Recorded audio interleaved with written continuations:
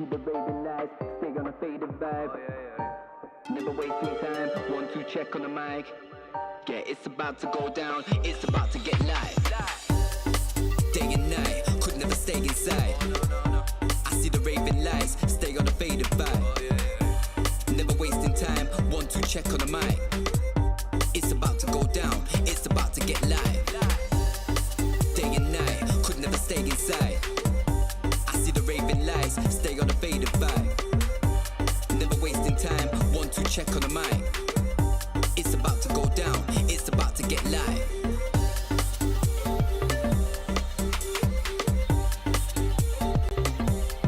It's about to get live.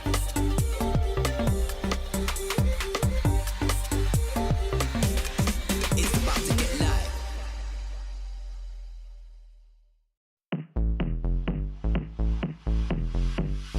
Sauvage et libre, je me lance, sauvage et fier, je danse, personne ne peut m'arrêter, sauvage et libre à jamais.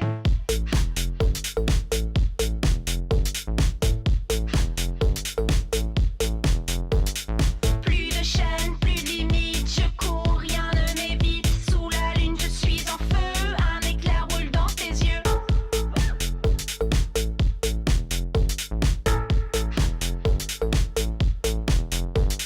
Je mords la nuit et le jour, sans peur et sans détour. Avec ou sans toi, je vole. Tu es sauvage, tu m'affoles. Sauvage. Sauvage.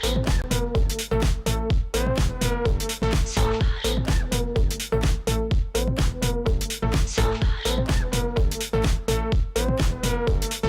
Tous ces rythmes qui battent dans ma tête, dans ta tête, se déchaînent. Ces jours de fête, toujours la fête.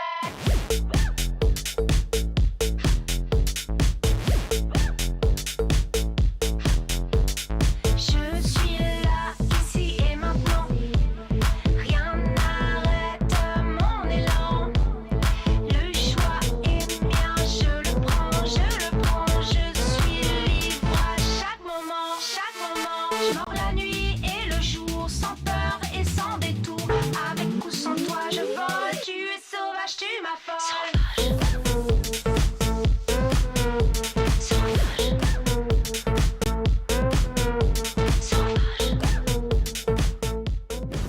Welcome back to yet another exciting month of the Brawl Stars Championship. We're kicking off the second month of the summer split, where points gained are double. With such high stakes in mind, let's do a quick recap on what happened last month. The Japanese rivalry continues in East Asia between Zeta Division and Reject. Zeta Division laid 3-0s in their path to the Grand Finals, while Reject also found their way there, dropping only 1 set to Frenzy Gaming. With double points in mind, Reject hit their stride, as they swiftly took the first 2 sets, aiming for the third. But just when we thought all hope was lost, Zeta Division bounced back, proving that they're the better team with a reverse sweep. No way to stop Zeta Division from completing the reverse sweep, the three-peat! That led to Zeta Division furthering their lead in points on the leaderboard, poised for the World Finals, and with Reject following behind. In EMEA, the most unexpected has happened.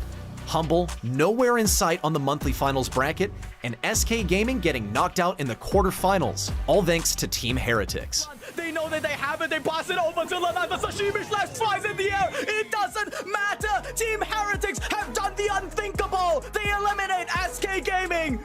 Team Heretics took a 3-0 against SK Gaming, a well-fought 3-2 against Inner Circle, and made their way to the Grand Finals.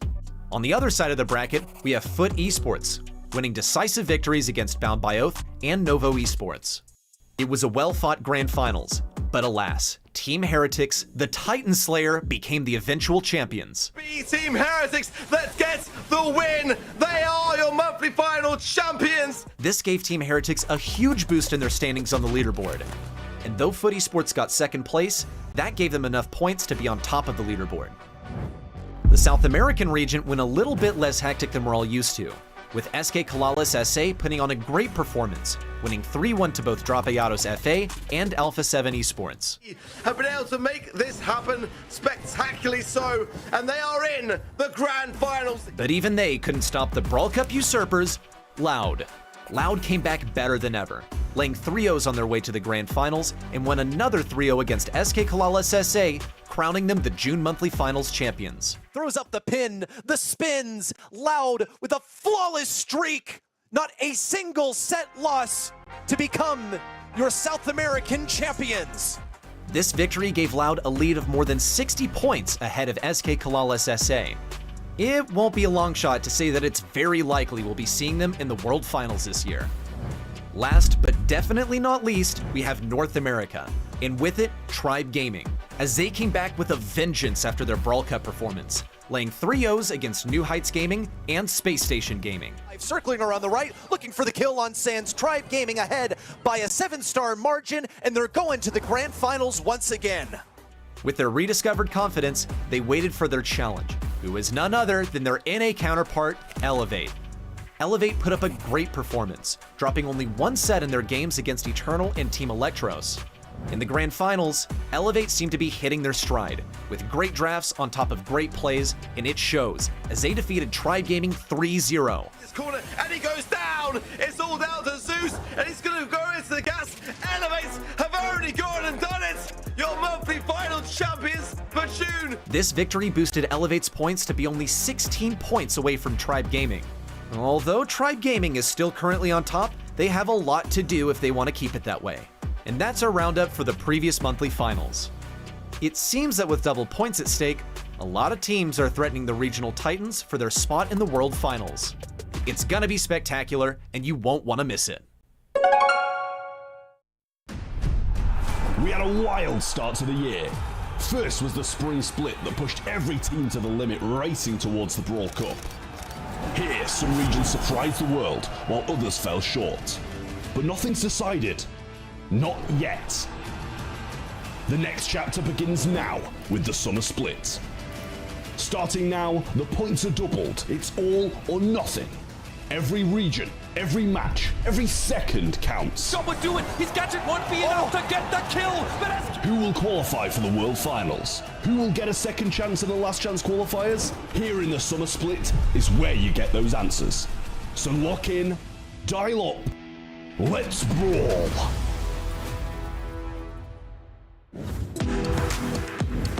The road's been long, we're 5 months deep, and now I'm thrilled to welcome you to the BSC July monthly finals. Today, it's EMEA's turn, and if history's any guide, we're in for more surprises. Only 2 monthly finals remain. For some, Worlds is within reach, for others, it's slowly slipping away. SK and Heretics could lock it in today. Novo and Humble are knocking on the door. And at the cutoff, NXT and KDS are scrapping for that final LCQ slot. No guarantees, no safety nets. That's Brawl Esports. Let's jump right into it. As always, I'm not alone. I've got the dream team beside me. Trev, Ready, and Ark waiting in the wings. Guys, it's time to break it down. And EMEA has been nothing short of unpredictable. In the last 4 months, only twice we have seen the same 2 teams make it into the grand final. Last month, Foot made it all the way, and now they're not even here. So with that in mind, do you think we'll see a new name step up? Or are some familiar faces finally locking it down? Yeah, I mean, I've got a feeling some familiar faces will definitely be getting towards those finals, but I always pray, I always hope we have a different monthly final winner. I think that's what makes Europe, or the EMEA region in general, so interesting. Just how many different winners we can possibly have. I'm hoping for the same. I think we'll see some familiar faces get towards those finals, but I'm hoping a new one will take it this month. And what's very important for those teams is knowing the meta well. And we have some huge changes. We had some balance updates, some hyperchargers coming in. And 2 of those brawlers are Bull and Bonnie. Bull received a huge rework and Bonnie now has a hypercharge ready.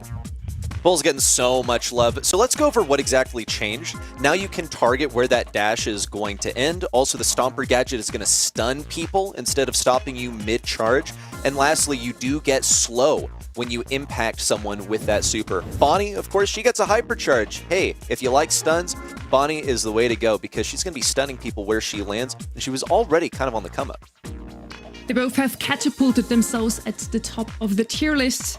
And let's look at the tier list of our teams here in EMEA. In this region, it's a neck-and-neck race at the top, Trev.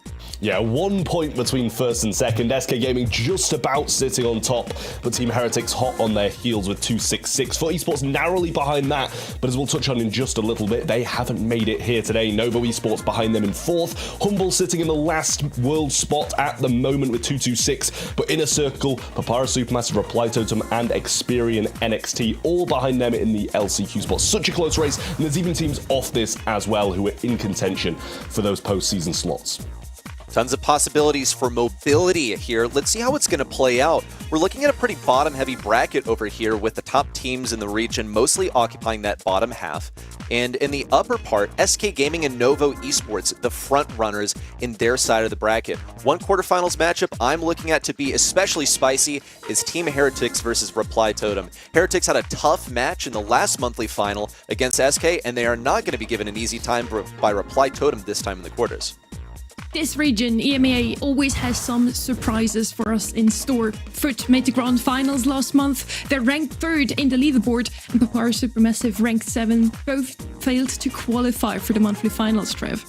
Yeah, I mean, this gives teams like KDS and Experian NXT a big chance to kind of get some points on the board. And as you can see there, the missing teams, as we touched on, for Esports out of the monthly final. Really unfortunate for them, especially so because they got beaten by their academy team in the qualifiers as well to knock them down. So that's not the easiest of things to swallow, I don't think. And obviously as well, Papara Supermassive are missing today as well. And those two teams we're going to see later, they're now fighting for that last, that 9th LCQ slot. At this point, predicting EMEA is like rolling dice. And guys, we've kind of all rolled the same here, except at quarterfinal number 2, Arc thinks Reply Totem wins in quarterfinal number 3. I mean, if we go by last month, our predictions didn't look the best because, again, EMEA, very surprising, Trev. Yeah, I mean, it's really tough to predict. Like, any matchup can really go either way in this region. So we're aligned for the most part. Me and Reddy straight down a line, but you and Art kind of differing in certain aspects there as well. But you know, I honestly can't even laugh at you. I can't blame you for going these predictions because, as we keep on saying, you know, it's the flip of a coin in this region. It really is. If you want to take this as an inspiration for your predictions, feel free, head over to event.brawlstars.com, lock in your predictions as well, because we only have 3 more days with the current Pro Pass. So this is the very last chance to gain that Pro Pass XP towards those star drops before the new season will start very soon.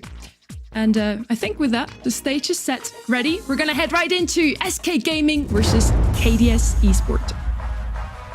SK Gaming front runners in the region. They are number 1, but actually by a pretty slim margin. Really only a few points separating them and the other top 2 teams alongside them. But have no doubt, these guys are really among the best. They are so consistent, and I think honestly, this should be a straight shot for them all the way to the grand finals. Yeah, I mean, for me, it's going to be, you know, I think they are favourites to get to the finals, as you say, on this portion of the bracket. Might see a bit of pushback in those semi-finals, but as far as KDS Esports goes, I do like them. I really do like them as a team, but I think SK Gaming come into this one as the heavy favourites, and they should be flying all the way to the finals. SK has had some wild performances. Their season has been a little bit of an up and down though, and that's also why we wanted to sit down with the team, discuss a bit behind the scenes, and we have Yoshi on the mic.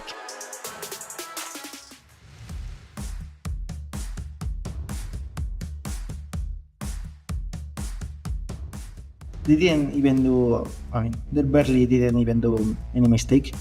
I mean, I think we did a lot. We should have scored some goals also. We could have even won games, but we lost 2 sets because of in the last second.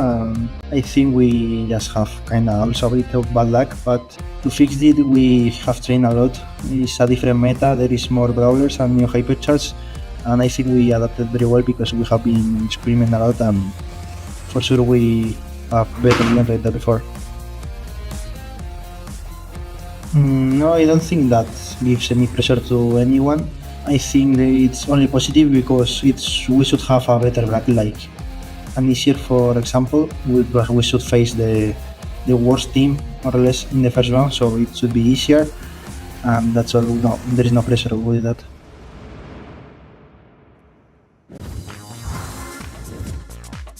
As mentioned, it's been a little bit of a wild ride, not really consistent, but they did have some phenomenal performances amongst it, Trev. I mean, it's consistent, but consistent occasionally at the top, occasionally at the bottom, never really in the mid-pack.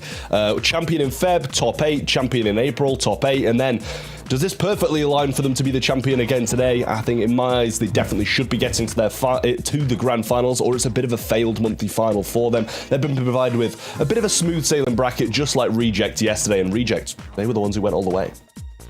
I think based on that pattern, we can be cautiously optimistic that they could potentially win again today because, yeah, just following the pattern, right? Their first opponents, though, could already end that run a bit early. They did beat Foot in the monthly qualifier, Foot Academy, because that Academy team kicked out their own big brother, so to speak, ready.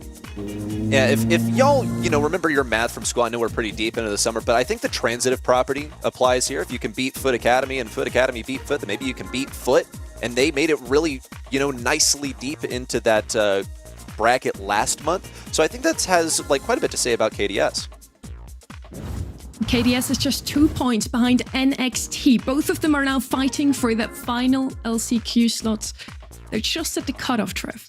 Yeah, it's kind of on the cusp at the moment, a little tug of war going on between these two teams. As you can see, at the moment, it's slightly further over that left side to NXT, but it's just a question of who's going to outperform who. Both of them have quite hard matchups in these quarterfinals, though, so in my eyes, I think they're both probably going to get knocked out, and it's going to come down probably to those qualifiers, to be honest with you, and then the monthly finals again, if they both do equally as well in the qualifiers and get there. So it's going to be tough for both of these teams, but one of them's going to have to make a breakthrough at some point to really get that gap going. And it's not an easy task they have at their hands, facing off against SK Gaming in that first match already. Could be an early dropout for KDS or a huge surprise, which again is what EMEA is all about. These are the maps of today, and we're also seeing some new maps here, Trev. Some fan favorites. I'm looking at you because I see Hot Potato. I know you love that map. A little bit of a map pool switch, which I'm super excited to also see a different meta come out of those teams. Not only balance changes, a different region than yesterday, new hypercharge, but also new maps.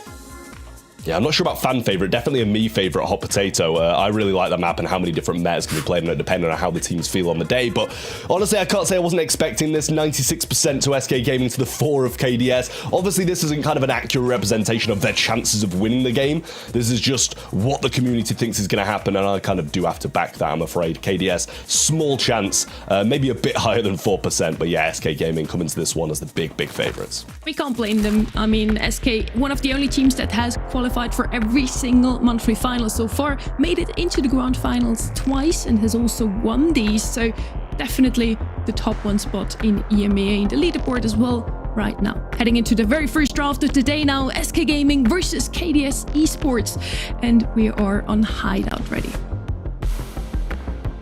Map that I love here in Bounty. Love the way that it plays, and I think you get to see some interesting dynamics on this map. Maybe like a support helping someone down a lane. Used to see like a Byron and a Max dominate one of these lanes. Not so common these days, especially with new brawlers in the map pool making a name for themselves. Let's talk about some of these bans as well. Just the meta stuff. From KDS Esports, even though they have first pick, they're not interested in acquiring an ally, nor a Bonnie, even as a first selection. SK Gaming also, they're keeping themselves safeguarded with the Draco ban, and also Gus, which is usually not ban-worthy, and it might be just them keeping KDS out of their comfort zone with this first pick.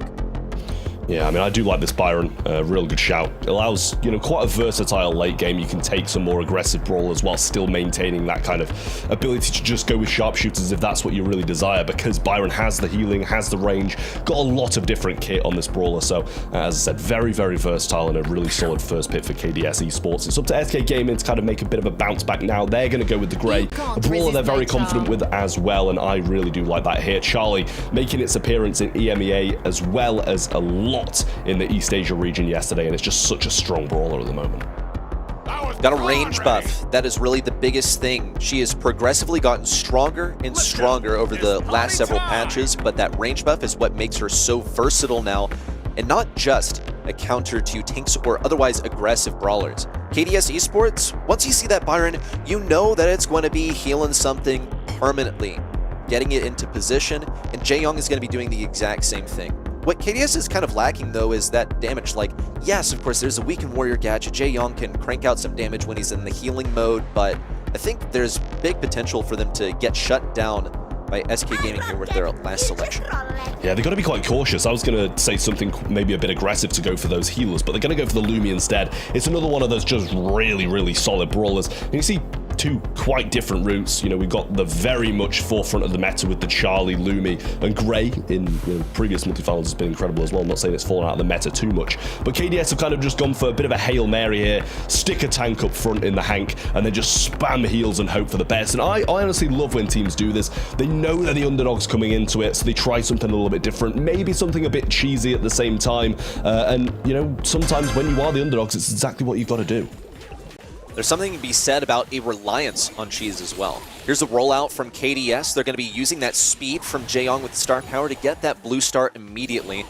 And perhaps they intend on turtling up here. They're also not going to opt to pair up that Byron with the Hank. Instead, they're going to have it play at range since they know that's a winning matchup into the Charlie until some of these spiders come out. Injection would be super useful to have in that moment, but can't really time it like that. There's a hook from Joker to start breaking open these walls, which is going to be absolutely crucial against a Hank that relies on them so heavily. Yeah, it really is. He needs to connect all of these walking canes as best as possible. Just get rid of these walls and kind of put the Hank out in the open, ready to be sniped down. There's the TP as well. That can really open some things up, especially when he's got support as well. Hope he's going to place down some more of these spawnables on the left-hand side. Another wall broken by Joker. Nice walking cane again, and obviously with the not very recent change anymore, but he is going to have unlimited of those with the time limit burning down. Joker now on the right-hand side, waiting for the opportune moment to go for a TP, and honestly, they might just wait for the closing seconds. May be the right move, in fact. Ooh, or they could go for it now. Zero, he's slowed down by the attacks from Yoshi thanks to the star power, but he stays alive. That is how much healing they have to themselves. Joker, he went for the long pull. It was unsuccessful, just barely missed that timing, but he has earned a hypercharge, which is going to be ridiculously valuable for going in, for getting back to spawn. It's a ton of mobility, it's safety, and it's some aggression when they need it. And they may actually have to wait till the final few seconds here. We're counting down to just 20 seconds left. This would be the opportune moment for SK Gaming to move in for the kill. Yeah, absolutely. Skiro gets pulled through this wall. Hypercharge TP. Was that backward? I'm very confused as to what he's just done there. I'm not sure if he tried to go for the long pull as well, but that timing was massively off. Now OP's ready to roll here as well with the super in hands. Needs to take someone out of the way to try and get the other two down. It hits the Byron, limiting the heals. Sakairo here goes for the kills, but the snipe from the Hank super, and nobody goes down on KDS. Very scrappy game from SK Gaming, riddled with mistakes, and they're going to have to iron that out for the next. That was rough for SK. They were so close to killing Hank at one point, but then Hank came out with the super. You see Byron with the heals, Jae-Young throwing in some of his bottles as well to keep the HP up. It is very tanky from KDS, a super synergistic composition. Ooh. This is what we needed to see from SK. They've come alive with this Gray hook immediately off the beginning, and that's typically what you want to do with Gray. See if you can hook someone right off the beginning of the match. They managed to get it this time. I think they were prepared for that Jae-Young rollout. Seems like they've woken up because they didn't even have Joker in that position in game one. Yeah, unfortunately, Joker did get taken down afterwards, so the lead remains with KDS at the moment, the blue star in SK's hands, which might help them a little bit in that late game, but in my eyes, I feel like Joker's got to kind of stop going for these kind of long-range pulls if he's not 100% sure he's going to be able to get them, because that was possibly 3 super wastes across that match. Nice cocoon there on the side, but instantly brought out of it, which brings back into the mix for Dakar on the side. The TP is available now as well, so now we see if he's going to choose to go in or choose to keep on going for these long pulls. Huge adaptation from SK. Whoa, aggressive play in from Joker. He's going to escape with his life as well, just narrowly out of the range of that Hank bubble. SK Gaming, they played the passive game last time, opting to break open the walls and try and overwhelm over time. This time, they are not going to be so patient. Joker in and out, cycling the supers back to back. He's looking excellent on this Gray. Yeah, real nice in this one, and timed that super out perfectly as well. The splash was coming in and probably would have finished him off, but got the heals, got the TP out, and you can't really fault him for that incredible play. Yoshi has a super on the left-hand side as well. Joker going to be working for another super. Will probably be a few shots off yet. Goes for the hypercharge now and tries to get the kill, but it's brought into 1-star deficit now for KDS Esports, and this could be a big turnaround late game. Joker looked for the finishing move on Remika, unsuccessful. He's going to be looking for some healing in the final moments, trying to force Zero into position. Going to go for it with the speed. Zero really needs this. There's a hypercharge out from Ope to keep them alive. 5 seconds left. Zero keeps himself alive on the right side. Dekai overwhelmed. Zero taken down. Remika falls in turn. SK Gaming get game number 2 and tie up our first set. Yeah, very scrappy, I will say, though. This is a really back and forward game where many things could happen in that late portion. But yeah, SK Gaming do come away with this one a lot better in that kind of mid portion of the map where Joker was getting some aggressive TPs, getting the kills, getting out successfully. And overall, just a lot better from SK there. KDS didn't seem as in it as I'm sure they would have liked to. Nice from Remika there. He knew that Joker was going to go for that gadget once again, and he baited it. He dodged it. That blue star is more confidently in KDS's Esports' hands. Ope getting taken down, but it's just a trade. He was overextended, was taken down by Jae Young, who's now bearing the stars. Arguably the most safe brawler to have this blue star on. Is going to be trying to create some pressure with Zero over here on the left side, looking to avoid those walking canes from Joker. It's a second one that they've dodged from Joker, and really, if he can't break open these walls, then there's no point of entry for SK. Yeah, OP trying to get a pinch on this Hank here, find where he is for Joker when this eventual walking cane does come back. Just stalemate at the moment. It's 4 stars to 2, and KDS in a good position. Zero's going to start building up a bubble to try and get Joker out of this aggressive position behind these walls.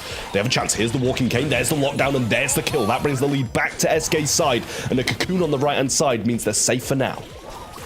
Dekai was quite vulnerable there, but SK practiced some restraint. They knew that they couldn't move in. That was such an excellent synergistic play on the left side where Yoshi and Joker both combined to take down that Jae Young, who was so far away from the support of Byron that there was really no way for him to stay alive. A narrowly missed hook for Joker, and a missed opportunity to break open the wall on the right side that can keep him alive a little bit longer. That was a misplay from Joker. Remika took him down. The lead belongs to KDS. Yeah, really unfortunate there for SK. A few misplays here and there again. Hypercharge is available from Joker, but I think he might be a bit far from Super. Same for Ope, but he has one of his own. Lockdown needs to be got here. The spiders go down with the Hypercharge, not going to be lasting long, and another one as well with the gadget. Pull comes back. Zero's in a really unfortunate position here, but heals all day long for him. 7 now, lockdown available. He's not using it just yet. Hypercharge is there. Goes for the 2 members, and a team wipe comes through. Yoshi narrowly survives, and SK clutching in the closing seconds. For Lumi to be getting a hypercharge out here, that's awesome. Note that, you know, she is working with a bit extended range, so that is certainly helpful. And SK, their turnaround to watch the tape. Yeah, check out this stream. Yeah, we just did that. We got set 1. A little close for comfort, but we'll take it. It was very close. I think those 4% that have voted for KDS have looked very happy at the beginning of this set. KDS doing better than many people have expected. 2 healers, 1 Hank. Maybe that is a comp that we're going to see again later, Trev. Yeah, I mean, honestly, they played it very well, and, you know, a few things going a bit differently. That set could quite easily have been theirs. You know, we see Dekai with 0 kills, not really expecting him to get many. He's focusing near enough the entirety of the match just healing Zero, so maybe expect a bit more from him. But with SK Gaming's game plan being, you know, that good to a certain extent in games 2 and 3, first one didn't really seem too good. There was a few mistakes here and there, but they definitely ironed them out quite quickly and made some great plays like these ones here, and definitely in the closing seconds, Yoshi coming around the back and his positioning being that good to be able to get a double hypercharge off in the back left corner. Really nice plays from him especially. And he just earned that hypercharge as well. Look how close this one was. Got it, bang, right onto Remika and Dekai immediately. And look at how close that was as well. Woo, a little close, 40 HP left. That was the difference between them losing this set and getting one under their belts. And even though all that just has been said, SK Gaming, I think, had the perfect comp in this one. They had a comp that they love to play. Joker and that Rifle, super comfortable, as we've seen months already. Not a brawl that it has been picked up, I think, even once in East Asia, but in the hands of Joker, still a very good brawler, especially on Bounty. And then we have the Charlie and the Lumi that are just arguably the best 2 brawlers in the meta currently. So I'm also a bit surprised that those brawlers weren't banned out here, Trev. Yeah, I mean, you're not going to complain about getting those 3 brawlers, are you, really? Something they're so comfortable on, as you mentioned, and then 2 of the possibly best brawlers in the game at the moment. Yeah, I wouldn't be complaining about that either, to be honest. So SK Gaming starting off with a strong draft. KDS pushing back very well, though, I will say, with what they had. And as we mentioned before, you know, me and Reddy were talking about it, sometimes when you are the lesser team, feels bad to say the lesser team, but it's SK Gaming against them, you've got to go for those kind of cheesier comps, just with a tank, with a couple of healers, try something that, you know, usually... Not that it wouldn't work, but something that's a little bit more different, swerve from the meta a little. And we're seeing Hot Potato now, map number 2, a map that hasn't been in the map pool just 1 month ago. So I'm super excited to see what they're gonna pick here.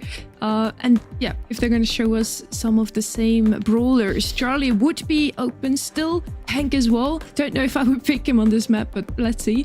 Usually what you want to do here is either break open the map wide open with a Colt, with a Brock, and yeah, just play for control now that we have those 4 cards on the Heist safe that might be coming back into meta. It's turned into a little bit of a base race in recent times. Charlie is going to be our first pick here again. We'll be seeing her a lot more often today, I feel already. I am getting this feeling not quite worthy of the ban, but definitely worthy of the pick. That is why her pick rate is so high. We talk base race over here on Hot Potato, and I think we can expect a similar thing to be replicated on, say, Pit Stop. It's a pretty big departure from the usual, like, long range, honestly kind of control-based Heist gameplay that we've seen in previous months, so I'm really here for it. Kaze is excellent here on Heist. She creates a lot of aggression. That makes her good in general. What can make her good on Heist is that you can quite reliably hit that crit spot on a stationary target, such as the safe. You're getting, what, like 3.4k damage every single time, plus her being a generally good assassin. I think you're looking at something quite nice. You're also keeping yourself safeguarded against a thrower selection, which is totally something that KDS would love to pick given the opportunity. Yeah, well, the Crow's going to come in as well. And, you know, I feel like it's been less picked in Heist since the change where you've got 25% intervals of just shield popping up here and there, because the Hypercharge used to be able to wipe so much of the safe out in one go. But now that's just so limited, and you've got to wait for the perfect moment rather than just a good one like you could have done before. It's good, though, for scouting out the bush. Fine for when you're playing range if the map gets broken up. So I don't mind it, but it's definitely been weakened as of recently in Heist. Has gained quite a lot of popularity, so curious to see if this is another one we're going to be seeing throughout the day. I've seen it replicated on a lot of different maps as well. Here comes Bull. So we talked about this at the top of the show, why Bull is so much better now. This guy lays into the safe, and I think he should probably have some decently good matchups here as well, so just something to be looking out for. Crow could, you know, maybe like tickle him a little bit with that poison. It's going to be fed super, so potential hazard right there. And SK Gaming, this is the right selection for KDS. They have gone with basically the 2 biggest things that shut down a base race or a hyper-aggressive brawler, and they have it to flank this Bull. Yeah, but the thing is, do they not want a base race? Like, I feel for KDS, that's exactly what they would want, right? Because they're against a team who are going to outskill them for the most part. A base race is exactly what they would desire. But I do see what you mean, though. They've got kind of the Cordelius, the Charlie, shutting down such aggressive brawlers. But I do like the SK Gaming draft as well. Not saying KDS is bad by any means, because it is very good. So we'll see how this one plays out. Obviously, SK Gaming are 1 set up, so KDS need to make something happen. Can't see them bringing this one back if it goes 2 sets to SK Gaming. Because, you know, they're one of the best teams in the region at the moment, if not the world. So you've got to be quite cautious about letting this one get ahead of you. We've got word from production that Dekai was apparently fist bumping the air when that last pick came through. So it looks like KDS have gotten exactly the matchup that they wanted. They wanted to see Anita from SK Gaming, or potentially they were like, oh shoot, our draft is completely open to some other thing that SK did not pick up on. So far, KDS Esports, they have this aggressive Cordelius that is being pretty much ignored. Zero's drawing the aggression from Yoshi. It opens an opportunity for Bull to flank around this right side, and Yoshi's going to be quite overwhelmed here because there aren't really good matchups, and Ope's trying to play defense. This is a terrible outlook for SK at the moment. Yeah, not the best of starts at all. Almost the second shield gone and only 16% done by SK. Bull being a real issue here. The stun's not going to get any connections, though, and he should go down, but he cracks the second shield really nicely. Joker not going to be having a good time going aggressive against these 2 brawlers here. Going to have to wait a little bit for his teammates to try and make a move, but one of them's already gone down. Zero into the Shadow Realm once again for the takedown on Yoshi, and he's back to the bushes to play D. Now looking for the flank on a Joker. That's the 2-hit combo for Joker. And he's going to be sitting in these bushes, just trying to keep Dekai occupied as he cycles yet another super. Ope in with the hypercharge. That's what they needed. And now they're going to bust open the second shield on the safe. KDS Esports, potential to be taken down here. In fact, they need to get some aggression on this safe. Remika is going to be going for it. An attempt at defense from Ope, but he's only one crow. Here comes Zero and Remika to descend upon this safe, but they are not winning this base race. I mean, the shield just decided that so quickly. They didn't get it down to 25%. SK already had done. And no matter who's on the safe, it's a Nita and a Kazi. They're not going to be able to match the damage of a Bull and something else on the safe, but their shield popped that little bit earlier and they got it done. SK Gaming didn't look in a good position for the most part, same as the first game in Bounty, but they do come out on top and put themselves in an even better position now. KDS looking for the same rollout as last time. They're putting Zero on this left side, and Yoshi is going to do his best to contest him. On the right side, Joker in with his first super of the game for some damage on that safe. It's going to be a takedown for Bull, but it's actually winding up to be a trade. Dekai has to avenge his fallen teammate, and SK Gaming are still holding on to this control at mid. Zero also potential to be overwhelmed, goes for the Shadow Realm. Ope knows it's time to keep playing mid and rotate back for defense to try and fulfill two roles at once. Remika is going to get some pretty serious damage here. Ope looks for the defense, and it's good. SK Gaming have held on to their first shield.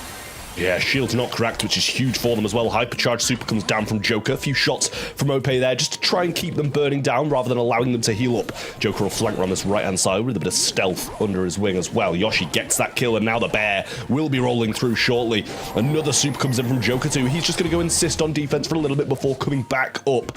And they put themselves in a great position here. Shield should be cracked momentarily, and that's the second one gone.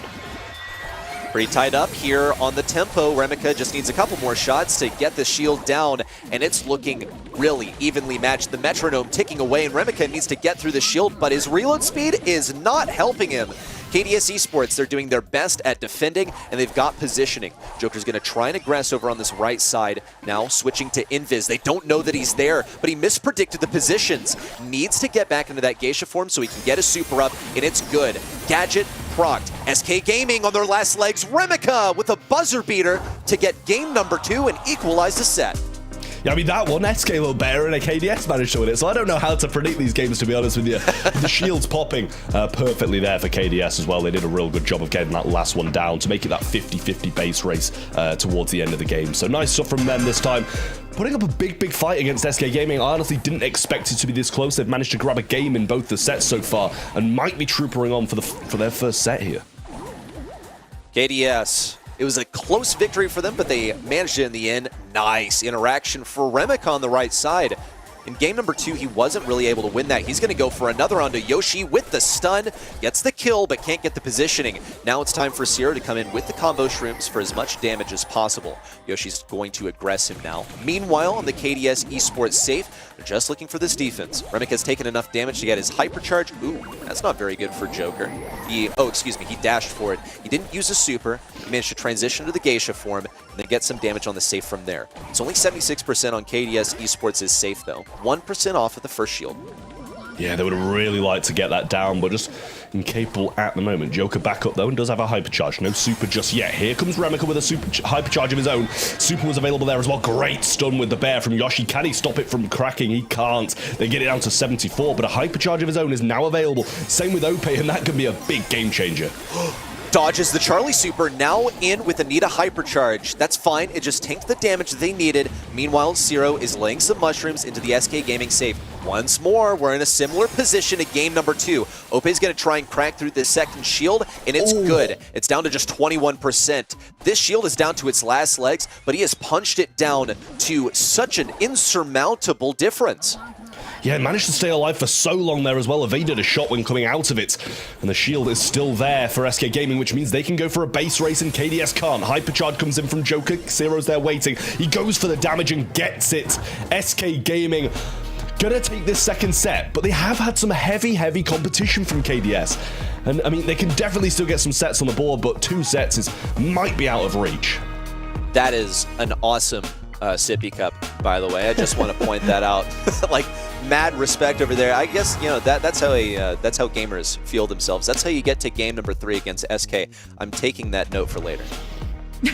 I see. SK is also drinking their own water, so that should help them, but it's still not as consistent as we would have thought. Remember, 4% only voted that KDS is going to take this one, and every single set they make it closer than SK would have liked. KDS, I still feel for them, because those numbers, the 2-0, doesn't really reflect how close it's really been. I feel like it could have been KDS set, both Hideout and now also Hot Potato Trap. Yeah, no, I agree as well, and I think the bracket in general has been really harsh on them too.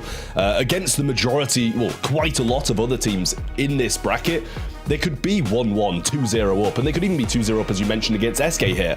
But it's been, yeah, I feel the bracket's been a bit unfortunate on KDS this one, because SK Gaming, one of the strongest teams in the world at the moment, and they're getting 2-1, 2-1, possibly should be winning these sets as well. So, yeah, it's been harsh, but it's just the name of the game. You've got to get through the best to progress in this bracket and get some points on the board. Draft-wise, apparently Deka was fist-bumping after they had that lost pick, so they sure were happy with their draft. It did work out somewhat. I like the Charlie, I like the Bull. Those two brawlers have gotten a lot better in the current meta, and they both got the two best brawlers on this map that you can have right now. Yet still, it wasn't meant to be ready.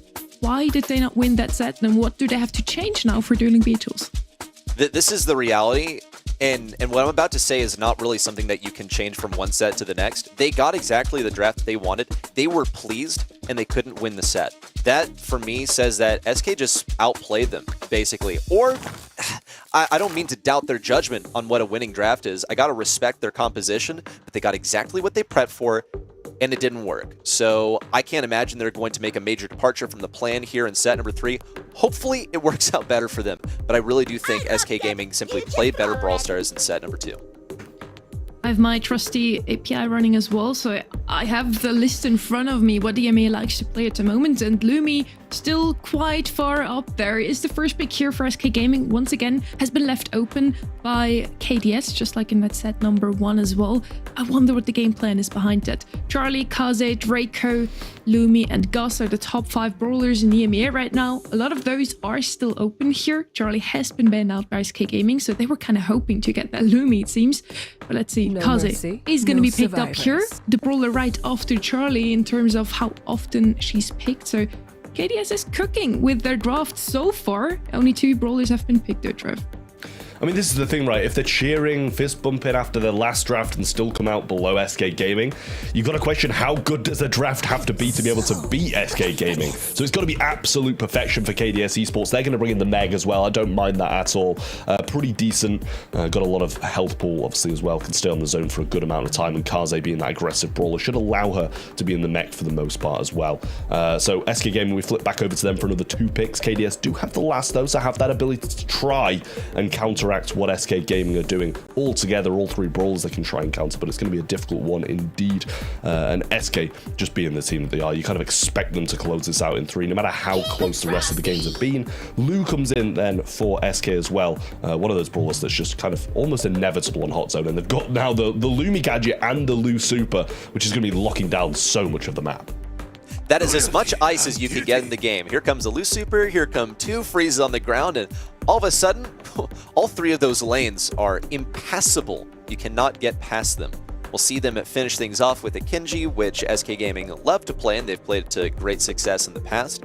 I have to wonder how this is going to fare into the Meg. I picture they're going to only attack with those slashes that go in the arc rather than the dash. And I think KDS Esports, they picked this Meg because, yes, it's a solid selection here. Also, they wanted to keep that Kaze a little bit safer. And they're going to go with the Cordelius once again.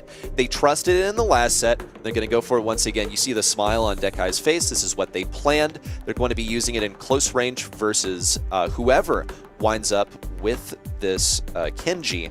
Now, I'm curious how exactly they're going to fare against this Lu, because traditionally the approach to Lu is to go something quite mobile that can dodge out the shots. Kaze absolutely can do that, or you outrange it, but you do not want to feed him super on Hot Zone. I mean, this could be the big issue here. One super and it'll start to get out of hand. And as I said, the same with Lumi as well. They're going to cover so much of the map with just the gadgets and the Lu super, so really got to try and prevent them feeding. Some good stuff from Remika early on and a good trade, but now Dakai surely going to be coming out of this mech. Does get the kill, but this isn't something OP should lose. But there's the mobility you were talking about. Well, not really, but he's just dodging well. Dodged pretty well, still fit that super in the end. It's not going to be an easy passage onto the point. That's a missed super from Zero. It's going to cost him some control, but he does have a winning matchup against Kenji over here as long as he's able to land those shots. Joker is dodging them pretty well. It's a kill for Yoshi with the super onto Remika. And SK Gaming are all over this point. Joker knows that he can abuse Dekai in close range. He's going to do that to great success, even going all the way back to their spawn. Meanwhile, KDS are trying to get some control here on the point, even throwing a hypercharged Kaze super into the mix, but it's not going to be enough to get SK Gaming off this point. And now KDS are just using everything in their toolkit, whether it's going to work or not. Dekai popped a hypercharge, it did basically nothing. He's demeched, Remika's in with the aggression once again, and all of a sudden things have turned around briefly in KDS's favor. I mean, KDS are throwing everything they have, and that's the second missed Cordelia super. Or not missed, he got the first one, but it didn't really do anything at all. Joker's going to survive up top as well, being able to super over the top of that Kaze super, sorry. And a hypercharge, I think, available for OP. He does use it. Zero's going to go down. Dakai will follow him as well. 50% between the two teams, and another hypercharge super used. Remika goes down, and this should surely be SK Gaming now. Ope's freezing him out. He just got a 3K right there, and he's going to keep up that pressure, cycling the supers like it's nobody's business. Here comes a hypercharge super as well from Joker, and Remika is a forgotten memory. SK Gaming move on to match point, and that is some of the most impressive Lu gameplay that I've seen in a good while. That is a technically demanding brawler. Really hard shot to hit, and Lu was just hitting him so reliably, getting those supers cycled out, and even got a team wipe. Hats off to you, Ope. Very, very nice from SK Gaming. That's the most dominant game we've seen from them so far. KDS not putting up as much of a fight as in previous ones here. Nice gadget from Yoshi as well. Gets Zero skating on this ice a bit, and he will go down. Joker continues his aggression forwards, and Dakai should be getting stunned here shortly. Freeze is just about going to hit, and Ope grasps his super as well. Down the mech goes, and out of mech as well. Now super available for OP will keep them in this position, but a good Cordelia super will take him out for a bit. Here comes Zero, moving up, looking to get on top of Yoshi. He knows he wins this in close range. 1, 2, taken down. It's a win on the left lane as well, but it doesn't even matter. Now you can't go onto mid. Not as a little Meg, not as Kaze, who needs to heal up to full. But here comes a hypercharge out. It's going to be a bit of control for them. Remika trading blows with this Kenji. And here comes a Shadow Realm out from Zero. And I anticipate Joker's quite thankful for that because that keeps him safe from Remika. But KDS are now all over this point. They're beginning to tick up to the same percentage as SK Gaming, but now with a hypercharge in from Yoshi, that's soon about to change. Yeah, Kaze's just managed to get the kill onto Joker, though. Real nice stuff from him. Yoshi round the side, trying to keep them out of this zone, but the percentage is ticking up, and they're about where they were after the entirety of the last game, so nice stuff from them. Zero's just going to realm Joker and get some of these mushrooms to heal up as he just stays around this left-hand side, but has a hypercharge of his own, which can be dangerous. Now it goes in. Meg's going to get dragged into the middle of it. Didn't take any damage from the super, though. He falls out of it, but will get Joker whilst he's in this little Meg form. Not the greatest hypercharge Kenji super out there. That's going to cost him a lot of potential control. Here comes another one. Oh my goodness, Joker. And he's going to look for the third, but Remika's going to deny it to him. He needs to stay over here. That was masterful placement with the sashimi slashes. But now he's going to start feeling heat from Remika, who was banking on the value of that hypercharge super. In once more, resumes control. Also, much more priority placed on dodging the shots from Ope this game. You can see that he has not gotten a super in kind of a while, but he's gotten the hypercharge now, and he's going to be putting it to use as soon as possible. Yeah, Meg comes in and Meg goes down. Zero over this left-hand side, trying to stay alive in this 3v2. Uses a jump to stay in there as well, but will go down nonetheless. Didn't really get much percent by using that kit either. Joker going to slice through Dakai. Only get one shot onto him, though. It's getting very close to the late game here. Hypercharge used. Dakai will come out of his mech. A nice stun from OP with a hypercharge of his own, but now he's in a 2v1 situation, but Dakai is low. Super gets thrown on, and there's 2% in it. Make that 1 as this Lu super delays them a little bit. Joker's going to go forwards. Super used there by Zero as well, but not enough. They are ahead. Can they stay on? Dash comes through, hits both of them, but they're not going down just yet. Just falls, and Remika will be the lone survivor who gets the 100% done for KDS. but they still need another, and it remains match point for SK. It would just be wrong if KDS did not take SK to a third Game 3 in a row.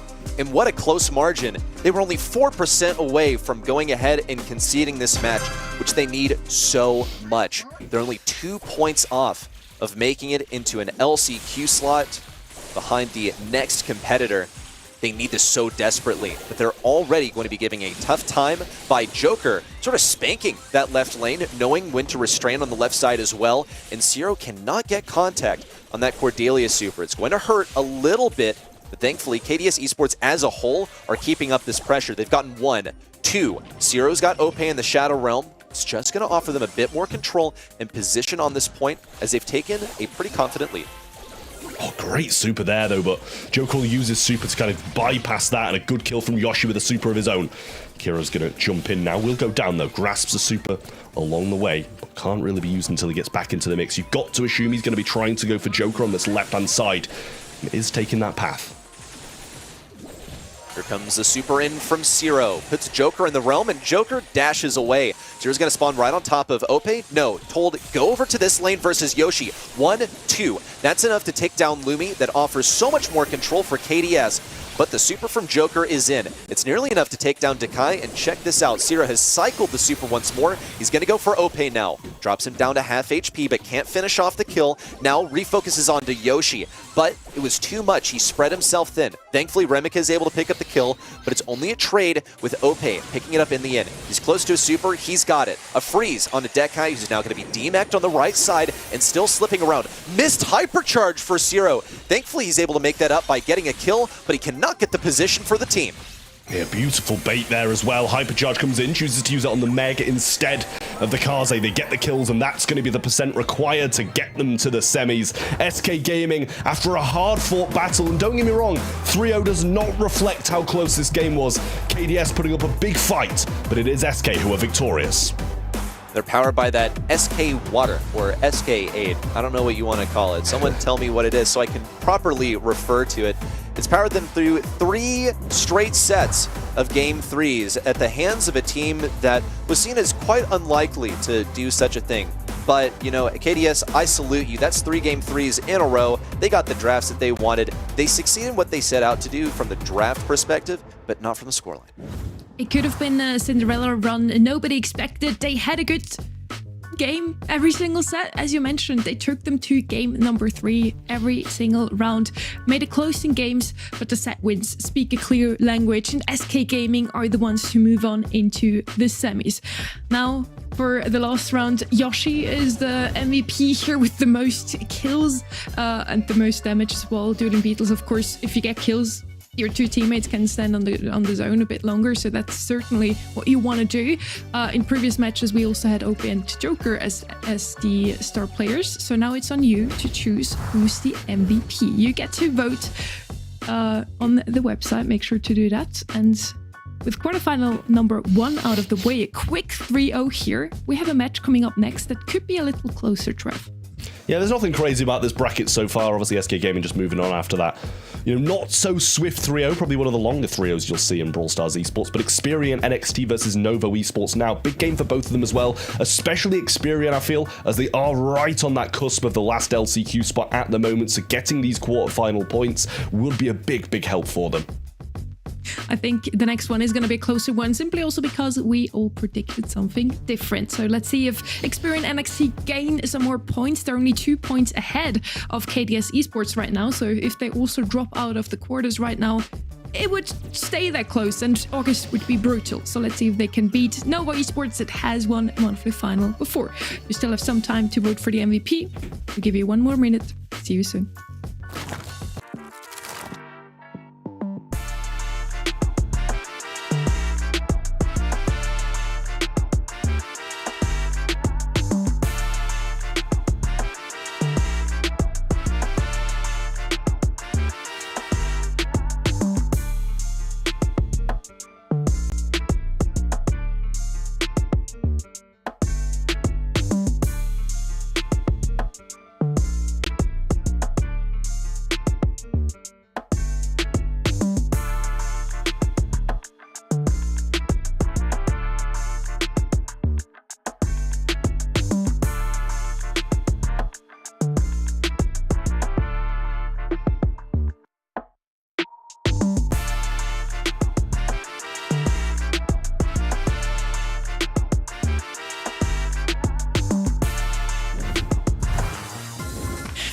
quick 3-0 for the first quarterfinal and 3 more quarterfinals to come. Semis as well, grand finals. We're in for a good ride today, and we also get Ark on the show now, finally.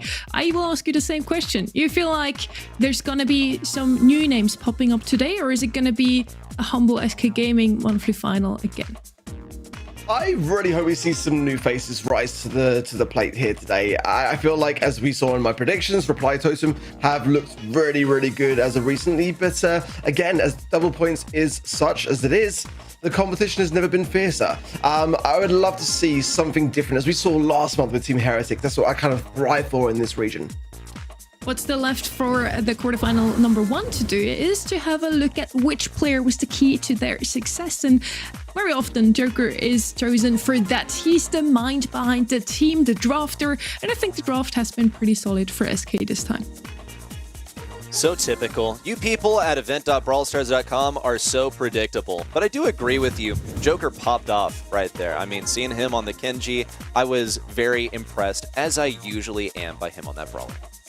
And the Kenji, the Ray in the first round as well, pretty impressive. His 2 teammates did a phenomenal job as well. SK, the first team to already wait in the semis. Now they're waiting to see which team will join them. It's either going to be NXT, Experian NXT, or Novo Esports. One team has already played in a monthly final, grand final. The other team didn't make it out of quarterfinals, but they had a phenomenal run through this month's monthly qualifiers arc. Yeah, it really was a very good showing.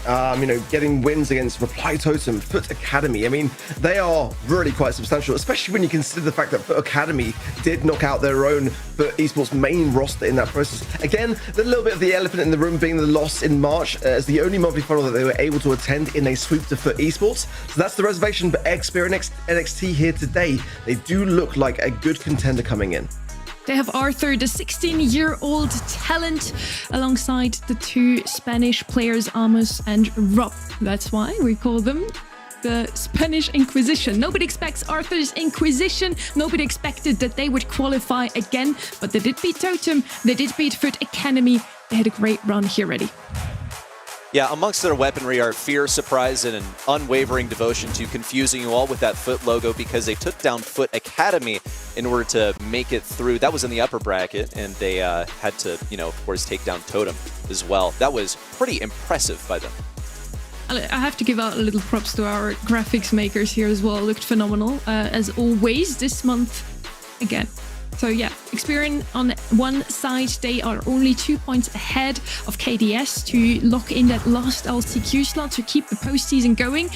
So they need to make it out of quarters today. They don't have an easy opponent though. It's Novo Esports, the winners of the March monthly finals arc. Yeah, I want to reiterate as well the overlay there as well. If you're not watching Monty Python, what are you doing with your lives? Come on, guys. That's a must-have. I won't be having it. If you don't get the reference, you know, you're not going to get on well with me. Novo Esports, of course, though, they've had a much more consistent run in monthly finals for sure, and in terms of their attendance, especially, you know, they've always been in the monthly finals. Of course, winning most importantly one in March, and since then it has kind of dropped off a little bit. An exit to Foot Esports in a sweep in April, and then in the semi-finals to Foot Esports yet again in a sweep in June. So it has been not necessarily a clean run since then, more doom and gloom since March, unfortunately. The last month it looked all good after the quarterfinals, made it into the semis to then lose to Foot Esports 3-0. Not quite as planned, so we sat down with Marco from Novo as well to hear his thoughts and on the outlook on World Finals.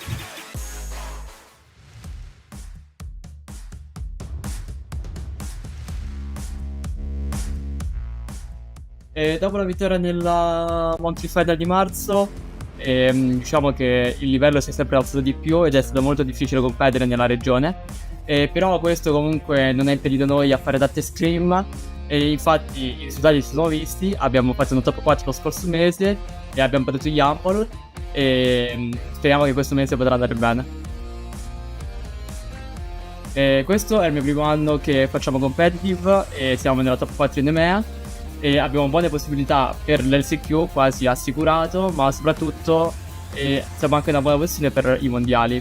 Secondo me questo mese è molto importante e sarà il mese per, diciamo, assicurare o io spero che riusciamo ad assicurare il nostro posto nel mondiale, e secondo me abbiamo una buona chance per qualificarci al mondiale direttamente. The hopes are to lock in World Finals directly, not having to go to the LCQ. That's certainly possible thanks to their perfect attendance. So far, only 2 teams have qualified for every single month, and that's SK and Novo already. Yeah, probably the only respect in which they wish to join SK. They should be going on to a semifinal by my prediction. Also, those check marks are code for they got taken down in quarterfinals. They managed to get a win that has gotten them into this position, but over time that is going to be diminished if they cannot keep up a performance here in double points. They did make it to semis last month, so maybe they're on the rise again. Who knows? These are the maps for today. Once again, some new ones popped in there as well. The map pool has changed a tiny little bit, so I hope those teams are prepared for those little changes as well, not only in the meta, but also in the map pool arc. Absolutely so, I agree. And I want to reiterate as well from what already said, there has been some really questionable scorelines, but for Esports were that kind of foot in the road, and they're not in this monthly final. So maybe that might go for them this time around. We're a bit split here on the desk on this matchup, I think for kind of good reason. We've kind of seen a good consistent run from Novo Esports, but at the same time, we've seen some quarterfinals exits also for Experian and NXT to be this close to LCQ in the running. I feel like they have definitely made some great adaptations behind the scenes to justify their qualifying results. And again, on the event site also, we're seeing a little bit of a split here in the polls because I think this one could go either way, honestly. We've seen some consistently good appearances from Experian NXT in the monthly qualifiers. In the monthly finals, they've only played once so far in March, dropped out in quarters, yet still they're locked in for that last LCQ slot and could keep that going if they make it a little further than KDS today.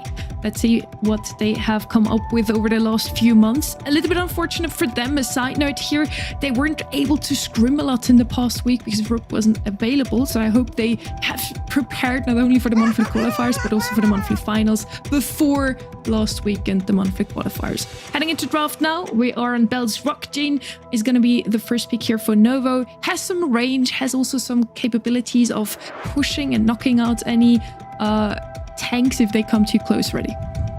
Just generally a strong brawler, often gets banned out because it's so consistent.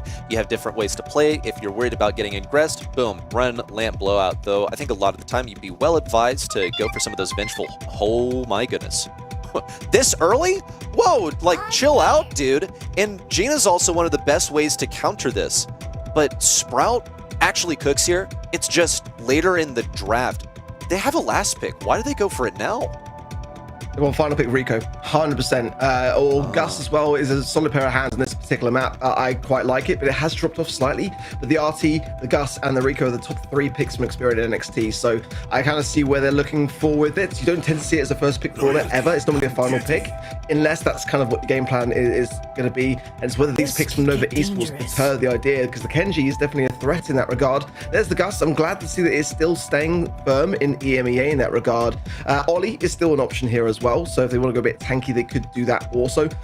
Bonnie as well, a bit of an unsung hero on this kind of map. There's the Rico, exactly that. So it makes some sense. It was a risk for sure. I'm not sure whether Nova Esports actually kind of really capitalized down as heavily as they possibly could have done on that first Sprout pick. It's definitely the glaringly obvious thing to go for in your comp, and they kind of didn't seem to go too much of an assassination aside from that Kenji. But I still quite like the comp that they've gone for. It's quite well rounded in that respect. So I think both sides have got a good chance here. Great call on that Rico pick. And Rico is just really one of the best mids on this map as long as you can secure it. And Sprout is one of the best ways to deal with it. So that's why they went for it early on in the draft. It looks like there was no overcommitment from Novo Esports. They're going to try and hang back and look for these right lanes. Marco is trying to get on top of Rup over here on the left side while avoiding Amos at the same time. Vengeful Spirit coming in from Biso to get a bit of that entry damage, but Novo Esports are a little bit lost in looking for their entry point. They're doing their best to double up with this duo of Marco and Biso, but it's not really working out so far. Yeah, so far Amos is doing a very good job of keeping back Marco in that regard, because again, Rook is the outlier in that regard. He's going to be very susceptible, especially when the gas comes in as well. So they've got to protect him at all costs. And so far, some good control. No takedowns on either side, however. Some good taps there from Arthur as well. And of course, having the RT legs going into that gas stage, very important to have. He's so incredibly low here. Ward off as well. Beautiful there from Rup. And now Marco pinched out on this bottom left-hand corner. They got to secure the kill. They finally do as well. And another big wall from Rup that's going to force them Biso and Sabim to those right and left-hand side lanes. The gas shield pops, but not enough. Experian NXT get the round. And they've earned some utility as well. They've gotten a Rico Hypercharge, which is going to just be ridiculous. They would not be well advised to go ahead and fire this down mid, but once they have someone low, it's basically a guaranteed kill. Those balls are going to bounce all over the map with practically unlimited range. Note also, though, that Gene does have a pull. He's going to be looking for this Sprout, just needs to get it in the right position. Meanwhile, Rep is going to have to obey the sort of invisible radius around Gene that is the range of his super, which is going to provide a good, healthy amount of pressure for Novo. Yeah, one Gene pull, and this could be a Novo Esports round. So pressure on Biso to be able to land it, connect it, and just ensure the swift takedown, which will absolutely be there with Marco on that Kenji. That's what you can guarantee. That's why this left-hand side lane is so important to keep an eye on, really. Meanwhile, there's a hypercharge as well for Amos. Marco makes this little dash forwards, thinks better of it. Now is the hypercharge wall to be able to wall things off, and it does a pretty good job at that. Not too much connection there from Amos in the first shots, but the follow-up is good. But there's the Gene magic hand, and it does secure the takedown, but there is a trade. As 2v2, RT legs go down. Disastrous here for Nova Esports, who are going into the gas in a 2v1 scenario. Sabim is going to be ticking, and he falls. Experian NXT will get the first game. What an excellent draft from these guys in not really... Gosh, it's hard to call. Was this the correct response? It's quite untraditional that you see a Sprout picked so early on, but Ark, you flagged this as a Rico coming in later in the draft, and there was really nothing to deal with it here from Novo Esports. They tried to get the aggression. They also had Gus play solo on this RT lane, which was pretty much miserable. Couldn't get a hypercharge, Gene barely got a super, and when he did get a pull, only traded out when you are supposed to survive in that situation. Yeah, there's so much of this left-hand side to be paying attention to that it's a hard thing to forget that Arthur's doing a great job in this right-hand side lane as well, with Sabim just kind of dancing back and forth. But again, if Sabim's able to take him down, and that right-hand side lane opens up massively and causes a huge threat, again with a Sprout on your side, you know, as soon as one card comes down, the whole house of cards will fall then following it. But this is better from Marco. I kind of agree that was my reservation coming in as to whether the Kenji was going to be really enough to really aggress this Sprout, and so far it's not proving to be just that. Not the best of walls though there from Rup, and he might have to replace it later on down the lines, or at least earn that utility back. But no one's fooled just yet, so as the gas comes in now, it's still anyone's for the taking. Rup opted not to pick that wall back up, either has a confidence that he's going to get it back the old-fashioned way, or he's running a different gadget. Rup taken down, but the gadget from Subim, who's fortunate in this back right corner. Bizo looking for at least a super, but he comes up empty-handed. A round loss for Novo Esports, and they can't even get the Gene super off of it, but it's been an entire round. Bizo got a few shots there towards the end, so he's bound to be close to it, but it's not going to be ready off the bat. Look at this wall from Rup. He blocks off Kenji, who ends up picking up a kill and getting away with it alive. That's more like it for Novo Esports there. Arthur has got the legs. That could be helping on the defensive measures, but it's kind of getting back out of them. If they're running the right gadget, that wouldn't be a problem. Let's see, though, is now very low, and I feel like Arthur's pretty best to hold on to that, especially now that we see Root fall. So it's going to be certainly Novo Esports round, but they might try a little bit more to get that utility down. Again, they're against this round here, potentially going their way, and that would be putting them a set down. So no time for any mistakes. They've got to iron things out, get things back into order here. It's got to be a Nova Esports round here. Bit of a misplacement on the wall. Rup's going to cycle it out to get a better placement. Marco stays alive thanks to the assistance of Subim, who worked so hard for that bubble. Ended up having to pass it over to Marco just to keep him alive. It will not be possible to flip into some sort of aggressive opportunity. Note also, Amos is now equipped with the hypercharge, just needs to get the super now. Going to be feeling some of the heat at the hands of Bizo, who does have his super ready. He's trying to get into position versus Rup on this left side. Also has Marco to sort of break up this defense from Experian NXT when push comes to shove. Just waiting for the first kill, perhaps for Rup to get over aggressive. He's dancing on the edge of Bizo's range, hoping that he can bait out this pull before things get too closed in. Yeah, this pull is so pivotal Oh, hypercharge from Amos. They connects quite nicely, but then Kenji goes in. Marco comes back out again, staying alive. And meanwhile, the Sprout falls for NXT. It's the tough position to find themselves in. Oh, Marco seals it in style for Novo Esports. And a game going their way to tie up this set. It's neck and neck. Such a narrow interaction there, but the composure here from Novo was absolutely key. You have an aggressive brawler in Kenji, and he's spending most of the round getting beaten up, pretty much being used as a hypercharge battery for both the Sprout and the Rico. But he's creating the aggression and creating the openings for Biso, because if he's not in this position, then they're just going to get pushed back. Rico and Sprout are just ridiculous. They are untouchable unless you're able to get close to them and start forcing them back into less opportune positions where they can actually be targeted by the Gene. On the right side, we'll see Subim reprise his role as the laner versus RT. He did a much better job in game number 2 than game number 1. He got dodges, and he got super off of Arthur. If he can keep doing that, the Novo Esports could be geared for another game on equal footing. Marco's low here, bit of a miss there from Emos. Marco's pinched though down to the bottom side, and the follow-up is there. Nice from Experience NXT to be able to make it a 3 versus 2 now. They've got to heal up and try to get as much utility off the back of it, and of course, do not drop the ball to make it a 2 versus 2. Wall goes out in the mid. That'll separate things out nicely as the gas is closing in.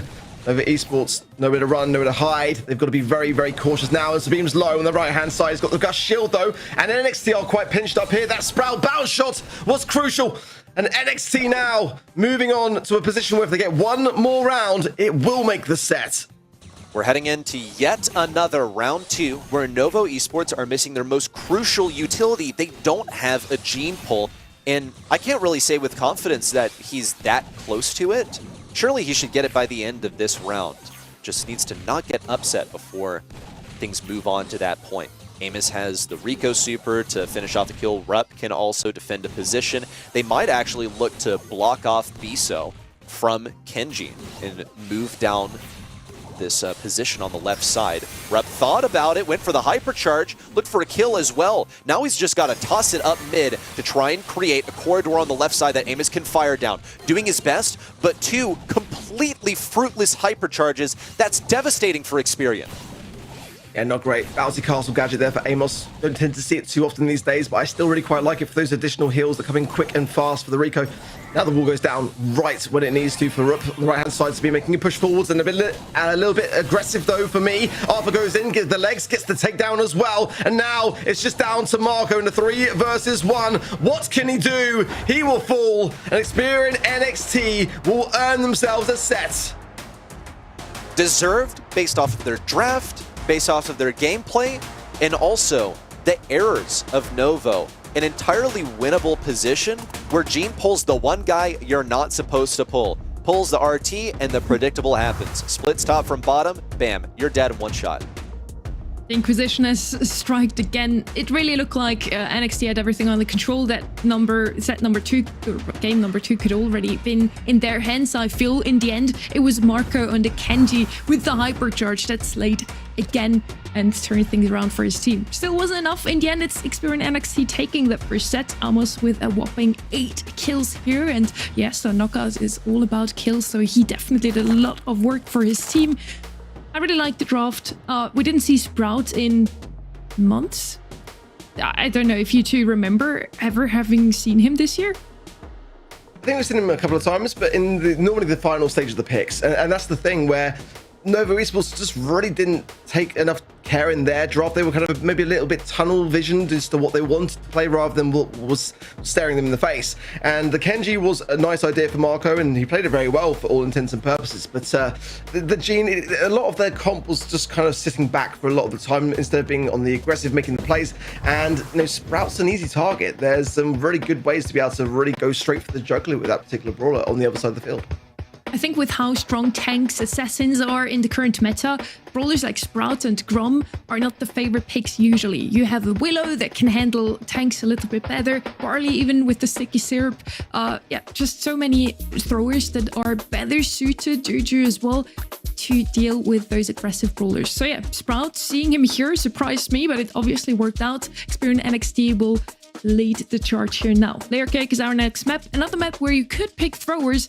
We also see a lot of the same brawlers in general here. Jean, Gus, Kenji could pop up here again. Kaze would be my pick here. Ready? Ooh, I would love to see the Kaze come out. She's, you know, pretty good brawler all around. And here on Bounty, she's going to be getting that blue star for free. We saw an approach in East Asia, the one of, well, okay, you know, Mortis can actually get that blue star quicker, so we're going to go him. And it beat her to the blue star, kind of limped through the rest of the set. There are many better options here on Layer Cake. Some other main characters in the meta that I would love to see on Layer Cake, gotta go with like the Hank, Shade, absolutely in the conversation as well. And we'll see the Hank double banned and the Shade banned out as well. They are the main characters of the meta for a reason. They are so good that they are ban worthy. The new brawler, Ellie, as well, banned out on both sides. Wherever there's many bushes and water, she's going to strive even more. So, to me, Layer Cake, probably one of her best maps, makes a lot of sense. She's banned out here first. And this time around, they're deciding to not go with Sprite. That is a bit, in danger whenever there's some tanks and assassins around. They're going to go with Willow first pick. So, there's still some tanky options open. You mentioned the Shade and the Hank. Both of them are banned out, but there's still so many more. Draco, Kaze leading that list arc. Yeah, for sure. Lumi's here, open as well. I feel like Charlie's definitely a fierce contender on this particular map. Gus, for sure, in this early stage, wouldn't be a bad shout for me. Great pick there from Novo Esports coming through. Got the wall break, got the TP coming in, especially in those aggressive moments in the spawn side. Jean here as well, mid. Can't go wrong with that either. I'm looking out for that one for sure. But Lumi, I just kind of feel like she's definitely up there. It's interesting that Janet has really dropped off though on Layer Cake recently. It was always my first pick brawler. It's a really solid pair of hands. It was always ban worthy originally with a hypercharge introduction, but has seemed to subside slightly. Yeah, Lumi, it's a really solid brawler here for me. I think some tankiness missing here from Experian. Daryl's one that they do like to sort of flaunt around from time to time, and they've got the Willow, which again is great for control, but you want to have either that or a Buster or something to really push back with the Hank ban. Those are kind of the brawlers that I'm feeling that would definitely help a lot in not just having the control, but having the aggression to match. And I like a Kaze shout as well. That one is certainly a fierce contender and not banned out in this instance, so it would be a bad shout. There's the Jean as well, and things are shaping up nicely on both sides. I agree. Would love to see the Kaze move in here. Just a note on the Willow, I believe that's the second time that we've seen it first picked on this map this weekend. It's just so good. Such an excellent defender. Really solid in the third department. Might dictate that Novo go for a thrower here towards the end. It's going to be challenging since they are going to be facing a Daryl. At the same time, they're running a pretty, control-based comp. Doug. See, this one was kind of on my mind because I didn't really expect to see Novo abandoning this gray synergy that they started to pick up with the 2-3. They had the last selection. What are you going to be teleporting in? So Doug should be able to survive, any rogue Daryl attacks. Of course, the hypercharge I expect to see in action as well. That one will be exciting, no doubt, but note, they are going to be vulnerable to this Willow. They don't really have anything to respond to it aside from the Gray, which when he teleports in, predictably, Willow will be diving underground. So it's not even going to be the best target. The Doug final pick with the Gray is honestly disgusting. I didn't see it coming from Novo Esports, and I absolutely love it. A bit risky though as well, in the moments where you're not able to have that utility for the Gray to be able to combine with it. But the hypercharge, of course, with Doug in a really good place. Great final pick. I mean, Draco was another one that I thought might come up, but I do prefer, if I'm being honest, NXT's comp a little bit more. I feel like the Lumi though, the Novo Esports, I mean, it's hard to really side against that, and especially with the slow, it's going to be causing the Daryl some problems. A nice early pull as well. 3 stars in the blue then. Nova Esports, very good start, was under pressure. There's the Gene Magic hand pull. Marcus stays alive for a lot longer than they gave him credit for originally there, but tying things up, that blue star remains with Novo Esports.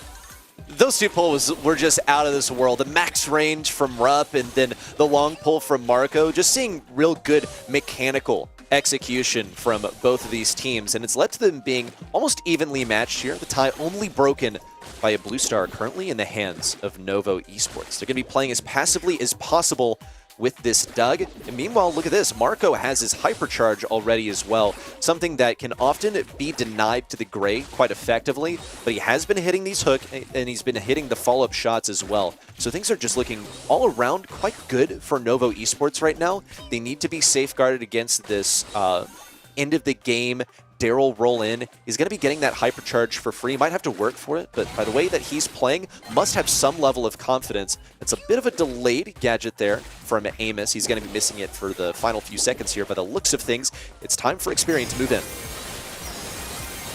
There's a very important pull, and it doesn't quite lead to the kill, but Novo Esports are flowering slightly here. Sabine, very low, but has got the hot dog, most importantly, in the final seconds, and they got the blue star. It's down to Experian to get the kill, and they're going to be falling even further down. 5 stars to 3. Novo Esports do stand their ground in the spawn side, and some smiles, deservedly so there. That was a very perilous position that they were able to escape from. A pretty narrow victory there for Novo, coming in as the expected victors against Experian, who haven't really had the presence here in the monthly finals, and especially not in terms of the league points. In Novo Esports, they already dropped set number 1 to them. They played a very passive, super defensive game number 1 here in set number 2, and I imagine they're quite relieved that their draft is working out this time. Also, have to hand it to some of the synergy over here. Marco and Biso got a nice little combo of gadgets. If anyone travels into the range of these morning stars that are on the ground, they're going to be unwillingly moved forward by the slippery ice, and Marco's going to look to grab them. It happened in game number 1, and they weren't able to get a kill off of it. And I think Experian and NXT are trying to bait this position out of them a little bit earlier on, also getting quite gutsy in their positions. And Novo Esports are not inclined to bite for this bait at all. Yeah, Novo are doing a good job of depriving the Willow. It's quite a big threat, and these walking canes for Marco, they're on point every single time, breaking up the map, leaving nowhere to hide for NXT, especially with that kind of Daryl pick. You need to be aware of it at all times, and the Gene, of course, to be able to evade the magic hand. So some good utility being earned from NXT, of course, looking to maybe do a final Hail Mary push towards the end. But again, Amos, I need to see more from this Willow. I need to see a bit more of the mind control coming into full effectiveness. And Marco now has got the TP2s. There is the ability to get out of this spawn quickly if they need to get behind enemy lines. Another walking cane, long pull as well. Rip in a perilous position. Alpha goes in, has shielded, but comes out. It's not worth it to go down and add more stars to the tally. The Nova Esports take the lead with 3 stars and the blue now. And it's down to NXT to get a good, meaty final push in the final 20 seconds. There's a pull back. Marco down on its our difference. Amos, this opportunity might have to just and look for some mind control. Pulled, but only dealt a little bit of damage. There's going to be a kill on Rupp. Hype charge in. Double stun for Arthur. What? How often do you see that? And a team wipe. No, couldn't get the Gray. Teleport away. Novo Esports with just a 1-star margin. Oh my goodness. The last second teleport away from Gray totally saved that game from the clutches of a Daryl hypercharge. That was absolutely ridiculous. I had to do a double take. It just went back and forth so quickly. And Nova Esports, I feel, dodged a huge bullet there. I feel that was an NXT play. A beautiful one of that as well by Arthur. It backfired and the set goes the other way. I mean, blink and you miss it stuff, honestly. That was really hard to keep up with at the end there. Very close sets, yet still Nova takes it 2-0 in the end, evening out the score overall. They're now both in contention still for the semis. Both are looking super strong. The draft, once again, on both sides, very solid. I really like the Daryl on Arthur. He did so much work. He knew when to fall back and not risk too much, which is exactly the hard thing about playing any tanks. You need to know when it actually is worth it to engage, but it still wasn't enough. Some max range walking cane pulls on the side of Novo Esports turn things around here once again for me here. MVP Marco. Oh my goodness, I just loved seeing Marco play this Gray, and the combo that he made with Biso was excellent. Look at this buzzer beater right here. Arthur went for Biso, got the kill, but Marco teleported away, and that last second kill onto Amos saved the game. Amos was not able to get out of range. It was such a defensive selection, that Willow, and still, I wanted to see it do stuff. I was absolutely blown away by the pulls that game. That was just incredible. Willow first pick is a risky one. We don't really like to see tanks coming out too early out of drafts. Also, throwers. they just play 3 long-range options. A dog that can heal is also very tanky himself. The Willow couldn't really do too much. Even if she could have mind-controlled them, yeah, it was just not possible to take down brawlers with that much HP with a Willow on your side.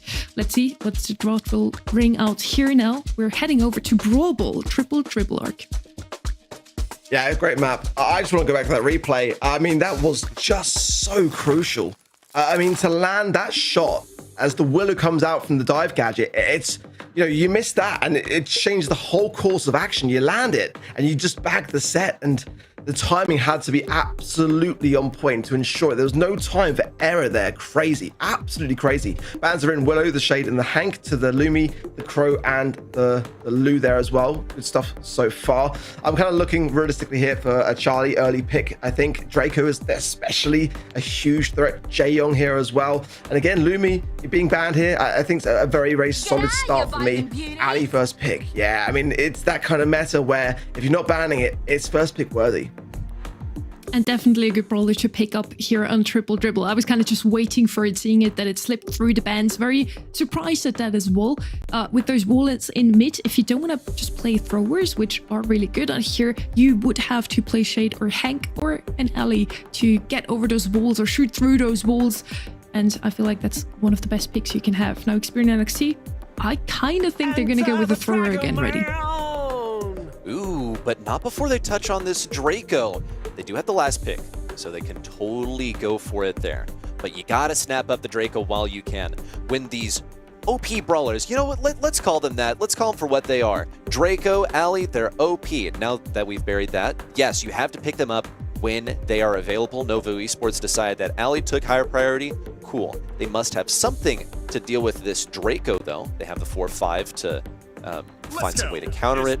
Experience NXT are going to look to compound as much of their potential on top of this Draco as they possibly can.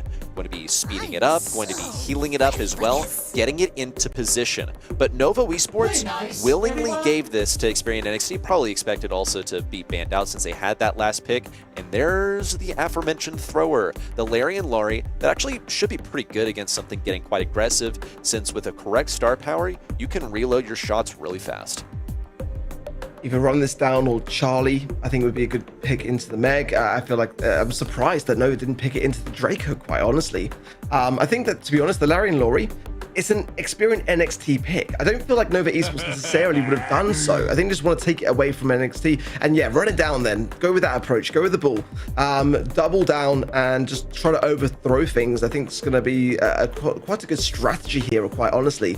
You've got the Jae-Young to keep everyone alive, and the additional speed, of course, going to be going such a long way with tanks specifically. So I quite like that as a final pick.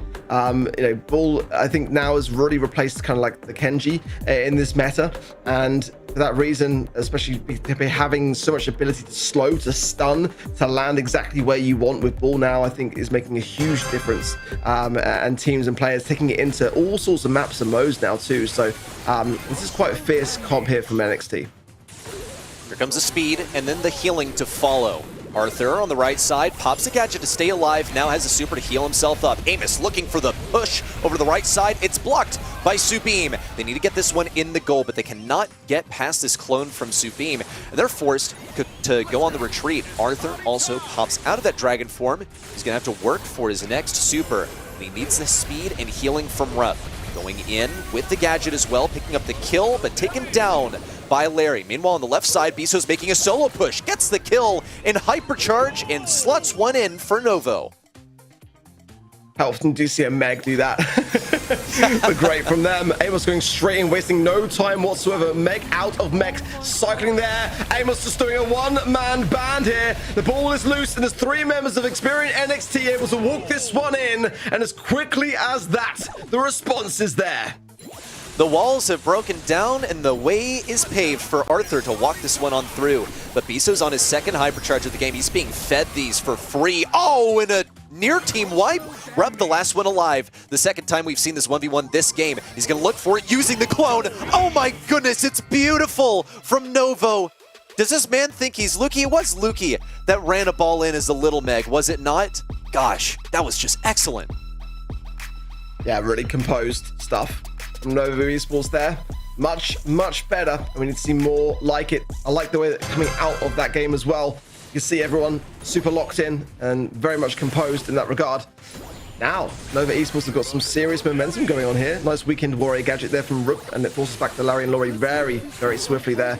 As so much damage. Marco, oh, nice assassination there. Amos is low here. This should be a walk-in here for Novo Esports unless they choke it, and it will be just that. A very early goal in the first opening 21 seconds is a very good start. Massive brain brawl IQ on display here from Novo Esports. They knew that they were going to get run down, and this Larry is cooking. But Amos is going to do his best to get that aggression going. Didn't really break down any walls. Arthur doing his best to defend on the left side. And with the assistance of Rupp, he'll stay alive for just a little bit longer. But this Larry clone is on the prowl. It's going to be getting additional reload speed for Subeam. He's going to lose it for now. Now has to fall back to the next rung of this map, but Bezo's been working hard to farm up his hypercharge, and now he's on the aggressive. That's 2 swipes in a row. Now popped out looking for the kill onto Rupp. A couple of shots would do it, but Rupp stays alive. Thankfully, Subeam is up here. Could get this shot, banks it off the wall to pass it to himself, and closes out this set in a lightning fast 2-0. And you've got to ask yourself the question, when it looks that convincing of a set and it goes by that quickly, when Novo Esports now are one set away from securing their ticket to the semifinals, Experian NXT need to dig so deep now and really reset that mental. This is getting out of control.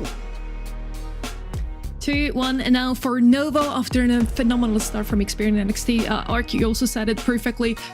That 21-second goal from Novo in the second round really showed that they take the momentum from their first game into the second game as well, completely shut down any aggression that Experian NXT wanted to show with the healer double tank comp that just did not work out this time around. Yeah, it was not a bad draft in my opinion. I don't feel like it was too bad, but the alley, I mean, you called it something, he wasn't banned out, and in that instance, you just have to go for it. Look at some of these replays. They're going to be pretty much, in fact, I feel like we could fit the entire set into a single replay. It was literally that fast. Get ready to see a bunch of Bezo running this down. And look at this play from Subeam. Rupp down to the last leg. Subeam banks it off the wall to walk that in. And that's not the first time that he helped get a goal. That Larry clone was the method for Meg to score one earlier on. The Larry pick, huge thumbs up for me. During the draft, you guys had a great flag as well. It felt like Novo just picked up Larry to take it away from Experian NXT. They played throwers now in set number 1 and 2. Looked great for them. Now this time around, they just couldn't follow up with any thrower anymore. Larry, we did not see him once yesterday, but I do feel like he's in a strong position right now. It worked really well for Novo this time around. And now they have the chance to close it out on the next map. Ready? Thrower heaven, you mentioned the throwers. In this little corner over here is exactly where they want to lurk, if they can. Juju is going to be getting extended range if she sits in that position, though she's more of a South America pick, so I would be surprised to see it over here in EMEA, but it would be very welcome. Other top picks over here. Love to see a bit of Lou here on Hot Zone. Also, gotta keep B in the conversation as one of the top mid-brawlers. Heading into the potentially last draft if Novo takes this one. First pick is with Experian NXT with the Charlie band out, so they don't want to see that brawler even though they have first pick here. Lou and Poco as well. No more Poco double tank action, but as we've just seen, it could also be a Jae Young, a Byron. There's so many other options now. Barry as well. And Lumi's going to be their first pick instead. I think that's a great pick so far. Very strong despite being nerfed multiple times now. She has received a hypercharge that keeps her in that top spot, Lark. Yeah, it's still ban worthy in my opinion for Experian NXT. Great chance to pick it up. Draco's a very early stage in the draft for Novo Esports, but it was Experian NXT which did ban the Charlie, which would have been a great counter to it. Could potentially see something like an Amber come forwards to be able to helping hand that side of things next. Let's see what they feel like going for as their top pick as well. Bear that in mind. It's got a very high win rate for them. The Crow ban was definitely an Experian special, so good awareness there from Novo Esports for it. Going with Ali, so they're going to hold back away from the Amber. I mean, don't get me wrong, that is a very good time to bring in an Ali. Maybe they'll finalize it with an Amber anyway, but I mean, that is a great brawler pick. I mean, how can you not love what Experian are cooking here?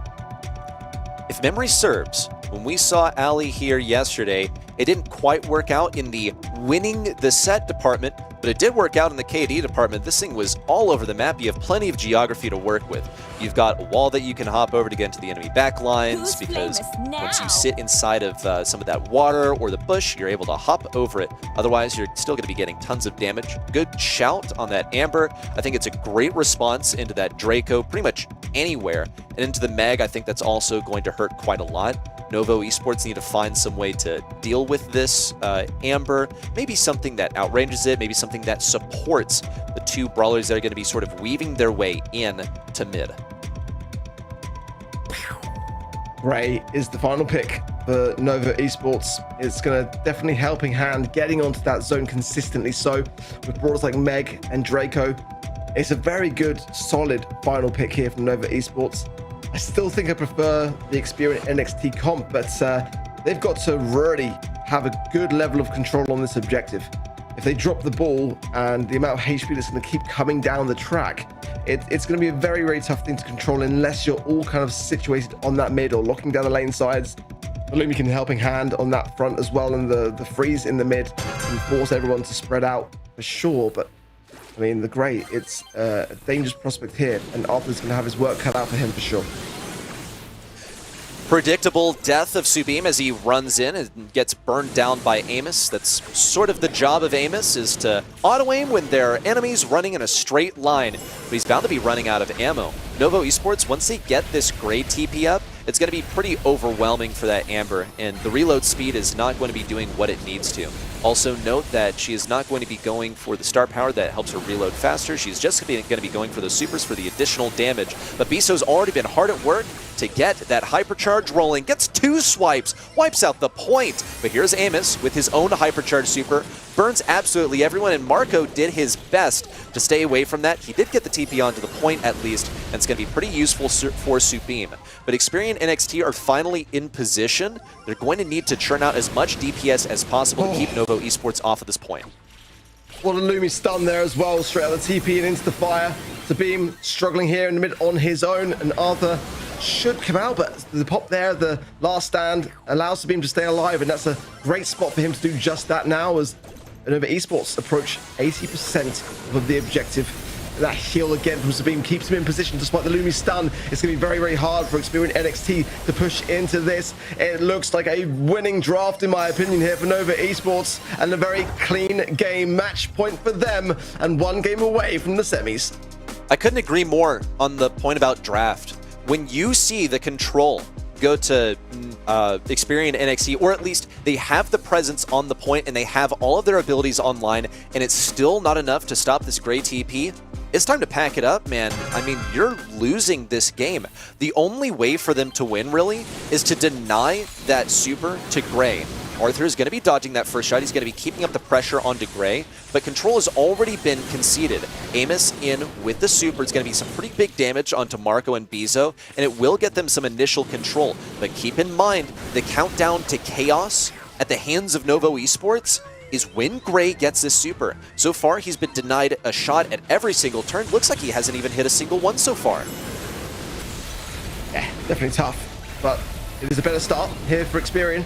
And now that Arthur clears up the right and Subim falls, this is the perfect time to strike. Get everyone on that zone and locked in, healing up as quickly as possible. Nice stun immediately there from Rook, and a hypercharge burn is going to expose the entirety of this mid and some healthy amount of HP to dwindle down from Novo Esports here, despite, again, a last stand gadget.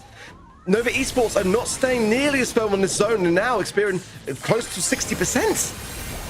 Wow, what a hypercharge out there from Lumi. Unfortunately, she wasn't there to follow up. Arthur's going to keep up this momentum and stay away from Marco, who still cannot seem to hit a shot. Finally hits the 4th one of the game to get his super, and now Novo Esports, despite being at a small deficit, should be able to take this one. They have the TP in, and they have the presence on the point, looking for the kill on Rupp with a pinch on the right side, and it's looking grim for Experian.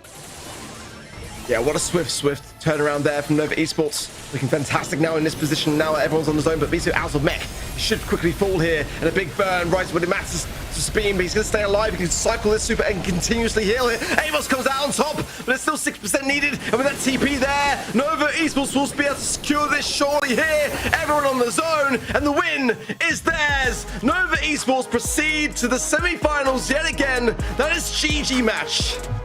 Despite the best efforts, wait, I can't see what creator code you're using, buddy. I wonder if he's using code ARC or code ready. It's surely one of those, because I can't read it on the screen. Wow. Thank you so much. Maybe he's using code or Sun. code Sun. Oh, it's GA. Never mind. Thank you. Forza Novo.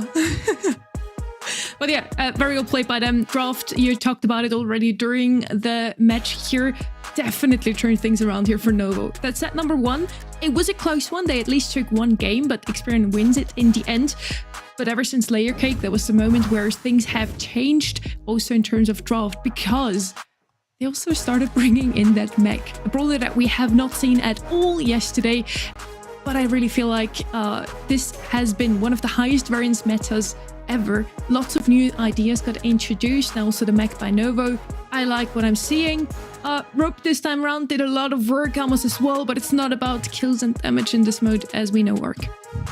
Yeah, I follow that. And, you know, I really like the draft from Novo Esports. You know, I really loved that great final pick. It made a ton of sense as to why they wanted to have that Meg and the other brawlers combined in that early stage. I think that it was a very, very good showing from them. The Draco, of course, as soon as you see it, you think, how are we going to counter this? But no one's really expecting that Great to come in and just keep TPing everyone onto the zone. So SK versus Novo Esports, that would be a fantastic semi-finals matchup then. And then up next, Team Heretics and Reply, Totem Dance Off, Humble and Inner Circle also. EMEA today is honestly such a treat.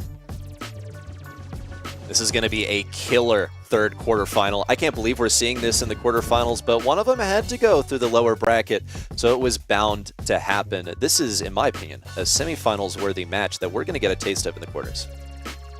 We have 7 matches in total for you today. We're only just got done with 2 of them, 3-0 and then 3-1. Very swift.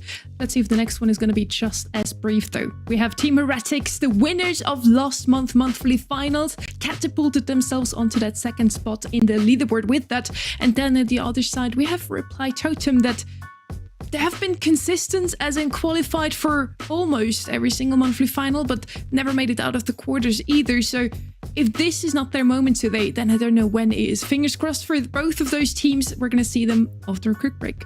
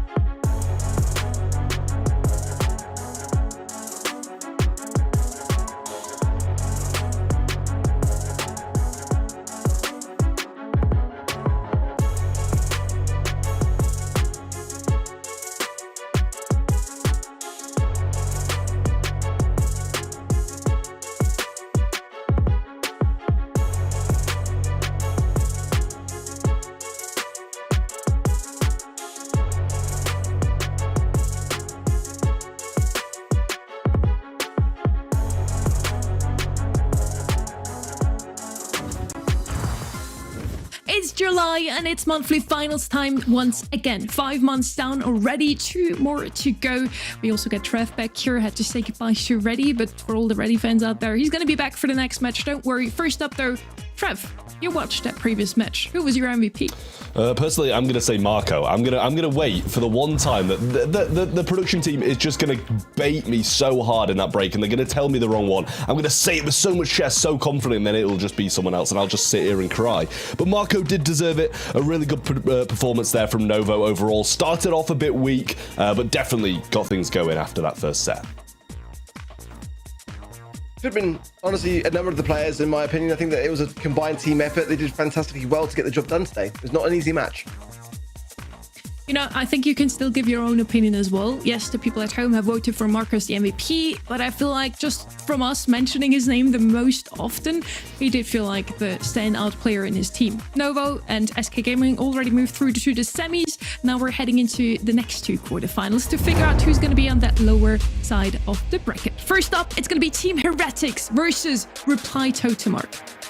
Yeah, this is going to be an absolute banger. Last month's June monthly final, victors of Heretics, and of course the big story there being Zar coming onto that roster. It made all the difference, didn't it? And the teams which they had to beat along the way, it was honestly very, very impressive to see such a huge turnaround. I want to give a huge shout out as well to Sebas coming in for this roster too, on the management side and the analytical side, because I mean that is what a lot of players are complaining this year is all about, the draft being a huge factor. Well, players like him coming in to helping hand to give the teams the best possible chance of getting these drafts right. It made all the difference in June. And Heretics have made it to the grand finals. They also won that one and kind of beat some allegations that what are they even doing in EMEA? They had some of the best rosters. We all expected them to be at the top of the leaderboard, but it didn't work out until they had that roster switch. So we talked about that and other things with Lenain.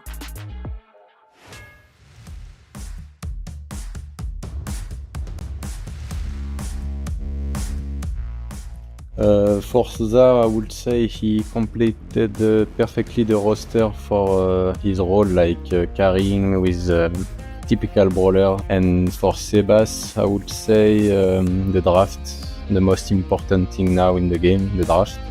He's been very well teaching us the draft, and he works a lot to make us very good draft. I mean, yes, of course. I don't have typical names to say now, but maybe like Novo, for example, is very good and very talented tank player. OP or Joker, they are both playing tanks in SK Gaming, and they are doing a very good job.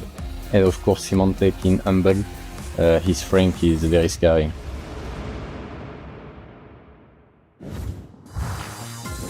To make it into the grand final last month, they had to beat no one other than SK Gaming, the top of the leaderboard currently. Over the course of the last month, they've notably beaten also Foot, Inner Circle and Reply Totem, some huge names in this region, Trev. Yeah, I mean, Reply Totem sitting here waiting for them in the quarterfinals. It's going to be a big, big matchup for them. It's really a must-win for Reply Totem more than Heretics, because the Heretics are in a much better position leaderboard-wise than Reply Totem are. But coming off the back of a huge win in the previous month, you're expecting Team Heretics to come into this one as not the heavy favourites, but a favourite nonetheless. Reply Totem on the other side got a lot to prove still in the Brawl Stars Championship this region. Maru and Mori have been together in a team for the past few years. Adding Angel, I expected it to be honestly strengthening the team coming into this year, but it seems like they've been on a bit of a downswing and are now on the gradual upside again, I'd say. Yes, for Reply Totem, this isn't an easy task. Once again, they have to face off against the current winner or the champion of last month's monthly final. Not an easy one, but let's hear what the players have to say about that. Team Heretics, they have updated their roster a month ago, and they won monthly finals right away. We didn't have a chance to face them in any events so far, and we're looking forward to have a match against them in the quarterfinals. They're a good team. And Reply Totem has received a buff last week. Happy belated birthday to both Maru and Maori, as it has been their birthday either right that week in front of the monthly qualifier or over the course of the last week, Org. Yeah, I mean, it's a lovely thing to celebrate, isn't it? And of course, marking your calendars for Angel Boys as well. His is on the 25th of September. Love your cut, G, by the way. That's another buff to add to that, in my opinion. Great to see him going back to the classic Angel Boy look here this monthly final. And they did beat Foot and Supermassive in the monthly qualifiers. We've seen them wiping up the trash from the birthday party in the background there. Once again, super cool graphic. Now, talking about maps once again, Kaboom Canyon is going to be our first one, not the new one. Sadly, not Hot Potato, Trev. I'm so sorry for you. Yeah, I'm a little bit devastated, but I've always had a bit of a soft spot for Kaboom Canyon as well, to be honest with you. I think it's a great map, but I just want to send it straight to Ark for this, honestly. I'd like him to do a bit of explaining of anything, because three of us are aligned, and he's definitely gone for the underdogs, in my opinion. You know, for me, like you said, Trav, Reply Totem have got a now or never situation. I think they've had plenty of time now to sit into this roster. That's not really an excuse anymore. They had a good qualifying run for me. I mean, for Esports, knocking them out, Supermassive as well. I feel like that is showing me good signs. I mean, it's unfortunate that they've run into last month's monthly final winners, but I feel like this is their best showing so far from their qualifiers. To take a loss though to Xperia and NXT along that way. So that's my reservation there, who we just saw lose to Novo Esports, of course. So 84% siding with Team Heretics in the community, I think makes a ton of sense, and I'm well aware that I'm the outlier here, but I've got faith in those boys. You gotta remember, Maori and Maru go back so far. I think their drafts have been looking much better, and again, you know, bringing in Augusti into the equation as well, I think that's gonna make a big difference here. Totem is probably going to LCQ, sitting at that 8th spot at the moment in the leaderboard, but they still want to end their season with a deep run. It would be so nice just for the feeling to end this season on a grand final win. Let's see if it's going to be this month for them. Pro, Lumi and Angelo are going to be banned out here. Chuck, the first pick for Heretics. I do like it. We've seen it yesterday still, and I'm always still so surprised that we're halfway through the year of 2025 and Chuck is still only played on Heist, and he's still super good on it too, Trev. Yeah, I mean, it's just one of those brawlers that it's become, like, people have got a lot better at dealing with it and kind of knowing when to go for it, when to not go for it, but still, nonetheless, it's going to be completely valid. And when you look at, you know, Charlie being banned out, who's really been in the meta and one of the brawlers who can shut it down, some of the others going to be pretty solid against him are banned out as well. Makes it a lot easier for them to bring that one in. Reply Totem are going to go for the Eve, though. The ability to kind of hover over the water, have a bit more maneuverability without having to bring down the walls is going to be a great thing for them. I do feel like Chuck is still a must-ban brawler. You know, I just feel like you kind of have to, but if you're not going to ban it, one thing's for sure, you got to be really much ready to battle against it and have a great strategy up your sleeve. Bonnie and Eve are not the defensive maneuvering that you would have for a Chuck, so Reply Totem maybe saving that for the back pocket final pick, or just laying those ones down. Of course, Bonnie now is such a fantastic spot, by far the most picked brawler on this map for sure, but the Melody has escaped the bans as well. For me, I think that's quite a final pick worthy brawler for Reply Totem to have as that aggressive brawler against the Chuck. And I just hope for their sake that Team Heretics don't combine it with the Chuck. Imagine that, it'd be brutal. Kaze as well here, going to be open, and that's definitely a scary prospect. Amber and Colette as well here definitely will have a good matchup. Ali coming through, didn't see it coming, but again, many teams aren't even screaming it because it's just likely to be banned for the most part. Is it the best place for her here though? That's the question. Honestly, I don't hate it. You know, there's a lot of grass, there's a lot of water, and you know, they're gonna be doing pretty well in that circumstance, I'd say. Like, just using her to sit in the mid and kill people and stop them coming up, you know, she's not going to be running towards the safe that much, I wouldn't say, or getting too much damage, but just being that assassin in the mid is going to be really good for her. And then Byron as well comes in for Heretics as well, going to be able to heal up the alley, heal up the Chuck, keep him going in, keep him getting the damage. But yeah, I mean, these comps always rely on the Chuck to get the damage, but I think this heavily is going to need it. Let's see, Draco going to come in for Reply Totem. Yeah, spicy pick, quite like it myself as well. So let's see how it fares. It's definitely going to be a bit of a dive comp on either side, and that's kind of how we expect to see it kind of play itself out, in all honesty. So great stuff from both sides, but I do favor the Chuck. I cannot lie, I feel like you're always against the clock no matter what. Yes, the setup time can be slow if you're able to deprive the Chuck of that valuable utility early on, but once it is there, you really are just constantly going up against the clock if you haven't got the biggest of defensive comps, and Reply Totem are certainly not running that. Yeah, straight across the water then for Zara, and it should be the same for Mori, but he's a bit scared. Now Gadget comes in, and there you go, great start. Actually didn't go for the safe there, though, missed it a little bit, but Angel Boy doing a good job of setting up that furthest pole first, and already some damage coming down for both teams. Ali doing a really good job of getting some big damage in on the Brawlers too, but still, just cracking that first shield is going to do so much for them. Now, the same happens for Reply Totem as well, a little bit of stealth coming in from Zar, shows his face halfway through, though, and now chooses to go in, gets the Eve, doing a great job of exactly what he needs to do. Zar's playing so well, but in terms of the scoreline, it's very close. In fact, Reply Totem just have the edge as far as getting down those safe stages is concerned, but it is the Bonnie on the safe, and that's not the biggest of threats. But now Mauru and Maori do clear up the defense, and that's going to be very much better for them. Angel Boy's also got hypercharge, and that's crucial, as does Maru now. The safe needs to be trickled down, and there it is. And now they can focus onto iChaos there as well, and the jump in is there. What a play from Reply Totem. What a shred of the safe.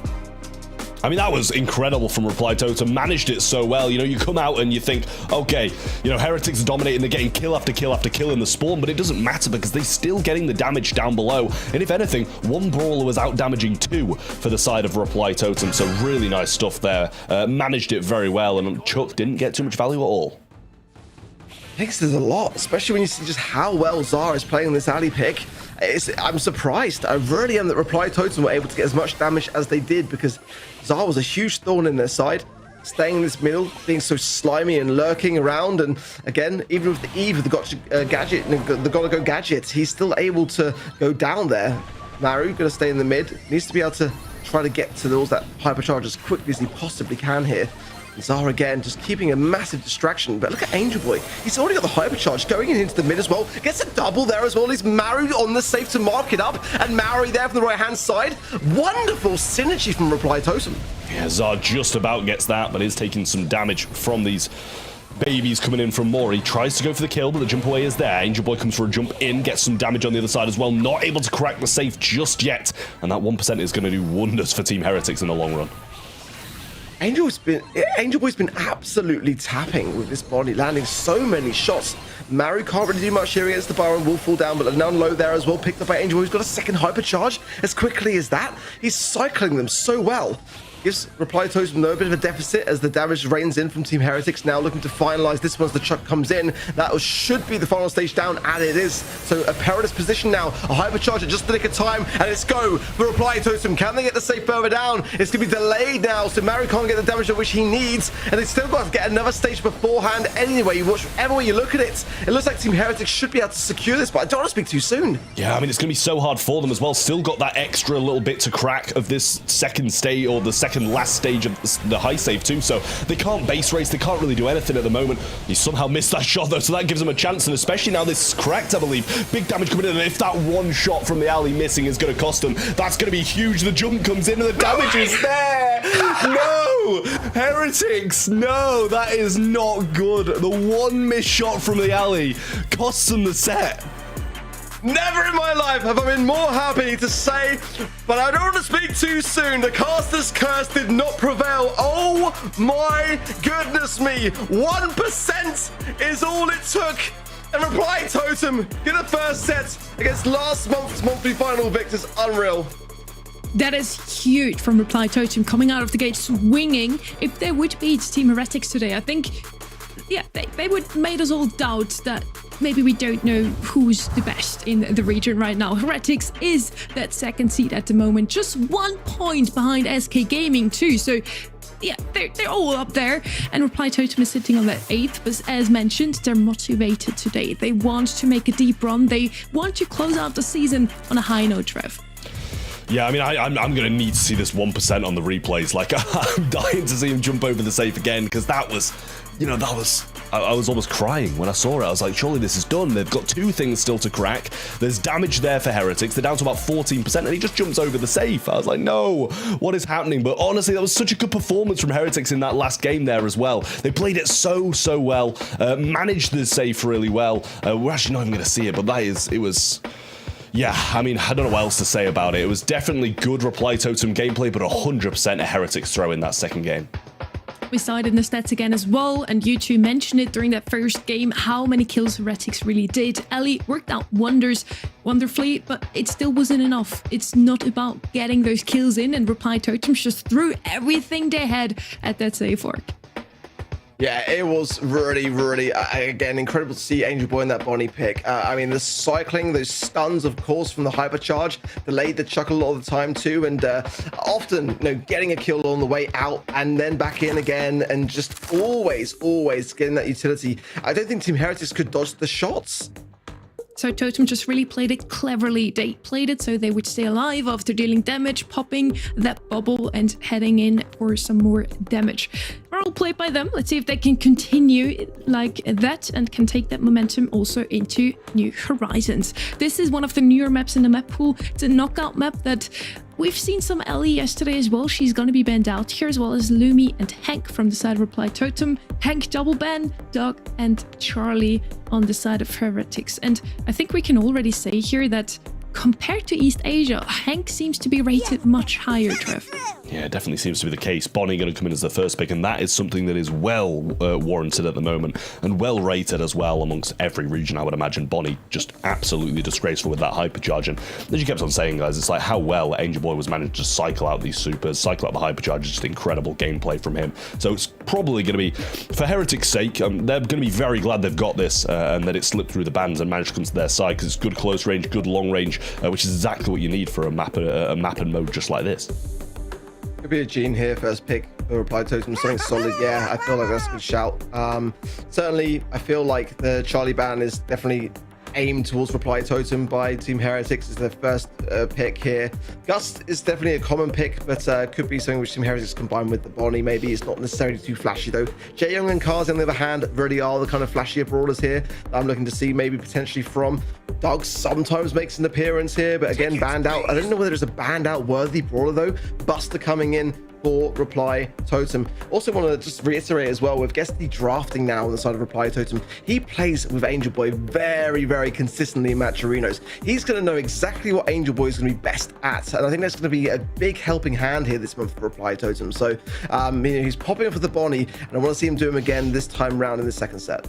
I mean, for the most part, though, what isn't Angel Boy good at? Most brawlers he can pick up, he can play very well, so something they're going to have to be very cautious of at the moment. Heretics' next pick should be coming in very shortly as well. Gray is going to be the brawler. Going to be, you know, good mid-range, going to be able to break some of these walls, which is going to be, you know, so helpful against the likes of that Buster, putting him out in the open, putting him at risk of the Bonnie shots, the Gray shots. So I like that pick a lot from Gray, and then they compare it with something that can go just as equally as aggressive as Buster as well. Gray is certainly valued highly in EMEA still, and it's a good thing to see. I really do like the brawl. I think it's got a lot of legs on this specific map as well. Gus is going to come in and combine with the Bonnie. Yeah, I mean, I don't mind that at all. I feel like combining the shielding with the Bonnie, especially with the hypercharge, and it allows another degree of survivability. Of course, now that the super was reworked, allowing Bonnie to get back into cannon form swiftly as well. You're adding to her survivability by having that Gus and the Gray with the heals from the TP2. There is the Jaeyoung as well for Reply Totem. Ideas on both sides that were kind of like very similar comps. I think both sides have got what they want here, you know, with the bans in mind that are there. Both comfortable with them. Very different kind of comps in that regard though, but I feel like both are equally valued here. Again, it really is a battle of the mastermind of the drafters. You know, on the side of Team Heretics, you've got Sebas coming in very, very recently, and then of course with Reply Totem, Guesty coming in. So I think it's really interesting to see just how high the level of drafting really is, especially in this matchup. It's so intricate. Every brawler can make a big difference when it comes to the draft, and how much of a game the draft decides is very much kind of up for interpretation, but each player says different things. Little break coming in now. Okay, we're not even going to be seeing the walking cane. The grand piano will be rolling on in to ensure these wall breaks and, you know, make sure that Buster's not going to have as bigger impacts as I'm sure he'd like to. Well, again, the Buster pick is really quite smart, but the wall break is, I argue, almost smarter from Zar here. Again, like you say, it's not the most common of gadgets, but on this map, it makes a lot of sense to really open things up quickly. Very quick heal there, as needed from the Jaeyoung of Maori. But let's see, IKaos has now got super. It could be quite dangerous, especially combined with the Graven as well here.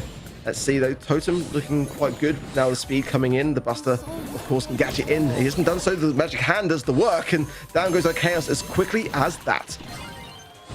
Sar's going to throw down another grand piano. You know, if they don't win this, they're still setting it up for the next round. This is the thing. Lenain looking very low and will fall too. Zar has a super in hand. Might want to go for a few more shots, but chooses the gas instead rather than feeding the supers. Chooses not a good enough trade to get a bit of his hypercharge.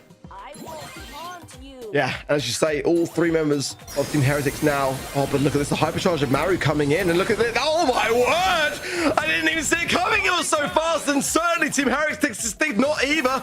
Lenain has got jump. It's not over yet. If IKaos can get a shield and try to make something of this, but that was not the start. That was not in the book, Team Heretics.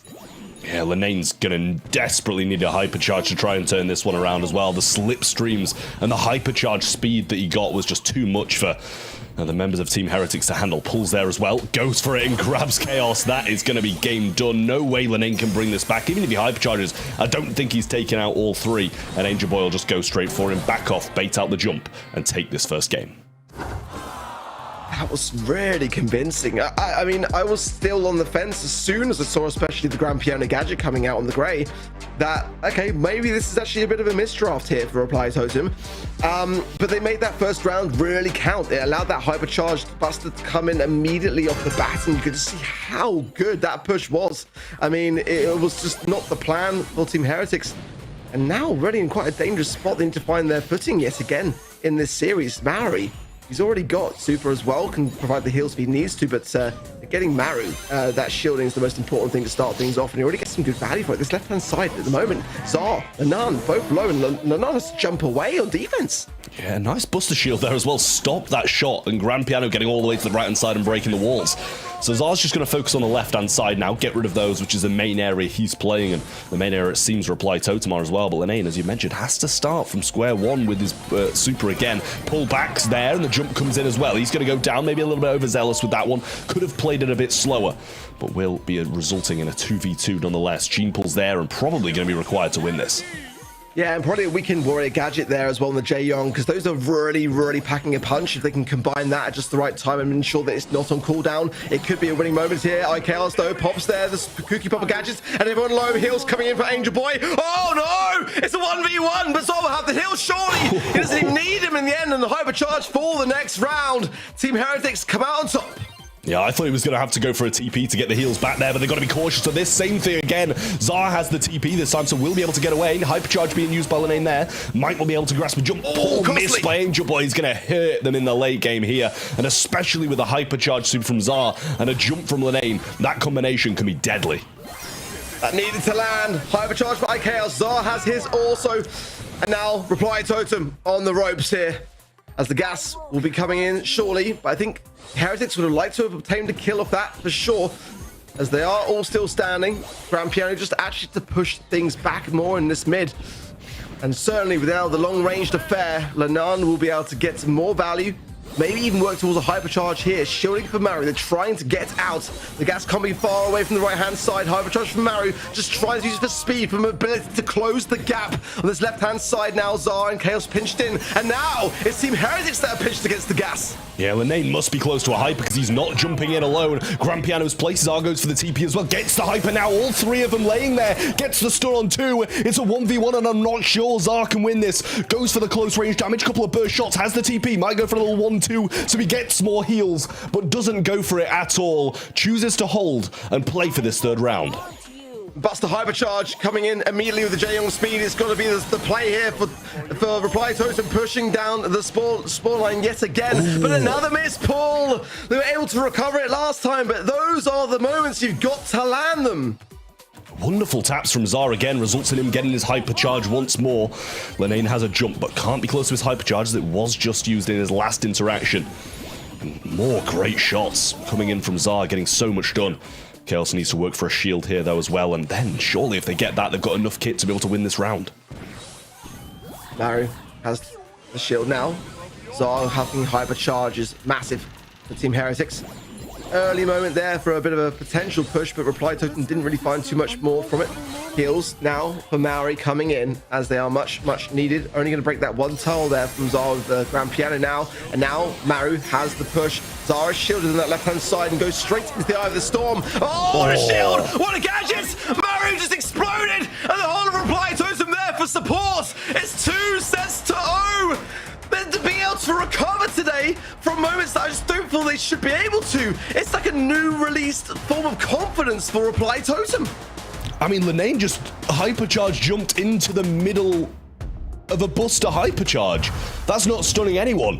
Real big issues here for Heretics. 2 sets down against a team they should be beating. Reply Totem showing their absolute best today, I feel, and that was some great gameplay from both sides, but it results in another set for Totem. It's lovely to see, really. Keep in mind here as well, Totem has never made it out of the quarterfinals so far. This would be their first match they win in a EMEA monthly final. 7 kills on Maru. As you said, Trev, that was the perfect answer to the bunny as well. Couldn't really stun anyone as long as he had super or even the hypercharge ready. Well played by Totem, really. I have to tip my fedora for them. You want fedoras, Sonny? Bring it on the next show is what I say to that. I want to see that for sure.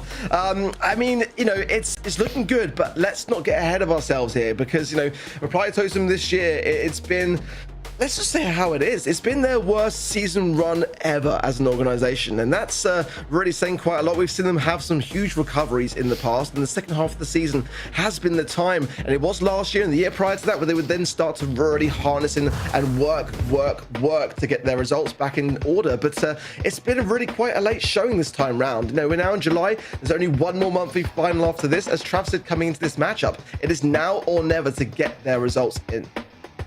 They probably can't really change their fate anymore, not make it into World Finals directly, but with a strong showing now in July and August, it's still pointing into the right direction. It's gonna give them a good motivation, a good momentum also for the upcoming LCQ. So I really feel like Totem can do it today. After beating Heretics, I don't think they're playing bad today at all. Their draft is solid as well. It's just Totem finally coming out of their shell, Trev.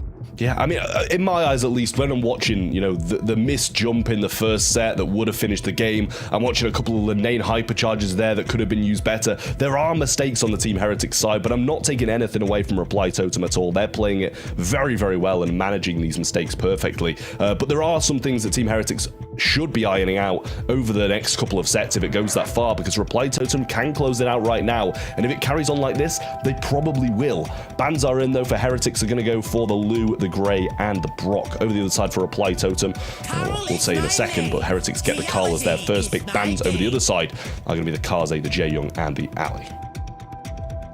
Tri-season, a very open map. Usually want to see some sharpshooters here, but both of those teams usually shine with their aggression. We've seen so many aggressive plays already with the Bonnie on both sides in Kaboom Canyon and New Horizons. Jaeyoung as a healer in the back team, but not really any sharpshooters so far. So let's see what they come up with here, if it's going to be another one heal double tank situation, or if they will bring us something like an Angelo, a Byron, maybe. Gene is going to be the first pick here again. He's just so good right now because he's not only somewhat of a sharpshooter, at least a long-range bowler, but also so good into assassins or tanks thanks to his gadgets. He has the kit and the HP to deal with the mark.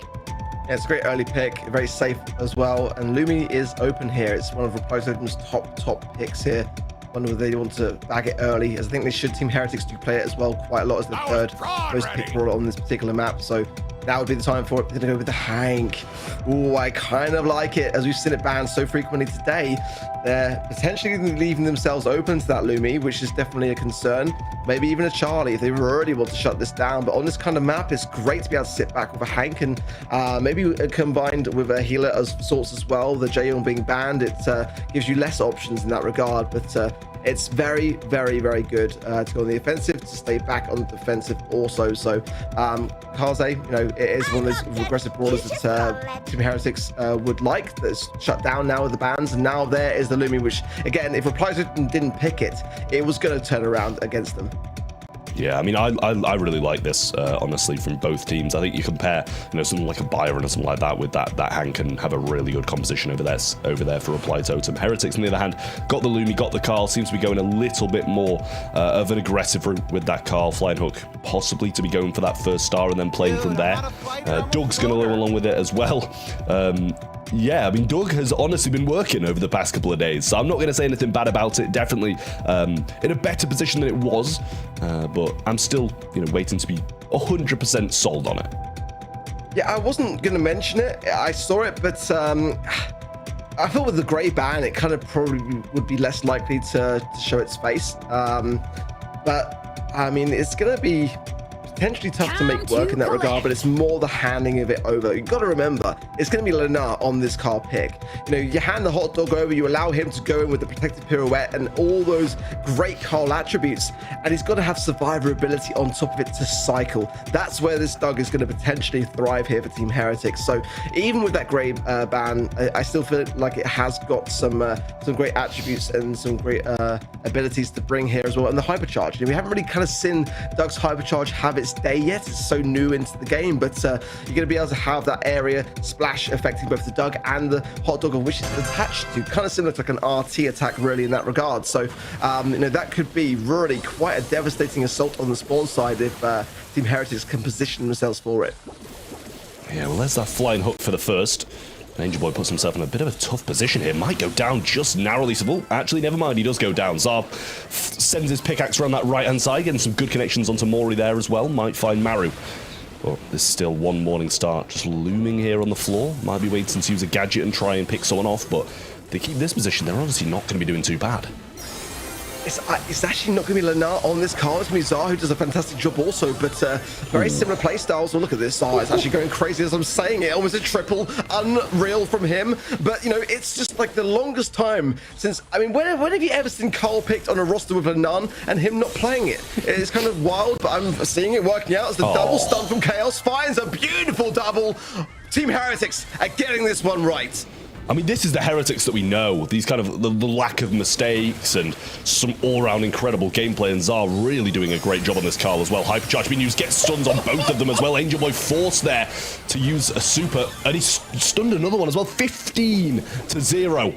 And you see the resurrection there as well from Zar. Did go down, but stays up because of the hot dog. Angel Boy now trying to move up, but 15 stars might be a bit out of reach. There's the Morning Star's little ice on the floor, and a hypercharge ready to roll again for Zar. That's a nice takedown, good slow gadget, but again, there's so much ground to make up for. Not to say that there is not the stars on the side of Team Heretics to pick up the reply totem, but it's going to be a big ask. I would love it though. Hypercharge for Angel Boy does find Zar. Zara is marked up as well, finds the takedown, but there's a lot of stars there for the taking. Angel Boy staying alive, 14-18. There's a possibility. There's another two. Can they find two more in 5 seconds? The spawn side's going to go down. Angel Boy gets the connection, but surely Team Heretics are far enough away from this to not have to worry, but that's got a little bit close to the wire. You cannot deny it. But there were 15-0 up and it ended within 2 stars. That's just 1 kill, and the blue star was on the side of Reply Totem as well. Definitely getting a bit sketchy towards the ends, but you kind of got to put that along with a bit of overconfidence, I think, as well, in terms of how many stars they had. They were going over aggressive at certain points, but honestly, at that point, who can blame them? They were comfortable in that right-hand corner at the end anyway. Blue star goes their way yet again, but this time, a slow from the Hank and a kill from the Bell results in them having the star lead. If they won that game, I just felt like that would just be so damaging to the mental of Team Heretics, but a close shave, the one that they were able to stay standing off the back of, and now a possibility of a potential set if they can just get this right. But again, they've got to break this spawn side though, and it was a much better start for Reply Totem in that regard. And I feel like that's going to be hopefully something which they can utilize if they get Gene Pool to extend that lead even more. So now that Zara is marked up and they're really valuing him as a serious threat, of which he is, we might see a different kind of style of game play itself out. Yeah, but I mean, look at Lenain with this hypercharge ready to roll here as well. If he just gives that to Zara and he goes in, even when he's marked up, he's going to be resurrected.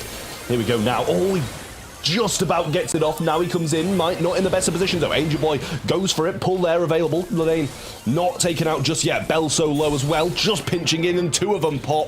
8-5 as Angel Boy gets a refrag. Lenain low here as well, just ticks a heal up in time to survive that bubble, and now they're in the lead once more. Yeah, didn't want to use the hypercharge or the super wants to reserve that utility, but you know, it might have been worth it. They would have needed just the 1-star takedown if they had. Good stone to Zar. Zar goes in with the hot dog. He will come back. Lenain there with the aggression does finalize the kill up to Angel Boy. 11 stars now to 7, but Maru stunned up. And the right-hand side, Zar clears up house as well. 16 now for Heretics. Going back to the spawn with all the goods. Yeah, I mean, this is a similar situation to the last game with a vast lead. Less than last time, though, and this time it's much more within reach. Here we go. Bubble comes in, it's going to miss. This is slow, I think, along with it as well. Pull's available though, and Vengeful Spirits comes out, makes a connection with Zar, but Lenain's just going to top off that healing. Pull hits on Chaos. Lenain going forwards, has the hot dog though, and therefore should not die, but both of them looking quite low. Lenain goes down, but it hits 20 first, and Heretics, some signs of life return as they manage to bag their first set. Yeah, much better showing, wasn't it, for Heretics there? I feel like Reply Totem, although they got some good value with the Hank, they could have stole that Lumi off of Heretics there. And I feel like that may have been a mistake in the draft, but nonetheless, a very close affair, especially that first match. Oh my word, that could have been one of the best moments of the year if that had been the turnaround. That's more like it. Like the Heretics we usually know. Totem still had a strong performance, almost turned around the first game, but in the end, I feel like the comp of Heretics also just worked out a tiny bit better. As mentioned, both of those teams usually shine with those tank picks, the Assassins. And maybe the ball wasn't it. Lumi, a tiny bit stronger in the current meta overall, and with the dog and the curl, they had the aggression they wanted on the side of Heretics. On the side of Totem, we didn't have too much to back the Hank up. Yes, he can get some heals from the Gene if Maori is following Angel Boy into the mid of the Team Heretics team, but then they just risk both getting taken down. So close. It really was. I mean, even though it looked like Team Heretics back to full form, it looked like Reply Totem were resisting in that regard. I feel like, again, it's the battle of the drafting masterminds for me. You've got Sebas, you've got Guesty, and they're both just really inside each other's minds and working those cogs. One thing you can say for sure is it's the best showing we've seen from Reply Totem for a very long time. For Heretics, last month's monthly final winners, a lot on their shoulders now. Heavy is the head that wears the crown. You've got to maintain that composure. I mean, if they were to win and then lose in the quarterfinals, it's a big contrast. We've seen it happen a lot across this season. Yeah, again, I mentioned it already coming into today's show, how surprising EMEA is. Our predictions last month already got thrown out of the window multiple times. And yeah, I wouldn't be too surprised if that would be the case today again. Now, if Heretics would lose this one 3-1 though, it would bring up the question, was last month just a fluke? Is Totem just this much better this month? Or why did that happen, Trev? Yeah, I mean, I don't know. I think both teams here are just incredibly evenly matched. Like, Team Heretics took the first couple of sets and they just didn't look great. I won't lie, and Reply Totem looked wonderful. If you'd have asked me before that third set, I'd have said, oh, there's no chance of a Team Heretics reverse sweep. But now I'm starting to feel like maybe after that one, seemed quite convincing, momentum back on their sides. Feeling a little bit more comfortable with my prediction again. I bet Ark leading me into this one was feeling so good with his little 2-0 up, and now I'm sure he's doubting it as well because Heretics did look good. If we're looking at the run they had so far through the year, Totem didn't qualify for February, then always stayed in the quarterfinals. Very similar story to Heretics, as they did qualify for February, not for March. April quarterfinal again, and then all of a sudden they win June. So we were hoping that this is the new reformed Heretics now with Zar, but let's see how they will do today.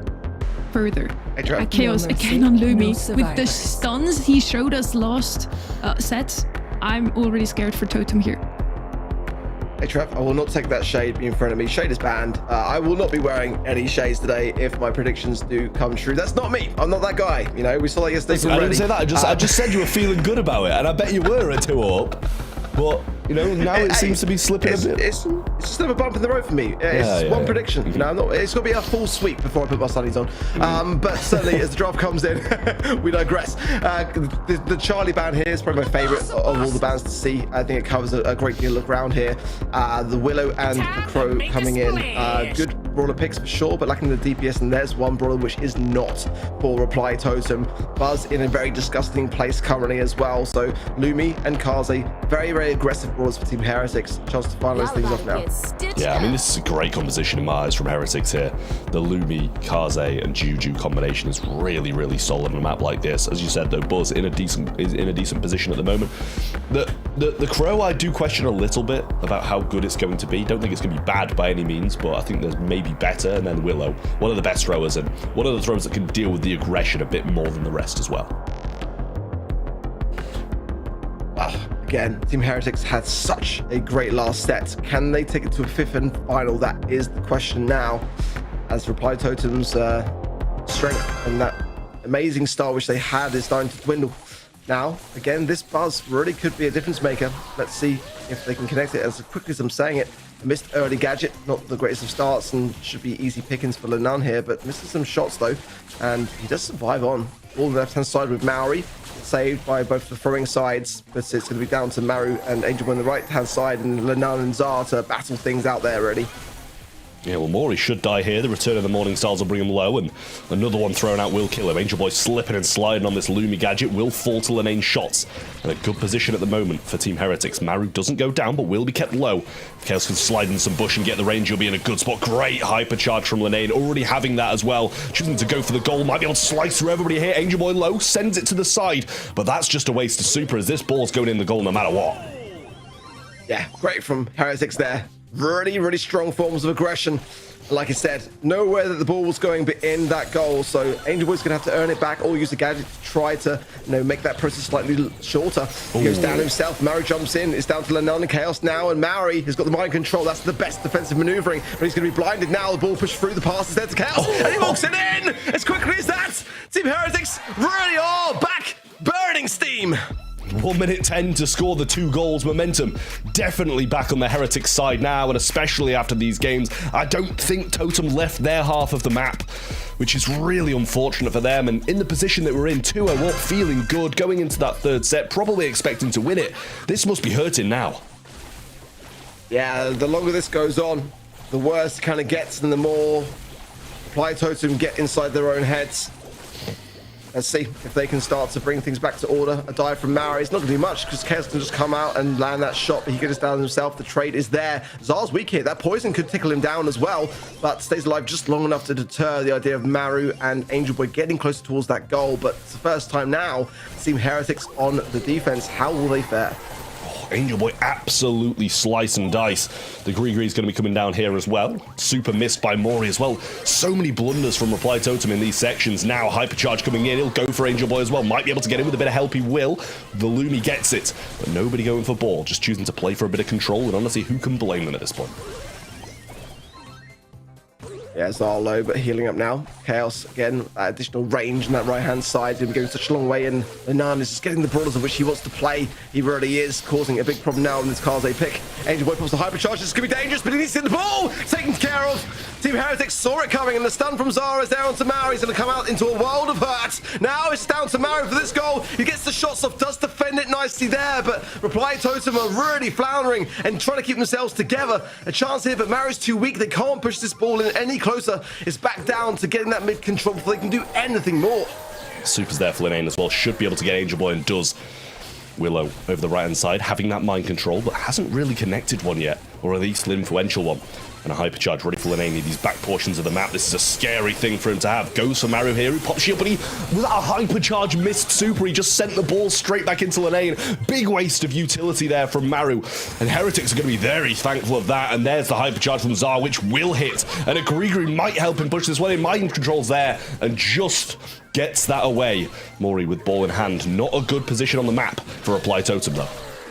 Ooh, Angel Boy almost got a double there, but does go down now. They're still not out of the woods by a long shot. Zar is going to be there for Chaos, and Lenain goes in for the jugular. It's going to be Team Heretics yet again. A goal in the final 15 seconds. Reply Totem have got to go right now. They've got 10 seconds to get this goal. Yeah, this is going to be tough. Ice just in front of the ball as well. Angel Boy relying on his teammates to get it to him, but even he won't survive. 5 seconds on the clock, and the ball is in the corner. Heretics breezing through the 4th set, making it 2-2, heading on into the 5th. It's getting scary. It's getting really scary now for Reply Totem. They have the highest scrim win rate this month at 61%. But again, that doesn't mean much when you're looking down the barrel of a 5th and final set. Composure that is needed. They have struggled as far as composure is concerned this season. On the other side of things, Team Heretics came out the other side smelling of roses last month. They've been through their revenge arc. Now Reply Totem have got to prove that they are worthy of doing the same. You're saying the thing. Heretics had the same exact run Totem did until last month. Now it should be the time for Totem to do the same, to follow into their footsteps and win it all today. But with the goal in the final 15 seconds in that second game, Heretics is now firmly back in the driver's seat. And no surprises here. Give Kaze or any tank at that to Lenain, he's going to be the guy with the most kills across the board, Trev. Yeah, it's a dangerous game when you let Team Heretics pick up a composition like this, like Lumi and Kaze on the same team. I think that's a draft you're expecting to lose. I'm not sure how they let these kind of things slip. Juju, a good brawler, a good thrower here as well. Was expecting a little bit more out of Reply Totem, to be honest with you. I'm still very confused about the Crow pick. Not sure that was actually going for. And to be fair, he did waste a hypercharge and a super just passing the ball back to one of the Team Heretics members. So that was a big utility loss there. And that could have gone very differently if he didn't waste it. I don't know if they got a little shaky after they lost their previous set. They're trying to prevent a reverse sweep, and now they're fully in it. We are pushing all the way to set number 5. Crow pick could have worked out if they played it a tiny bit better. Willow as well, one of the best brawlers to have in your hands to keep your opponents from scoring, but that super went missing a couple of times, sadly, right in front of the goal. So not the cleanest of runs from Totem, but they did have it in set number 1 and 2. So I hope they can recall how they felt after those 2 sets and continue like it in set 5 now. It's going to be a real testament to them and how they come together now as a team. It's been a very, very tough season for them so far. But now they've got to dig deeper than ever. But both of these two sides know with the drafters that they've got how important it is to get just one right. It can be so valuable. And if you get one wrong, you're just going home at the first hurdle. I feel like for me, a lot of this comes down to the Lumi. It's been a problem for Reply Totem in the sets that they've lost. They've left it open and it's drafted at a time that's after their first hand. They've had every opportunity to pick it up for themselves, but they're not doing so. And again, Lenain and now Zar on the squad are able to fulfill each other's roles. It's really quite a scary prospect. You know that things are looking scary when Zar is playing Carl instead of Lenain. So it really is a roster reformed in the best possible way. I love the mechanics of this new squad now for Heretics. It's really looking great. Yeah, it's a scary, scary thing, this Heretics roster. First couple of sets, they didn't look like themselves. Over the past couple, they definitely have. And Reply Totem now backs against the wall. Well, I suppose both backs against the wall, but Team Heretics are a bit more used to it after being 2 sets backs against the wall. Get the Draco as the first on open business is a great brawler to have. That is scary, scary stuff. Lou, Hank, and Barley going to be coming in as the bans for Team Heretics. Reply Totem on the flip side, get the Lumi, Hank, and Kaze out the way, which you can't blame them for after the last game with the Lumi and Kaze. Whenever I see a hot zone map, I think Draco. I think anything that can put out some ice for the area control. So the bans Lou and Lumi make a lot of sense to me. Charlie's left open. Here she is, the most picked brawler in EMEA right now, so it makes a lot of sense to pick her up here as well as into the Draco. Not a bad shout here, a good tank counter. Reply Totem, I would really feel for them if they lost this here. I think getting reverse swept is probably the worst loss you can tank, Mark. Yeah, definitely a tough spot, for sure. I like the Charlie as an idea to have into the Draco and the Meg as well. It's an underrated pick. Ali's available, but I don't think we're going to see it. I just don't see it as being the map. I think it's worth just mentioning as it has escaped the bans, but I think for the reason that it's probably not worth considering, in my opinion, on this map. Certainly some throwers would be quite nice, or certainly some heals. The Berry, I think, is the best shout to really combine with this Draco on the left-hand side. It's a bit of a scary prospect because this map could be very much open with a Griff that we saw so much in East Asia, yet it's escaped so frequently here today. It's kind of a weird thing to see. Bo, again, not the flashiest, but I really do quite like it. I'm really warming to this kind of brawler for me, so I don't necessarily think it's a bad brawler pick by any means. But does it cater towards Team Heretics playstyle? Is it that aggressive? It's more control based. Probably going to be chaos, I imagine, on that particular brawler for that reason. But the mines, hypercharged up, they certainly do slow the advance. Yeah, I mean, if you've got mines on mines, it's kind of like you can have 8 things just sitting there doing a lot of stalling when it comes to that zone. So it's nice to have. As you say, though, I wouldn't have expected this team to go this brawler, and then they get the alley as well, which is disgraceful on this map. We saw it being played out yesterday in East Asia. Obviously, when you get a few breaks, it starts to struggle when it can't leap over walls using the grass and stuff. So they might go for the grey or something like the Griff, sorry, to get rid of these walls, and then it wouldn't be bad for the Charlie or the Meg either in this matchup. So we'll see if that's what they do choose to go for. But early game, Draco and Ali has got to be destroying them. Oof. Oof. Oof. It's a hypercharge that it's a hypercharge that I feel like it's really put into a put last at the moment. Bonnie's shiny, and certainly Draco is the shiniest, but Shades is very, very strong. And for a final pick to come through, it's certainly not one that I kind of saw coming, or really kind of saw Reply Totem experimenting in their scrims with. I think for that reason, it makes me either confident because they've got it in the back pocket, not even going to bother playing because they know how good they are with it, or a bit of a reactive pick and not too certain, but just kind of like a bit of a panic pick almost. I think though, if the bow doesn't break, it could be really, really good here for Reply Totem, but Zar has got to cycle and try to get these walls down as quickly as possible. Yeah, I mean, not a bad start from either team here. 2v2, but Lenain in the back line's not the most healthy. Chaos will use a very early gadget there as well, and Angel Boy still comes out on top. 25% to the 9 now, and another super being used, keeping Zara at bay, but actually gets the kill there even when he's in super. All the hypercharge swing will clean up. The mine's doing some good work, and Lenain swoops in for a kill, but still at a big deficit in terms of percentage. Mine's going to be popped here. Angel Boy gets some nice value there, but Chaos stays standing as well and going to have the super now once he's healed up, and can probably pop it now even if he wants to get the additional heals off the back of it. Waiting for his teammates. Mario, of course, has got the cocoon. He cannot go straight into that and chooses to focus his attention more to the north. Lenain is a pest. He really is going into this Meg in a nice way as Reply Totem now lose their lead. Team Heretics bring back the deficit. We're all tied up. Yeah, mine's still lurking there. Chaos over the left-hand side has hypercharge now as well. Cocooned in the back lines with the hypercharge as well. Chaos going in, has the 1 HP thanks to the gadget, and gets a kill. Almost even now, and Lenain going in, and I think mine just cleaned up Mori on the left-hand side. Unfortunate there for the Reply Totem side, as they've just lost all control. And now Zar coming back up again, can't be too far over another set, and gets them down. Angel Boy needs super. He's got the hypercharge. He's actually going to pop it prematurely as a risky play for sure. Getting nothing from it now as a result. And now Heretics can approach 90%. It's quite a hard thing to see. You needed to get that just the right time. And it was almost like a bait there from Heretics. They knew about it. They stayed back and they got the job done. Match point now. And Reply Totem's dreams of making the semis for the first time this year are really quite dwindling. Yeah, 2 sets up to now have match point against you is going to be a difficult pill to swallow, and Heretics looking a lot better here as well. Nothing to kind of get those walls down, get the grass down, which is allowing the alley to just run riot in their back lines, and the same with the Draco as well. Too many walls, too much grass, and they just can't deal with it. Wow. Now for Reply Totem, you've got to consider how long it's been since they've been getting a game on the board. It's just been downhill so quickly. And after their start, it was looking so good with 2-0 start. Now it's looking so bleak, but it's not over yet. They are now approaching that 19% mark to equalize Team Heretics.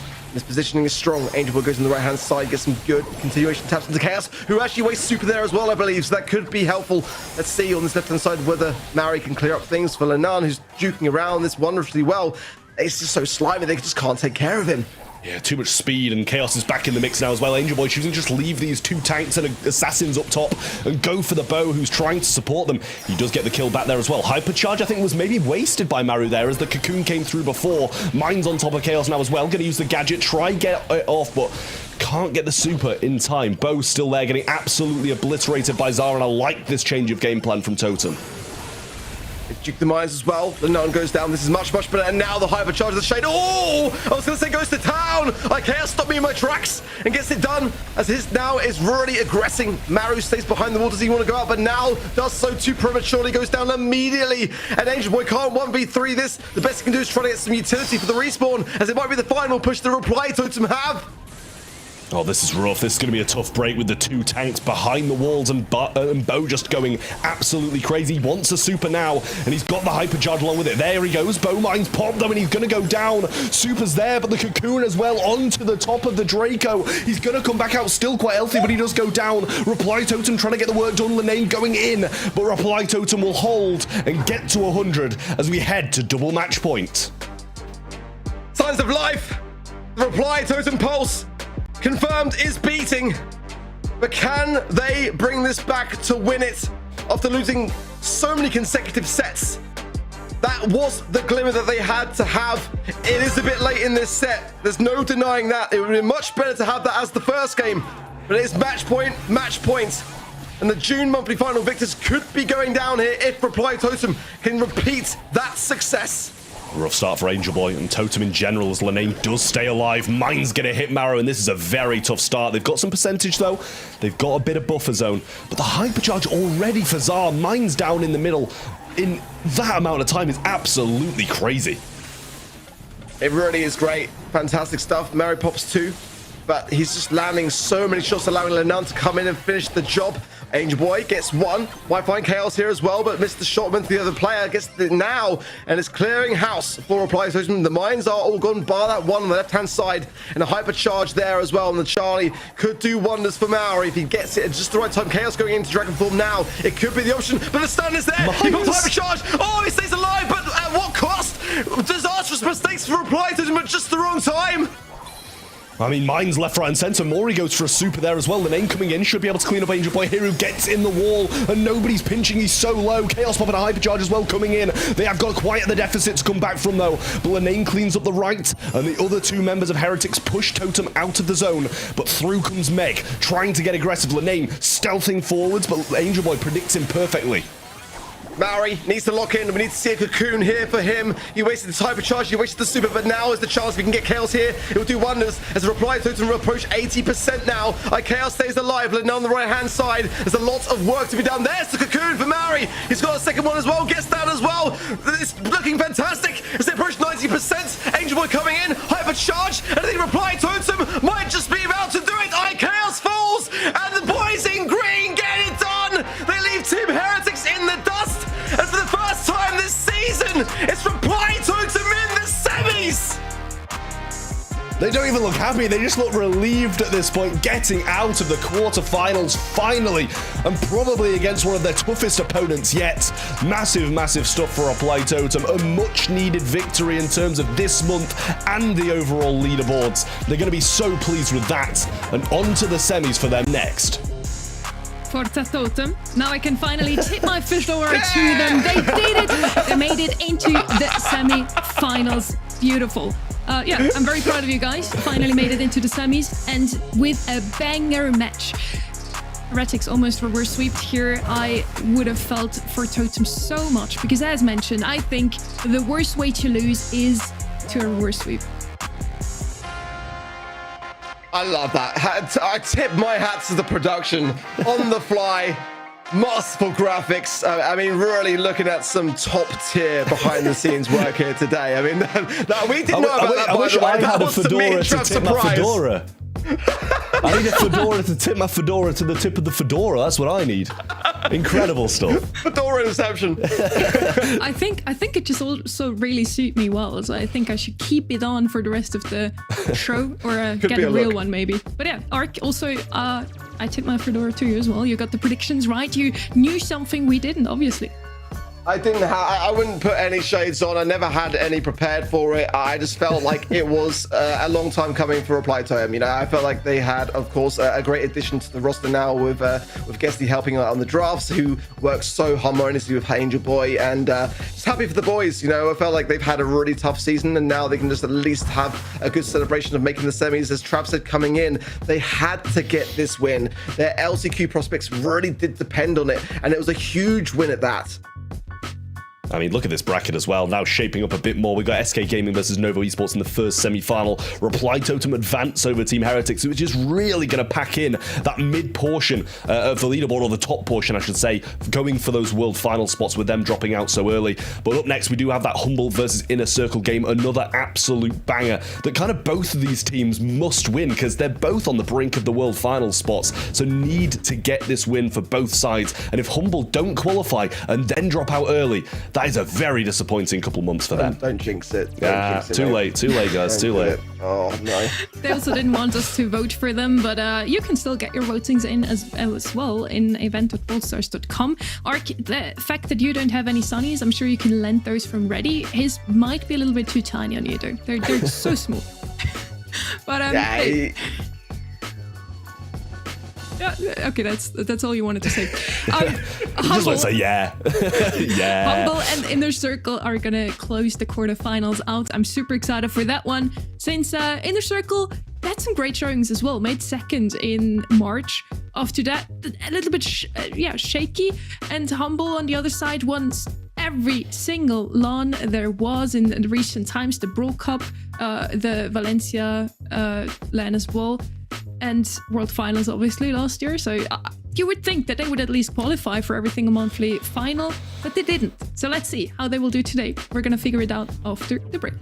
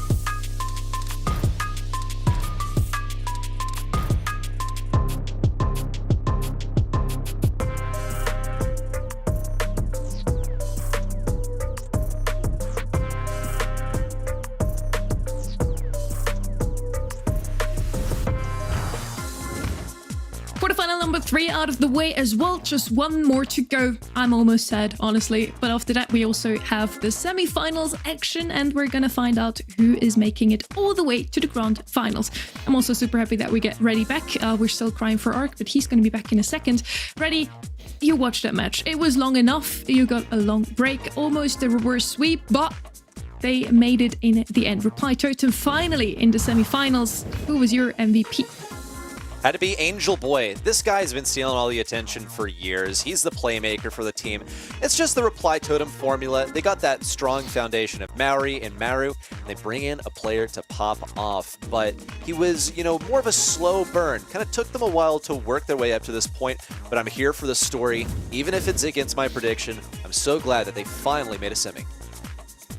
We have a very interesting match coming up next. Humble versus Inner Circle. Humble is back, and they got their revenge already by beating Novo in the monthly qualifiers 3-0. Novo was the team that knocked them out of the qualifier last month. They did not play in the monthly finals despite being the current world champion, being the Brawl Cup champion, and right now they're sitting in that 5th slot, still in the World Finals slot, the slot that they won at the Brawl Cup, Trev.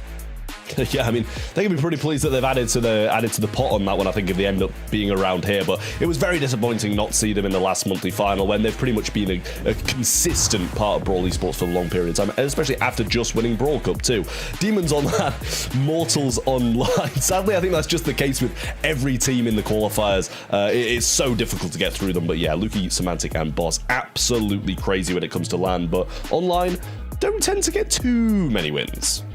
Let's see if they're going to be that tame doggo today as well, or if they're finally going to bring in the wolf also for this online performance. First up is going to be Inner Circle. They need to beat them to make it out of the quarterfinals. Let's see what they have to say about them. I think it's a bit of winning. Chad, what do you think? Jokes aside, of course, cool guys of them. Glad they're back as well. They're performing way better than last on the final. They're back as well. We're going to face them in the quarterfinals, so good luck whoever's going to win. I don't know.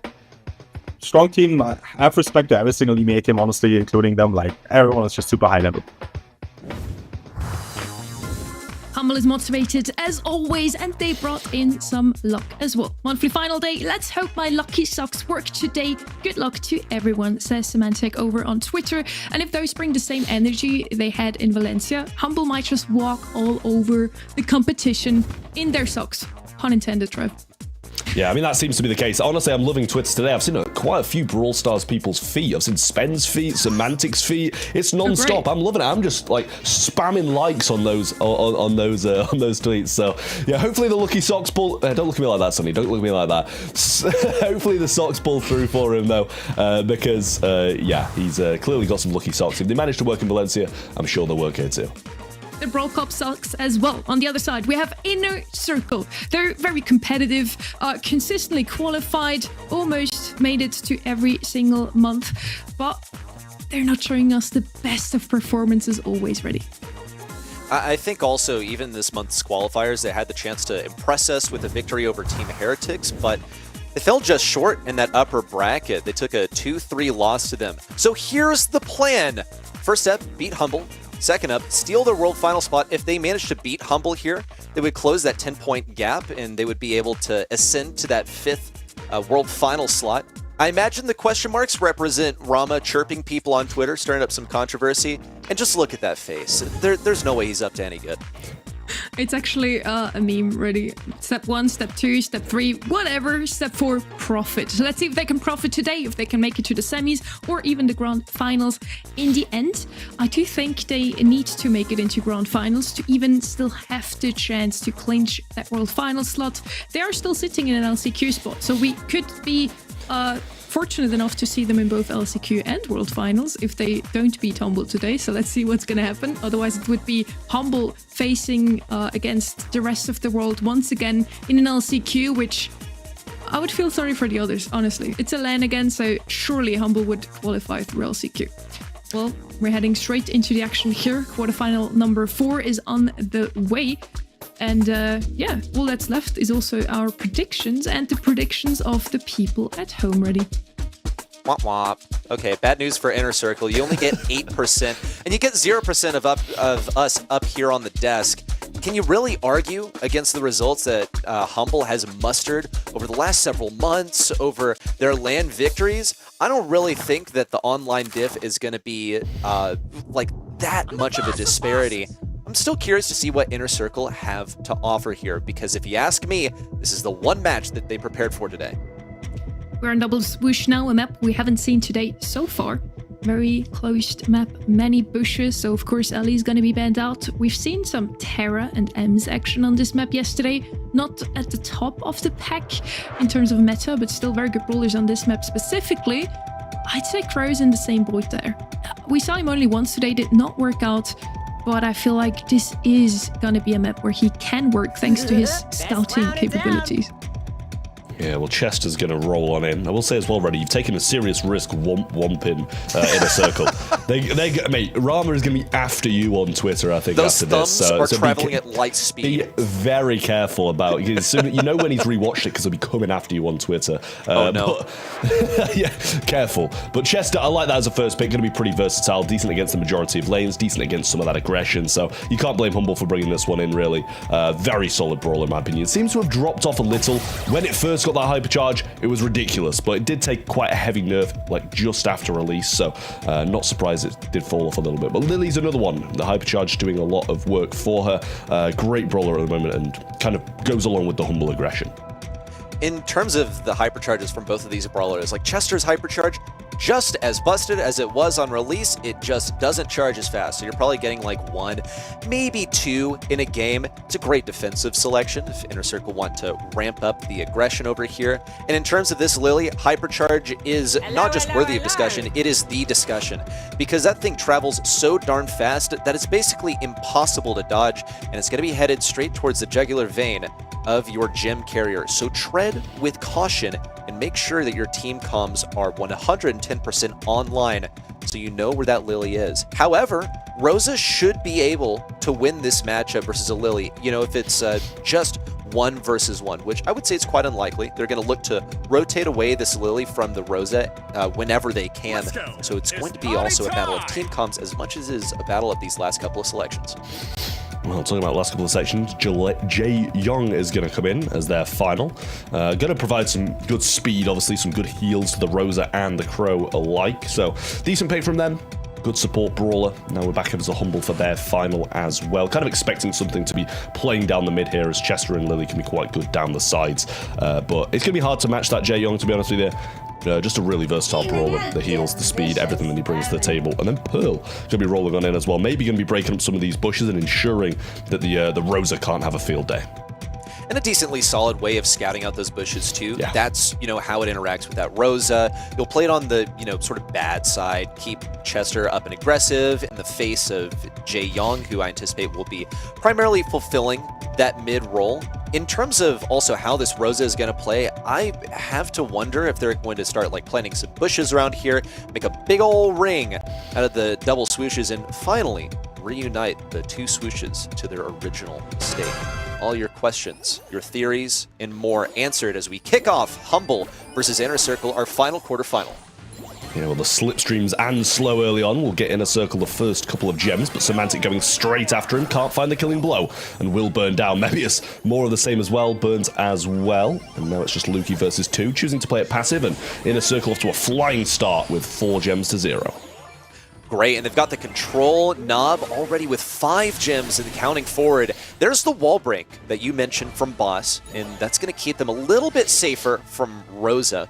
Mebius is waiting for the optimal position, perhaps for Boss to advance forward. No, retargeting on the right side. He just needs to stay on top of this Lily. And you can see just how desperately Humble are trying to get this Lily into position. You wouldn't usually use the gadget before going in. Here comes Mebius looking for the 2-piece. Exploded by Boss? Did he not know that Boss was there? He was only at 9 HP. And Rama gets the close range takedown versus Semantic. Just 2 gems to go. The next one's going to spawn on the side of Humble, so Inner Circle can just play for the tempo. Let this one go to Humble and stay alive. But they need to stay cautious around Semantic's Hypercharge.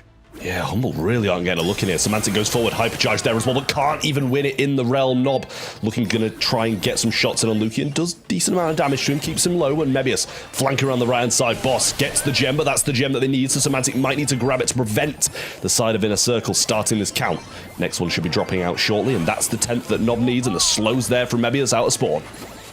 Nob is playing with some real guts around this right side. Not only did he scout out Semantic in the right side twice, ended up taking the close range matchup versus him. Second Rosa Hypercharge of the game, picks up a 2-piece for Inner Circle, and they have seriously steamrolled through Humble here. They got a strong start, 5-0 gems. And there was really no entry point for the Lily. They kept Rosa on her 100% of the time. They had excellent team comms and just general strong brawl IQ in terms of that Lily's desired positioning. Yeah, I mean, once the Rosa got going, you couldn't really stop it, right? It was just cycling super after super after super, and even when the Pearl got supers off, you know, she was shielded. Not really going to do too much damage. Semantic straight for the gem carrier early on, though, but will be taken down, should be taken down, will eventually, and Nob will fall as well, which gives Lukey the gems this time. Rama not burning down just yet, but eventually Humble will get the pinch and the kill onto it. Nice stuff here. Much better start from Humble, and it was a much needed better start too. No doubt. They're going to place Lukey on this left lane versus Mebius as well. That's the shot that he needed. Semantic also in with the super.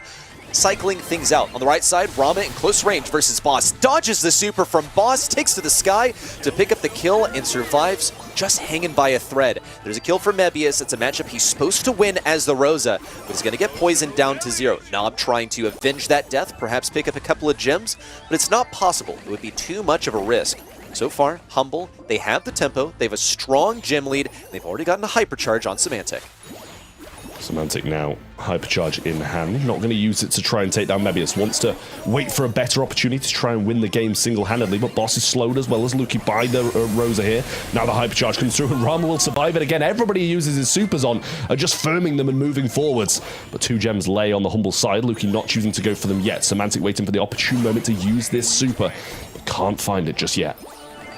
He's picking up a few gems. Just one more would do it. Gonna put Mebius in the Shadow Realm and claim the kill. But he cannot stay over there. No, he would get one shot by Nob. So it's really just a kill on Rosa. Far from the best use of a Rosa Hypercharge. Now he's gonna have to stare down the barrel of 2 Hypercharges at once. Rama on the right side and then Mebius coming in on the left. Semantic opting to vanish and play aggressive. Okay, Mebius is not going to escape. Semantic tried to take advantage of the void of offensive pressure. He's looking for the super, trying to get Nob. There's the kill. But he doesn't have the super to vanish away. Chains 2! Oh my goodness! 11 gems headed straight to the Humble spawn and a countdown. Counting down from 10. Inner Circle looking for whatever they can, but all they've got is a Rosa super and nothing else. No tempo, no speed, just a win going to the side of Humble.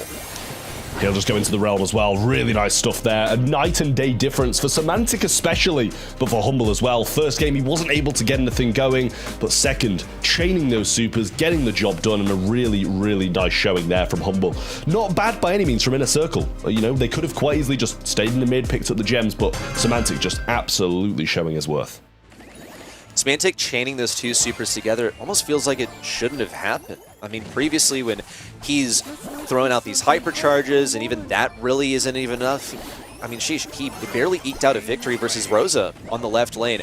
Just feels like it shouldn't have happened. But that's what is going to occur when Rosa isn't there to provide the proper defense. Semantic's going to look for that kill, and this is honestly fine. Seeing as how powerful that Lily hypercharge is, it's okay for him to exchange a super for a bit more hypercharge. Well, Boss getting jumped away from.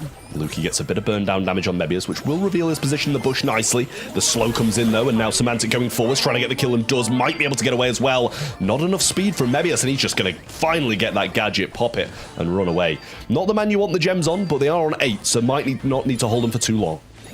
Especially when Inner Circle have 0 gems. They can trade out positioning here. They just need to be cautious of the positioning of Mebius, because if he gets a hypercharge, or even really a regular super, it's bad business. It's almost like Semantic can't do anything to it. Oh, here comes the hypercharge in, but when he comes out, he's going to be on top of Mebius, but the Vanish is here. Mebius pops off a hypercharge and a super, but it can't do anything. 10 seconds to go, Inner Circle looking for their entry point. All they've got is Rama's hypercharge. He better make it count. Semantic doesn't have a Vanish. That's going to be a lot of damage. They interrupt the countdown. Nob left alone, but the Weekend Warrior is active. Couldn't find that last shot to take down Luki or Boss, and the countdown's active for Humble once more. Yeah, well, it's a reset, and the gems are split once again. Jump comes in once more from Rama, but doesn't really manage to get it done. Low, though, Nob trying to power on forwards, gets the shots through, the piercing damage is there, and once again, another reset. Seems inevitable at this point for Inner Circle. They've got the positioning, but can they power through this Humble defense? Semantic's going to be sneaky. Vanish out, looking for the kill on Mebius. Can't quite get it. Mebius is only barely alive. Bound to fall. Now Luki on the left side also taken down. Yet another countdown interruption. Meanwhile, Inner Circle have been earning some gems of their own, but they're going to need to get at least a couple more interruptions for this to be anything meaningful. Mebius is also playing for this hypercharge. Going to be mutually assured destruction on the left side. Hypercharge activated for Boss to get a little bit more damage. In comes Rama, but it's a lost cause. Nob is the only one that would be able to take down Boss, and he's just got too much HP. That set 1 headed to Humble, but judge these expressions right here and note, this was not a comfortable victory. Yeah, not by any means at all. Was that 3 or 4 resets at the end of the game there? Could have been a turnaround in any other game. That was absolutely crazy. Great gameplay from both teams. Inner Circle not playing bad by any means, taking the first game really comfortably, but then Humble just started playing a bit better, kind of sunk into their seats, got going, and from there it was not all them, but they were the dominant team. I'm still railing from the finish, back and forth really. Huge turnaround for Humble after game number 1 though. They managed to take the set in at the end. Maybe they just needed that first game to wake up, and now they're here and strong as ever. I really liked both of the comps. On the side of Humble, we had a lot of control with the Pearl and Chester, a lot of DPS as well, and then huge comeback potential through the Lily that Semantic did struggle with a little bit in game number 1. Inner Circle did a phenomenal job at just keeping him at bay with the Rosa, but in game 2 and 3, things turned around very quickly. Inner Circle was able to cycle the Crow ults to get those resets in from the countdown, but yeah, still wasn't enough in the end. Humble takes this first set after a little bit of a sloppy game 1 ready. I love the development over the course of the set as well. You could see Semantic struggling really, really hard. And then when you look at those stats, you realize, okay, even though we've centered the discussion around the Lily, she's not the main character over here. That's Boss getting 14 kills. So it was all about paving the way for Semantic to make the plays there, and I anticipate that could be a common theme as we begin to explore the upcoming sets. As far as what the team dynamic is like for Humble, who's going to be the playmaker, and who formed the foundation to make it happen. It's always easier to talk about those flashy brawlers like the Rosa, like the Lily, but in the end, this time it came down to Humble having a better answer to the tank on the other side, with Chester and Pearl just more DPS at hand than the Crow and the Jaeyoung delivered for Inner Circle. Heading into set number 2 now, Inner Circle can still redeem themselves, can still even out here Lumi, Double Ben, or T-Ben, and Bull on the side of Inner Circle, and then Barry and Cordelius on the side of Humble. I'm super excited to see what they're going to come up with here, as Pit Stop is also one of our newer maps in the map pool. Lily could be working out here as well, does usually need some backup through the Barry, for example, is not going to be an option anymore here.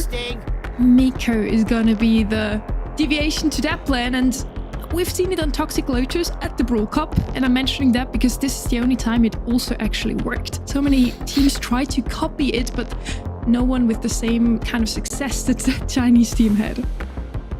Yeah, it's a rough one. It really is. Like, I'm not sure why they can't really repeat it either. I'm not saying by any means, China are a bad team. Going into it, we might have thought they were, but coming out of it, absolutely incredible. But it's weird that nobody can really replicate the success that those guys had.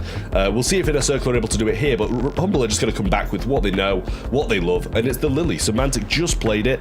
As you mentioned, we maybe saw him struggle a little bit in game one, but as he kind of sunk in and really locked in, the next two games were phenomenal from him, so you can't really doubt him coming into this one, and a Shade will go along with it as well. A couple of aggressive brawlers here from Humble for Pit Stop, which is kind of the name of the game for this map. I've been waiting to see the Shade. Love Shade's Hypercharge. It's so much damage, and it works out so well on Pit Stop. Just to also explain further this Miko selection, like why it's first pick, you can see that Inner Circle actually banned for it. They got rid of that RT, which is the #1 way to deal with Miko. It is also quite helpful that RT is so good here on Pit Stop. And if they knew that they wanted to pick Miko, then they can deny that pick to Humble, and they can keep that Miko a little bit safer at the same time. Hank will also be able to hit through the walls. That's useful when there are indestructibles protecting mid from the enemy safe, so you can shoot through there. But I feel like this is more of just a response to this Shade than anything else. They're looking for defensive options because they're putting all of their offensive chips on this Miko to win the game for them. Yeah, I mean, honestly, I don't mind either of the sides' drafts so far. Both going very aggressive routes, and Inner Circle add to that once more with the Melody. Just going to try a beeline towards his safe. Miko and Melody is going to deal so much damage, but I'm sure Humble are going to have something to answer that, maybe play something a bit more defensive, or they'll just go all out. Charlie's still a great option to be able to stop these people in their tracks and cocoon them, slow them down, allow your team to get the kind of lead when it comes to that base race. So we'll see what Humble do choose to go, whether they just go all out and try play for the base race, which maybe seeming like they are, going with the Draco. Some more aggression, and this might be an exciting match to watch, or it might be the most boring Brawl Stars of all time. Yeah, both sides completely ignore each other and make a beeline for the enemy safe. Sometimes happens here on Pit Stop. I'll tell you what though, Humble are going to feel way more comfortable fully committing their brawlers to the enemy side. They have the potential to spawn trap with a Shade as long as they're able to cycle those supers. Need to be cautious around that Hank. See, it's nice being able to, go through walls, but when your opponent's attack also can do damage through walls, that's a big hazard. See how these interactions play out. Lukey is immediately going for Rama. He's going to start feeling the heat from Nob. But Boss and Semantic are off to the races. We'll see what star power Boss is running. Yup, he went for the star power that marks the safe for more damage. And the base race is on. And there's a non-existent defense from both sides. I mean, one side's voluntarily not defending, the other side's just not defending very well. But this is going to be very close, marked up still, the damage coming through. Who's going to win it? 700. Oh, it was Humble. Humble just get it done. 920 left on this side. And as I said, some of the most exciting gameplay or some of the most boring. And I'm honestly not sure which way it went. Literally the same. I'm not sure really which way to call it. It's exciting from the perspective that we didn't really know who was going to get it. In the end, it came down to, 920 health? But at the same time, it's just, run at the enemy side simulator, and we'll just see who has the math in their favor. Looks like both sides were not very interested in taking those matchups once again. Lukey's going to be offered a chance at defense. Rama's coming in with the aggression on the home front. On the enemy side, Inner Circle are doing their best to defend, with Nob going aggro onto Boss. But this is a winning matchup for Boss. He should win it. Nob barely ekes out the victory by 351 health, and an appropriate defense from Humble, with Lukey advancing forward, now with a hypercharge in hand. Yeah, oh dear, this isn't looking too great for Inner Circle, is it really? Semantic's going to pick up another kill and send him straight back to spawn, get another shot, and the last bit has been cracked as well. Hypercharge coming in for Nob, speeding up and getting inside him to try and get most damage. Now the Hypercharge from Lukey, that should be able to kill Nob, and he doesn't even waste his suit because he knows he's going down. Into the walls he goes. Now Mebius going aggressive, but there's a member defending. 19% left for Humble to get, and Inner Circle are on the defense. Lukey's forward with the super. Rama can't touch him, but Nob can. He's going to get the kill. Still, the aggression is here from Semantic and Boss to eliminate this safe in a 2-0 set. Now that was domination. First game, Could have gone either way. Definitely flip-floppy. Look at the reactions from Humble as well. Not really any celebration, not much of a reaction, just locked in at the moment. I mean, I'm not sure what there is to celebrate. They were just like shooting a safe. It's not like they didn't make any mechanical plays or anything. Walk in a straight line, shoot the safe, hope for the best, and Humble come out on top. Second game was definitely a bit more skillful. They played it a bit better. But yeah, I mean, that's just it. What can you even say about that? There's nothing really involved in it. It's just shoot the safe and hope for the best, I think. I mean, who says the first one wasn't skillful? You still need to know when to push, and both of the teams just let the other team push, thinking they have more damage at hands. It's very, very strategical. But yeah, Trev, I think you put it perfectly, even coming out of the draft already. This is either going to be the best Brawl Stars we've ever seen, or a little bit boring to watch. I think it was both. It was super exciting to have one of the fastest Heist matches ever since the change with the 4-part Heist save that we've ever seen. At the same time, again, strategically, I think it was interesting to watch. Yeah. To a certain extent, I think it was interesting. Like the first one, 900 and something in it. Usually, if there's 900 and something HP in a Heist game, I'd be loving it. I'd be living it up. I'd be screaming at the top of my lungs. But yeah, it was just one of those things, isn't it? Like, they just let each other go to the safe and shot at it, respectively. So, like, I'm really hoping this third set's a bit better, and I'm hoping Inner Circle start to be able to drag this one back, because at the moment it's Humble running away with it, and I don't think that's really a momentum killer. The more momentum killer is a 2-0 down, rather than that set actually being so dominated by Humble. But we're heading on to Gold Arm Gulch and Knockout, so fingers crossed that this is a bit slower and a bit more calculated. Bad Humble, bad Inner Circle. Trav is not pleased. Make a more interesting set happen before our eyes instantaneously. We kept talking about how Humble is so strong on LANs, not really on online tournaments. Looking at their monthly qualifier though, they beat their opponents 18-0, winning 18 sets in a row, not dropping a single one to anyone. And it seems like they want to continue that also right now. It's still 2-0. Humble has not lost a single set in July already. Looking pretty good so far. Let's see if they can keep up that tempo. And also, let's pick apart this draft just a little bit. Specifically, the bands of Inner Circle, because they have a bit more choice in what they can go for. For whatever reason, they decided that Bell is what they wanted more than anything else. They had the Angelo, but they're like, nah, let's actually ban it because we want Bell more. A bit curious. Also, the Charlie ban, not something you see that often, because Charlie, she's usually not good enough to be worthy of a ban. Tickets, please. Yeah, well, Buster gonna roll on in next for Humble then, and it's kind of, we've seen this kind of composition being played at least a little bit early on a different map. RT is gonna come in. I do like the RT, I must say. It's just so versatile on this mode, the long range, the short range, whatever you need, he's got. Buster, just short range, but very good short range. The slow-mo replay, dragging people in, having a real good time on this map if you can catch people off guard with the hypercharge speed. So I'm sure that's exactly what we'll be looking for. Sit by his teammates, get his super, get his hypercharge, and then have a field day. And I expect that Humble probably sensed that Inner Circle wanted a Buster, because why else would you pick that Bell so early? You're looking to make sure that your enemies don't stay so close together, because that's the way that Buster plays. So instead, Inner Circle had to think of something more creative. Is this like a Kit Daryl moment? Maybe they were thinking of something similar, like a Kit Buster. They do have that Daryl, so that's one part of the equation. They have a few different ways that they can go with this next selection. Of course, they're playing safer on that last one. Juju, now coming out from Inner Circle. That's one that has a bunch of different ways that you can play. You can also go invis, but really most important use of the gadget that everyone runs on Juju is that you have survivability. You can pop it, you get shield while you're standing on normal ground, and you just have supreme survivability. It should also be pretty good, the Gree, that is, at soaking up some damage against an aggressive enemy. Yeah, really solid picks from Inner Circle here. I do like their draft a lot. Daryl can really bring that aggression and balances out in the early and kind of mid-game in terms of aggression. Bonnie going to come in though, and that is a disgraceful brawler at the moment. The hypercharge made it so good. It was already making its breakthrough before that as well, with the rework allowing you to get straight back into that cannon and work on another super. So This is great from both teams. I like both of the compositions. I'm intrigued to see who's going to come out on top of this one. Humble only need one more, but Inner Circle need 3 in a row. Can they do what Heretics could not? Ooh, and Heretics were only off by a single game. It would be interesting to see. Humble are looking to continue and expand their winning streak of sets as well.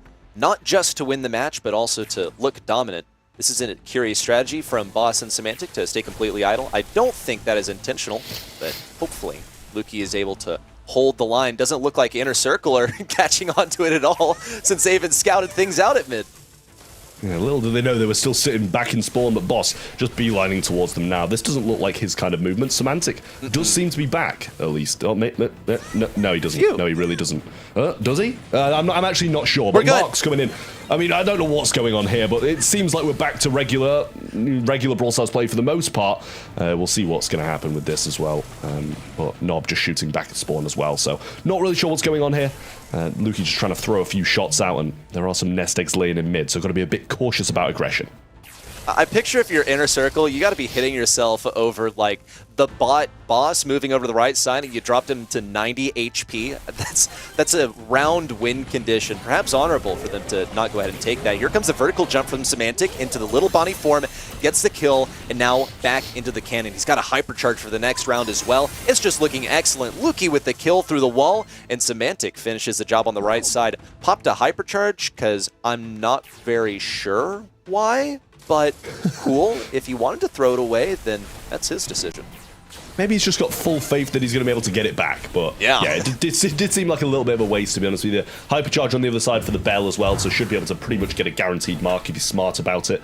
I imagine we're okay, so we're going to reset, see what's going to kind of go on after that. Obviously, we had some issues, as you saw, people standing in spawn. That affects people's positioning throughout the game. So even if they did come back, we're going to go and obviously go for a reset to make things incredibly fair and not allow any complaints from anybody. So it's a bit of a tough one here, really. Obviously, as we reset, we'll get round to it in a moment. But Humble do remain 2-0 up, but this just one set will be repeated. Honestly, it's probably a good job we did it that early, because I'm sure if they were playing all the way through and Inner Circle or Humble had won, they'd probably be complaining about it. Yeah, no, that's very true, and despite the fact that Humble, they didn't concede any, brawler deaths there, you just gotta make sure that things are fair. And plus, it also gives us a bit of time to reflect on this draft just a little bit more, because it is going to be the same brawlers when we come back in. I want to talk about this Bell first selection, why Inner Circle opted to go for it first, what it could mean. I thought maybe it was to deter a Buster, and Humble went for it anyway. Could also just be one of the stronger selections into Bonnie, which they didn't want to face, and obviously that fell short. They wound up facing the Bonnie anyway. But it's good because you outrange the Bonnie, and you can mark her up, which means her health isn't as valuable. Yeah, I mean, honestly, I quite like the Bell. It's just a really versatile pick, right? So it maybe wouldn't be my first, but I do like it along the line. The mark, very good against tanks. The range, good against sharpshooters. So you're not only setting yourself up for success, but also the rest of your team as well with that mark and the bouncing ability as well. This is a map where I feel people do tend to stick together in the kind of like bottom left to top right side when you're playing. So the bounces do get some good value if you make those connections as well. But it does seem like most of the engagements are saved until late game, which is, kind of where that mark comes a bit more valuable. So we'll see if this Bell being a first pick is going to be worth their while, or if it just completely throws the set. When we talk about late game, and that's where I expected some of the value of Daryl to come in. You saw him roll towards Bonnie, and it totally fell flat right on its face. The benefit of Daryl is that he's going to be charging his super for free, and he's also going to be charging his hypercharge for free. So you make it to the end of round 2, you make it to early round 3, you're going to be getting it. Semantic is showing us, yeah, here's the issue, in case anyone was not aware, but worry not, we're resolving it on the back end. Speaking more on this Daryl, though, I'm curious whether there's going to be a bit more discipline and choosing the target of the Daryl, since rolling onto the Bonnie, who's able to jump to the sky, not really the shrewdest decision. Yeah, this is the thing. At times like these as well, it gives you a bit of time to reflect. If they are playing the same compositions, which I imagine they are, it gives you that time to kind of rethink what your initial game plan is. Because you're obviously getting about 10-20 seconds after you finish your draft to when you start. So not the most time to kind of really think about your game plan or your strategy. It usually kind of alters and differs depending on the further you get into the set. But with this time that they've been provided now, you expect, it doesn't even look like they're speaking, to be honest, but you'd expect teams of this caliber to use this time to strategize of what they're going to do throughout the set. I think they're just used to the tempo of, hey, we finish up the draft and then we get into the game. There's not really that much to be said between now and then. Okay, some comms coming out. Thank you, Lukey, for sharing some comms with the team. Just waiting on these guys. But we can, further discuss what the strategy at hand is going to be. Buster was still selected into that Bell, and as long as he's nearby teammates, he is going to be charging super, and he's going to be getting a hypercharge as well. It's not something that we got the chance to see initially when we moved in there, and I'm curious how that's going to continue to interact with the Bell, because he does need to stay away, but he also needs to stay close to his teammates, and at the same time, he still needs to provide pressure all at the same time. Yeah, well, it's we're gonna bring Sunny back in, give us a little bit more to chat about, because she probably knows more about the game than we do, to be honest with you at this point. Yes, so we'll reintroduce Sunny, and she'll talk a little bit about the draft of the Brawlers. Hello, my name's Sunny. Nice to meet you too. Well, Hi, Sunny. I'm not sure about know more about the game, and we are heading into the game back again, so I wish you great fun. I hope this one is the best Brawl Stars we've ever seen now, Trev. Yeah, well, it was a short-lived Sunny appearance, but we always appreciate it nonetheless, and it doesn't seem like we're really going to be kind of on top of this issue just yet, unless we've just gone for a very explosive start of Brawl Stars, which is incredibly rare, I feel. They did seem to go down quite fast, so we'll kind of see what's going to happen here yet again and get the information to you guys as soon as possible. But until then, we'll play it out as normal with a very aggressive roll come in from Nob. He's just going to go forwards, and we're going to see the takedowns coming through. So that's going to be two rounds going straight to Humble. I didn't even see the first one activate, so I imagine that's kind of maybe, I don't know if they're just handing the game over, like it played out like that in the first one or not, but that did result in a game for Humble, so we'll see if that stands or not. And it could be the case, because it did look like they continued to play the game, and so maybe it's just, yeah, they got game one, let the set play out, get to the next one, and see what the strategy from Inner Circle is. Juju, I feel like, is one that we missed a chance to totally dive into. It's a very tanky thrower compared against the others, because you pop that gadget, you got a shield, and then guess what, you pop a super, now you have a pretty tanky spawnable in front of you, and even it can have a shield, so it's a bit more safeguarding against that aggression that is usually used to counter a thrower. Well, I think we'll have a bit more time this time to bring Sunny back in, so we'll actually attempt to get an opinion off her this time instead of just kind of bringing her back in and sending her back out as quick as that. Well, actually, we're just trying to give Ark a bit more of a break after that 3-2 match. He really needs it. And Humble was sweeping too fast. It was a 2-0 so far. Yeah, let's see. 3-0 could be the outcome if Humble's comp work is out here. I do feel like with the Buster and Bonnie double pick, they try to evade what happened to Team Heretics before. If you have a Bonnie, the opponents have a Buster, you can never really put that hypercharge or even just super to good use. You can't really stun your opponents when there's a Buster on the team. So yeah, very clever draft here on the side of Humble. RT obviously also a very nifty pick overall. We've seen how strong he's been in recent times.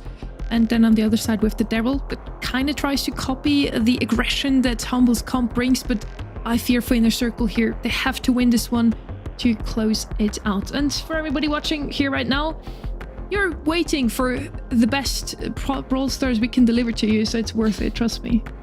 Oh, absolutely. Absolutely. This is some of the best Brawl Stars you'll ever see. Honestly, it better be after this break, to be honest with you. Yep. And I kind of have to question as well if Inner Circle are going to benefit or be harmed by this. You know, it's definitely giving them a bit of time to get that mental reset in that's definitely going to be needed after being 2 sets down and being absolutely destroyed in that previous one. So, yeah, I think they probably needed a much required mental break, and maybe this is going to give them the downtime needed to start a bit of a comeback. But Humble do seem to be very, very strong, to be honest with you. So I kind of think this is going to be a 3-0, and looking at compositions as well, I do really like this Humble side ready. I'm also liking the Humble side, and I really hope because you see, this is a chance for them to get a comeback, but one part of that comeback, whether it is or isn't, is already completed. That draft is already done, so there's a real potential that Inner Circle are just left here sitting for several minutes thinking like, dude, we're fried on this draft. It's entirely possible. Hopefully not the outcome, because I do want to see some good Brawl Stars here. Yeah, maybe if we just reset the set, we can draft differently, right? That's not how this works, unfortunately. And I do think Inner Circle can make their comp work as well, especially with that Bell. The Buster can't really stay too close with his two teammates. They do have a lot of damage output for Juju and Daryl as well, so I think it can work out. Since we're still waiting for a tiny little bit, we have a little treat for you that we could have otherwise maybe not even shown to you. We have seen it already, the guys and me, and yeah, just watch it yourself. It's beautiful.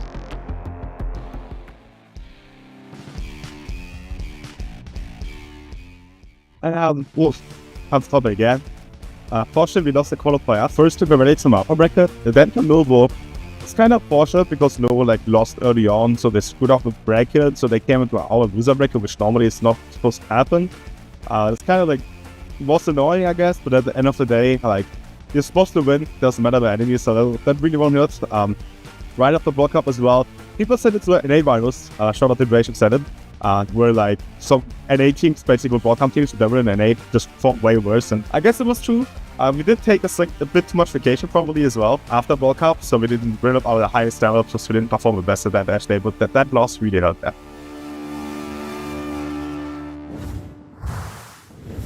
So yeah, Semantic, I don't know if it's a curse after Brawl Cup. There were many teams, not only in EMEA, that didn't perform as well as they did coming into Brawl Cup. They did take a little holiday, as far as I know. Humble went to New York after Dallas and stayed there for a week. Maybe they weren't as ready with the draft, with the new meta, as other teams were, and it looks like they've recovered from that today already. It does appear to be so. No trauma from that last month where they failed to qualify. They're here and they are present now. And as you saw, that was a completed draft. Surely we're getting in soon, and I can't wait to see what these two teams have to offer. I'm optimistic for Humble, but I'm also hoping that Inner Circle give us a good game here because it didn't look so confident in the draft.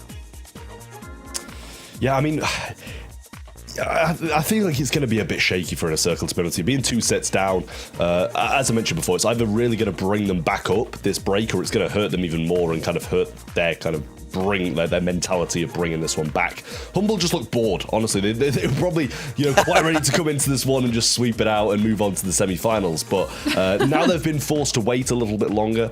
I can imagine they'll probably be even more annoyed if they don't actually close this one out in 3 and have to carry on through this. So yeah, Inner Circle, at least in my opinion, should maybe be dropping this one. I like the Humble draft. I like the way they've been playing. It looked a bit shaky off the start, but it seemed like they brushed off those cobwebs a little bit. The monthly final cobwebs, at least, because they took a month off, and back to winning ways.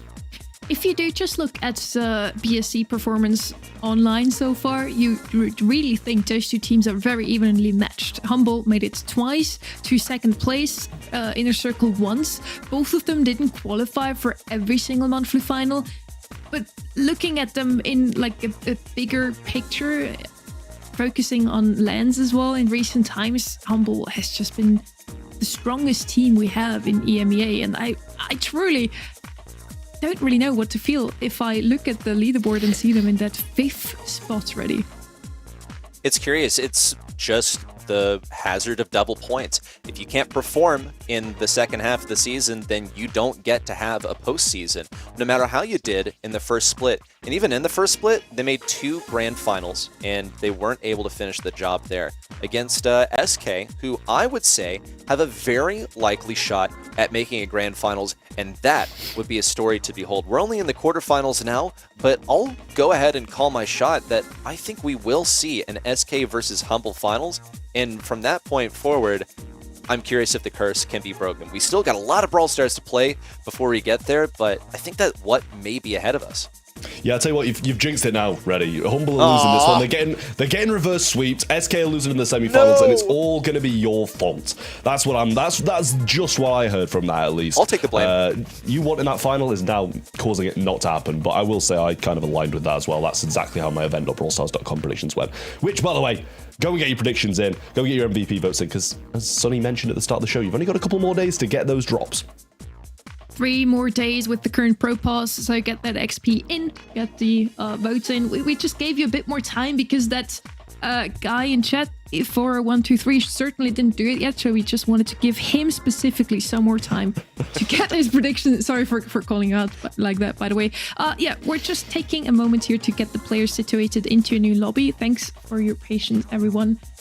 We have the best viewers ever, and that just confirmed it one more time. Hypercharges ready? We can discuss those since we have 5 new ones where we felt like some of them will change the whole meta, turn it upside down. The dog one, for example. Everybody was so afraid from that dog meta. He got his hypercharge alongside Lumi, Shade, Draco, and Bonnie. And dog has not been showing up as often as the other 4.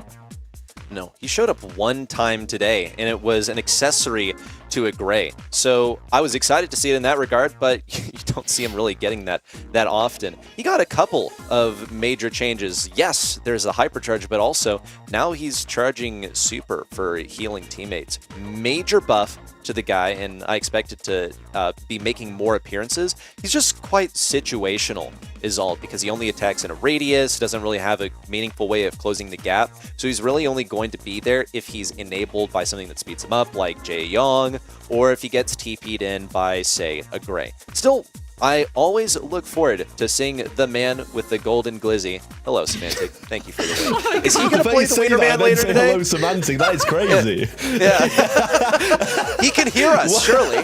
What quality tone. The man with the golden glizzy. Oh, hello, Semantic. Not related. Not associated. Oh my god. Did that work on you, Trev? Oh, I'm afraid he did. I think he you? did. He really did. Yeah, look at him. There's a little cute face. I mean, there's no better entertainment than entire rotating cams of Boss, Semantic, Lukey, and then obviously the guys on Inner Circle as well. But there's no better entertainment than just looking at these guys' faces, and obviously hearing our voices too, of course. Exactly. This is peak right there. Humble, always known to play a very balanced comp with the long range on Lukey, with the tanks on both Semantic and Boss. Boss usually the consistent or most consistent player. He plays those support brawlers and performs so well on them. And then on Inner Circle, Trev, you know that team very well. What is their specialty? Honestly, I just love how aggressive they play. They've always been quite an aggressive team. Love how they kind of just take the Brawl Stars to their opponents. And I think we got proved perfectly well in Heist that that's how they like to do things, but it just didn't work for them that time because I feel like Humble do it just as well. But yeah, they love to just take it to their opponents, and we saw it in Gem Grab 2, just running it down with the Rosa, in Heist, just going for the base races. And in this one, they're bringing in, more aggressive brawlers as well, like that Daryl. So that is kind of their playstyle. I love usually seeing Brawl Stars like that. Was a little bit disappointed at the Heist, but that's the kind of Brawl Stars I usually love. And then Ready, I said coming into today's show that if history is any guide, we're in for more surprises in this region. Talking obviously about how for the Esports didn't even make it into this month's monthly final after making second last month. Humble didn't qualify for the June monthly finals. We had so many ups and downs in EMEA, more than in any other region. Do you feel like so far we've been in for a good show as well? Did we have some surprises already, and is there more to come? I would honestly, maybe I was the only one who was surprised that the Totem victory earlier, it went all the way to set 5, up to a double match point. I know that it didn't catch Ark off guard because he predicted that one, and I think he predicted with his heart a little bit too, because that is such a good storyline. That was already a good surprise for the day, and just a major course correction for Totem. I think ahead of us, though, we are still due for more surprises. One of them is going to be, well, really the resolution of, do we see another SK versus Humble final? And from that point forward, is the curse finally broken? Yeah, I mean, honestly, I'd love to see a Humble versus SK final because they always prove to be some of the best Brawl Stars in the region, and we saw that at Brawl Cup as well. What an incredible game and event that was. But it's just this Humble versus Inner Circle game, got to get through it first. And as you mentioned, with that kind of failed reverse sweep of Heretics, it always seems to play out that way. The reverse sweeps, I feel like they rarely go through. They're just kind of like, you play 2 sets, they get 2 back, and then you win anyway. And, we're hoping for the best. Shots coming through. Lukey going in and gets the kill. Nob just finishes that one off. Looks decent there for the first round of what we saw. It's a Humble-sided one. It took us a bit to get in there. I think maybe we had a bit of uncertainty whether this was the real deal, and it is! We're here at long last! The long-awaited round 1 victory of Humble, much akin to what we saw previously. Have to see if it's going to be in the same manner as before, since we just caught the tail end of that. It was that 1v1 with Nob eventually falling. Inner Circle are gearing up for yet another push, and check this out. Nob, even after conceding that last round, is now equipped with a hypercharge and a super. Semantic is not entirely aware of his position. Nob's been hiding on the right side, but just by process of elimination, he's deduced that he is hiding on this right side and waiting for the perfect moment to jump out and surprise. Yeah, you've got to be very scared of this Nob with the hypercharge and supers. That starts to close down. You're forced into a position where he can get you with those 2 consecutive rolls. Buster has a hypercharge and super of his own. Semantic going to be working for one as well because he needs to be able to get away from this Darryl. That felt like a bit of a wasted first roll there, but now the second one comes through, should be able to get Semantic. Oh, I think he wasted hypercharge there as well. I think he just about did. Lukey trying to survive this. Boss marked up as well. Rama in a 1v1 against him. Grigri placed down, and the Grigri will finish off Lukey as well. Nob not needing to make a play at the end there, and it's 1-1 now, and a great round for Inner Circle. Could be bringing this back and extending a potential match point incoming. Semantic going to be forced to jump away. No issue. He can get that super back without much issue. And Nob is also going to use his second roll. Just wants to charge a good old-fashioned double roll for free. Mabius is also ready with a hypercharged super. The ideal target to mark is going to be Semantic, who's playing super aggressive and has to be aware that there is a nest egg hiding here. But he's denied the chance to farm up his super and jump away. But really, for Semantic, this is about getting the hypercharge for the end of the round. The clock is ticking down. Semantic needs this hypercharge so that Humble can win this. If he doesn't, then their odds are actually quite slim. But he used the hypercharge and his jump just prior to death in the last round. Got the stun on takeoff, but didn't manage to get out of the air. Now the roll comes in. Hypercharge used by Boss there as well. He's looking at Mebius to try and make a move. Semantic is going to fall up top. Nob needs to go down now if they want to stand a chance. The bounce back shots, bouncing the Grigri there. Rama trying to go in, gets the kill. Lukey marked, has got no chance in a 1v3. He tries it, but he fails, and Inner Circle get a game on the board.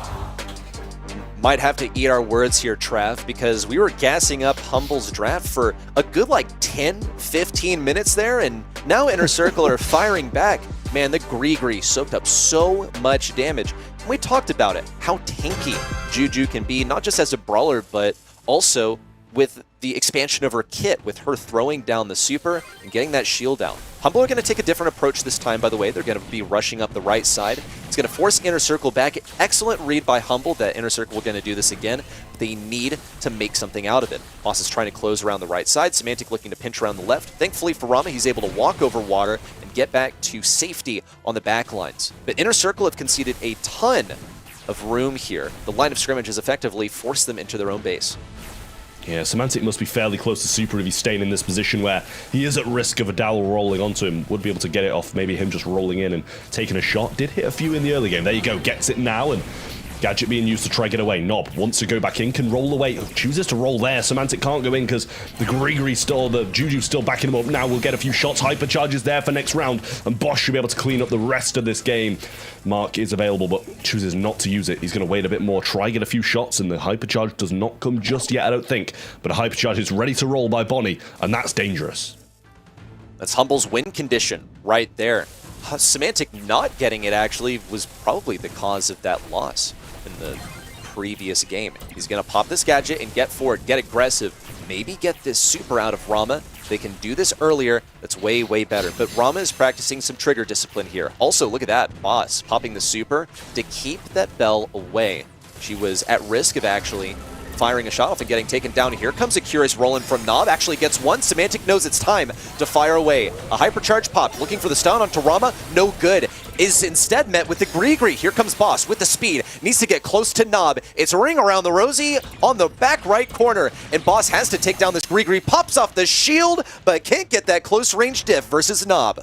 Yeah, had to take that opportunity in that second, just didn't quite get there. Honestly, I'd have thought after he got around the wall a few times playing Ring Around the Rosie, he'd have just backed off and ran away, but chose not to do that. The roll comes in from Nob, the slow's there as well. The trade, oh, Semantic jumping away really nicely there, was forced to do just that, and the bell's going to go down. This is night and day difference. Rama all alone and can't get anything done. Humble going to go to match point, and what a scrappy couple of rounds that was.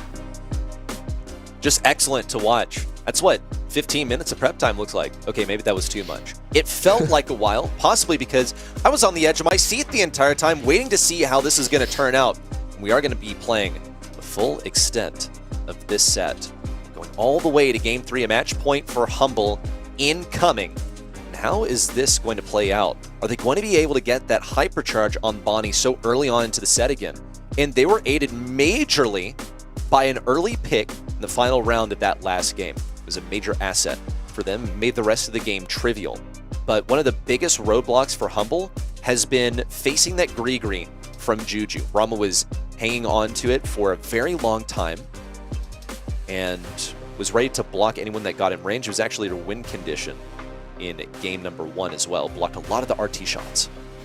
Yeah, just getting word as well, unfortunately Semantic is not loading into this third game of the third set, so we'll keep you updated on what's going to happen. Obviously it is now 1-1, and that was fair play up until this point, so I'd imagine we'll keep that scoreline, keep the draft the same, and see what happens after that. But much better from Humble in this second game.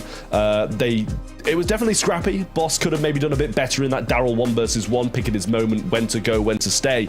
But in the end, the third round came down to, well, not down to the wire, actually. It was very confident gameplay from Humble, and they took it quite convincingly.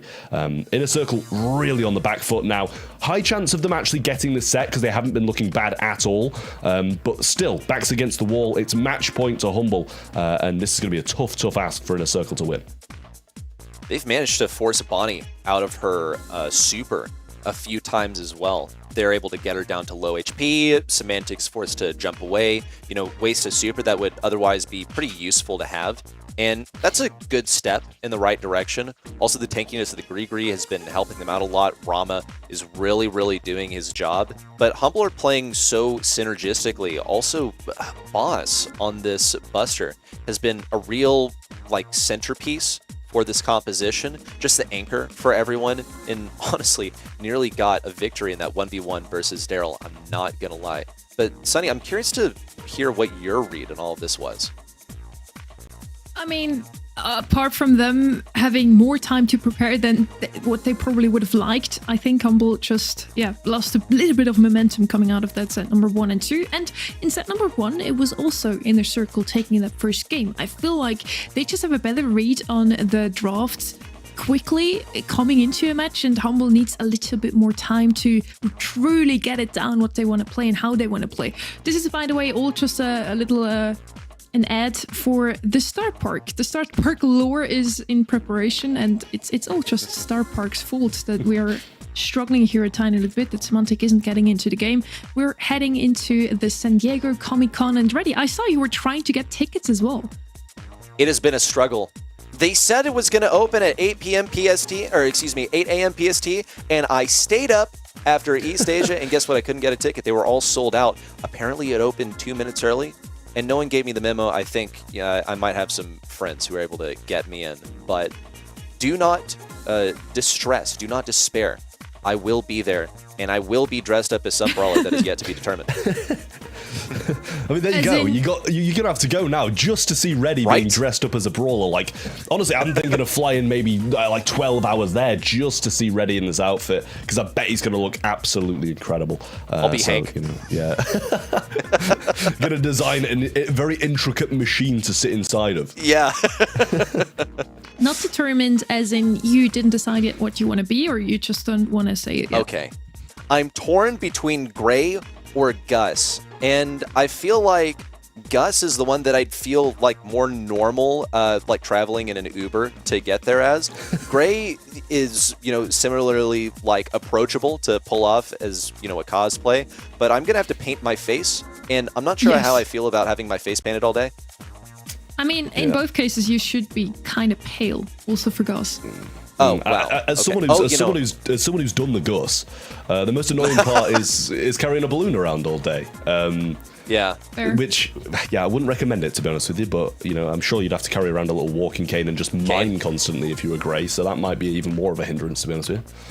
Yeah, I mean, and ready, unlimited gadgets now. As long as you pick any brawler without sunglasses, you should be fine. Okay, I get it. My sunglasses are Or just too buy small. some new sunglasses. I do. Well, okay. You would have seen them yesterday if you hadn't been too blinded by my old treacherous sunglasses. I have appropriate adult-sized sunglasses now, everyone. I had them specifically for my victorious moment where I tied you guys on a number of correct predictions yesterday. So those proud of were the yourself. adult ones. I see. Okay. You're too proud of yourself, ready for tying predictions, I think. He's like putting glasses on just to tie with me and Sonny. And listen, I'm aware, me and Sonny are just that good at predicting that you'd want to celebrate being on an equal playing field. But, you got to pick your moment. You really do.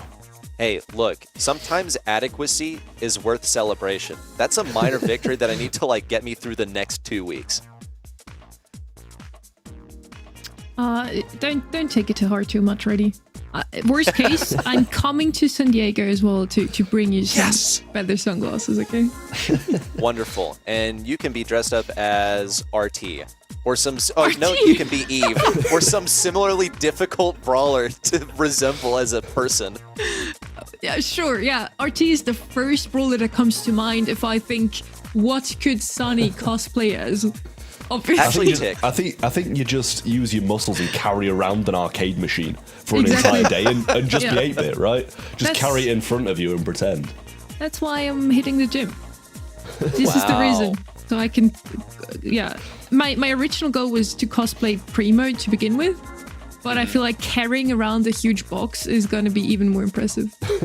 Yeah, or just work out your physique to resemble a large arcade cabinet. Become a rectangular prism. Yeah, that's perfect. Oh, guys.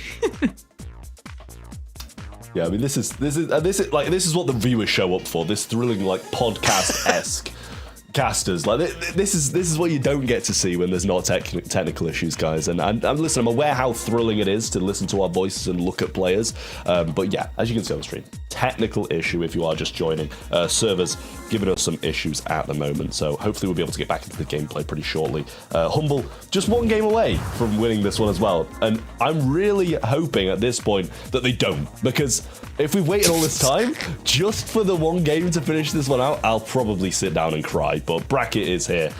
SK Gaming and Novo Esports already advanced to the semi-finals. Reply Totem did just beat Heretics. Heretics almost reverse sweeping them as well, but they managed to close it out in a 3-2. And as you can see, we're currently in the 4th quarter-final. Down at the bottom, Humble winning 2-0 against Inner Circle at the moment, and it is 1-1 in the 3rd set, Sonny.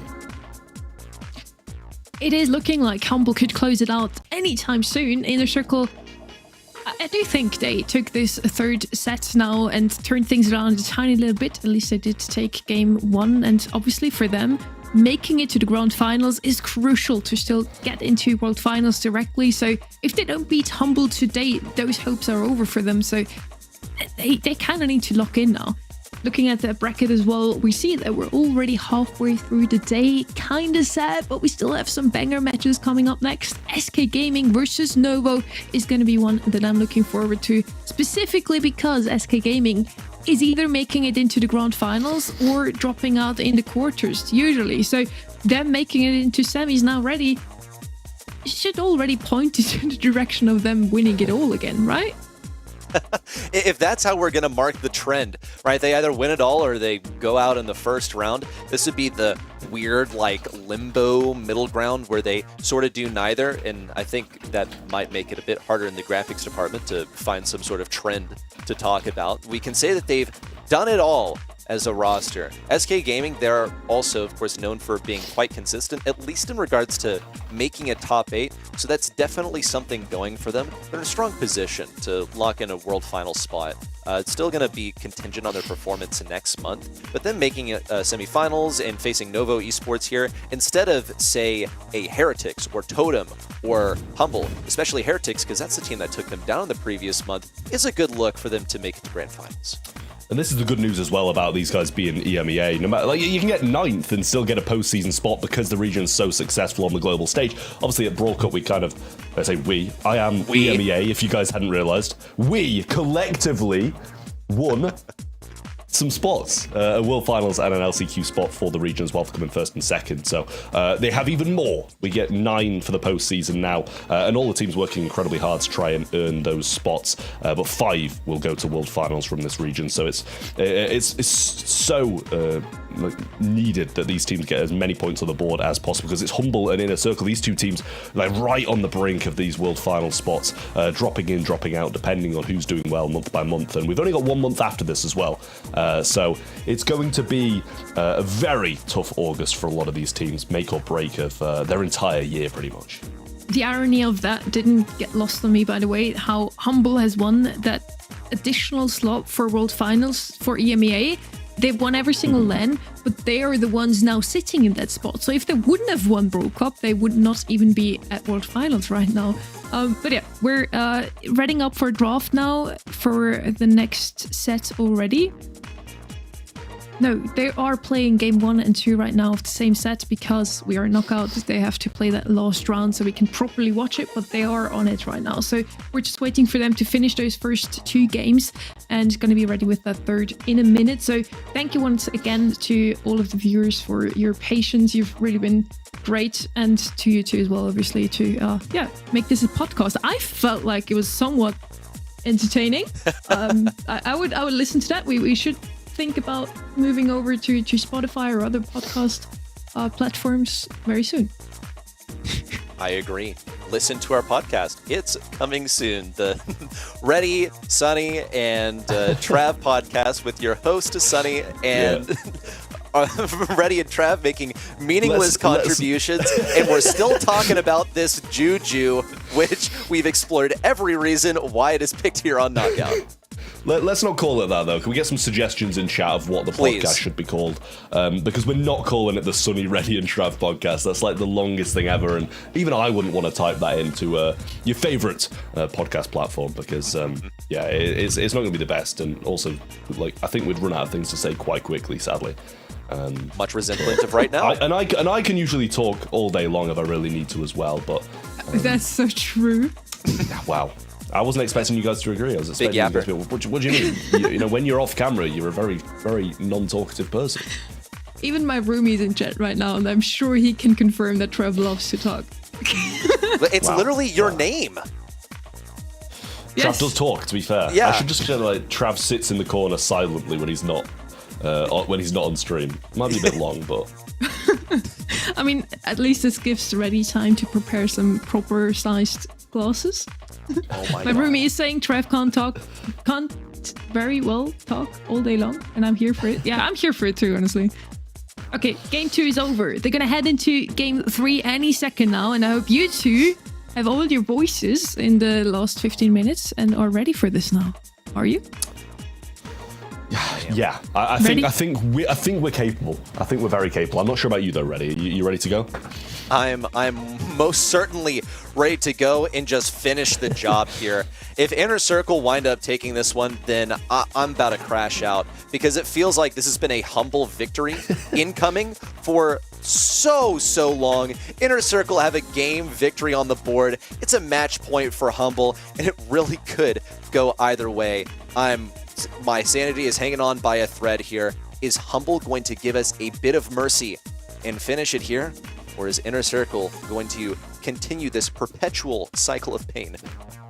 It's going all the way to set 5, and then Humble are going to win. I can guarantee it. I guarantee that is what's going to happen.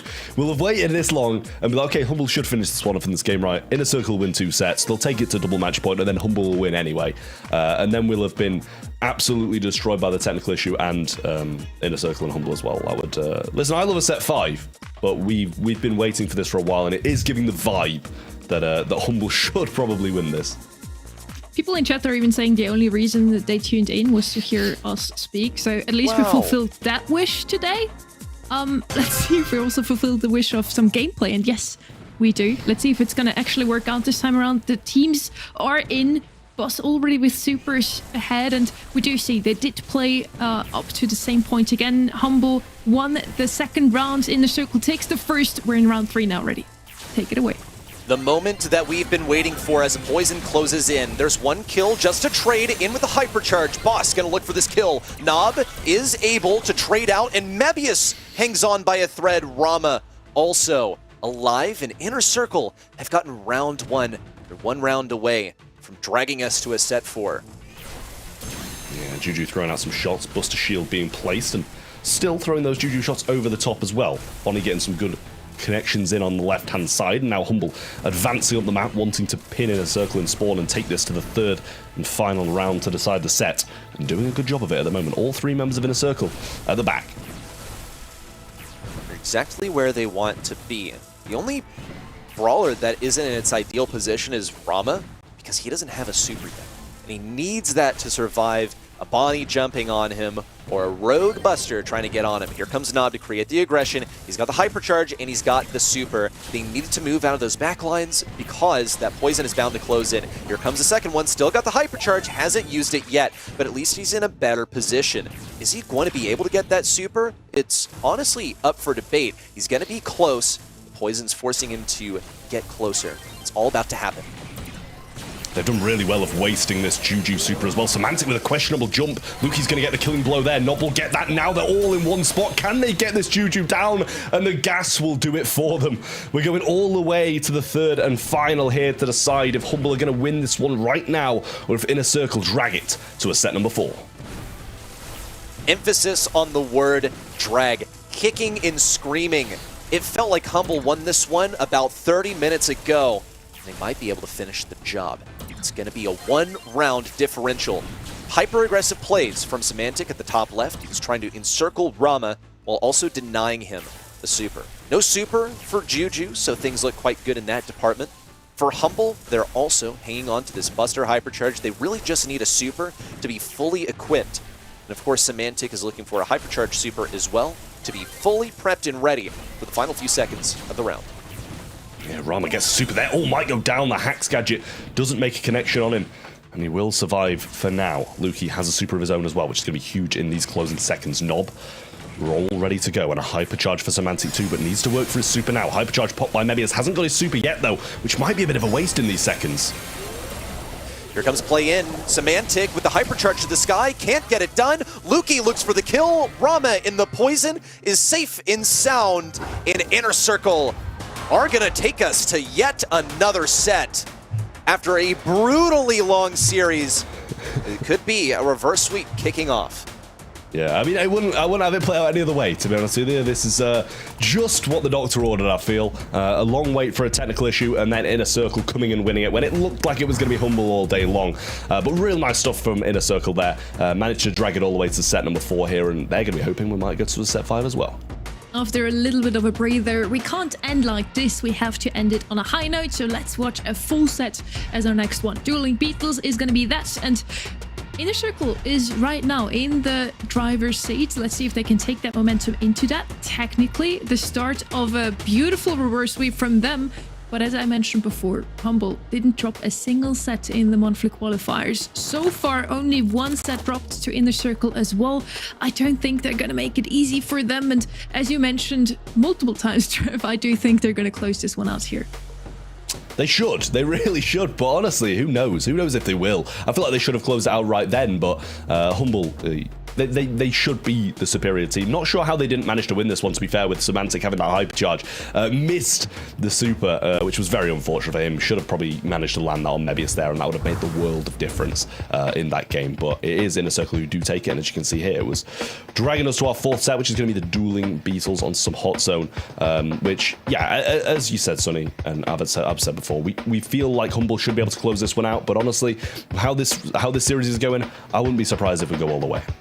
As said, we commend Humble on their balanced gameplay, balanced comps as well, and you mentioned, Trev, how aggressive Inner Circle likes to play. Now, in Dueling Beetles, I'm not that sure if aggression will bring you the success, will take that set to your own side.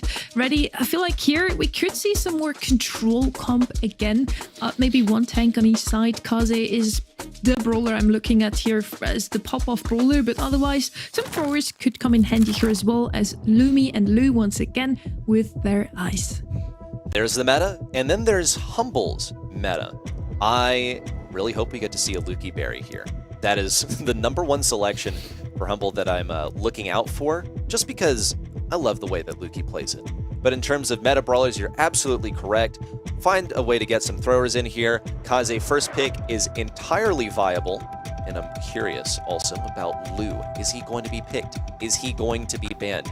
He was picked earlier, I believe it was Ope on that brawler, and it was played to great success. And here comes a target ban of Inner Circle. They're going to be banning out that berry. We just really can't afford to let it slip through. They don't want to play it, and they don't want Humble to get their fingers on it either. Humble are not quite interested in facing a Lu either, so they'll be banning it out alongside the Lumi and the Draco. Yeah, good bans from Humble, knowing that Inner Circle have that first pick. And it's a shame. It's very much a shame we don't get to see that Lukey Berry. Inner Circle definitely accounting for that, knowing how good he is on that brawler and how good Humble are with that composition. Hank going to come in then for Inner Circle as their first selection. I like it. It's a very good brawler on this map. The survivability of this brawler is absolutely insane. The heals from the super, the HP that you've got. And then Meg over the other side for Humble, another one that's got a vast health pool and a lot of kit to use. Kenji, we've seen this already today, and it was dangerous. It was pretty devastating, and it can be quite good here on Dueling Beetles, where your opponents are going to be crowded in. You have the chance to upset some of these lanes as well. Inner Circle, if they want to go for something control-based, then they are going to have to make sure that they have some kind of safeguarding against a Kenji getting in close range. Curious also what Humble might do with this last selection. Gotta be cautious about this Hank. Oh no. They didn't let Inner Circle get the... Yeah, it's me! That's what I'm going to look like in the future. And I'm only going to say like, pew, pew-ing. That's all I'll be saying all day. But Humble have given Inner Circle a Gray and Hank. And this is one of the worst things that you could be playing into. So Humble need to have a good strategy to get rid of some opponents quickly when they come out of that TP. Yeah, I mean, I like this. I really do. From Inner Circle, they're You can't resist shaping this up perfectly. Charlie's going to come in as well, another really good brawler. And if they can set up a hypercharged TP all the way to the mid, the Hank is going to have a field day here. Charlie, just as I mentioned, very good brawler, very versatile, super good. And then a dog coming in for the other side.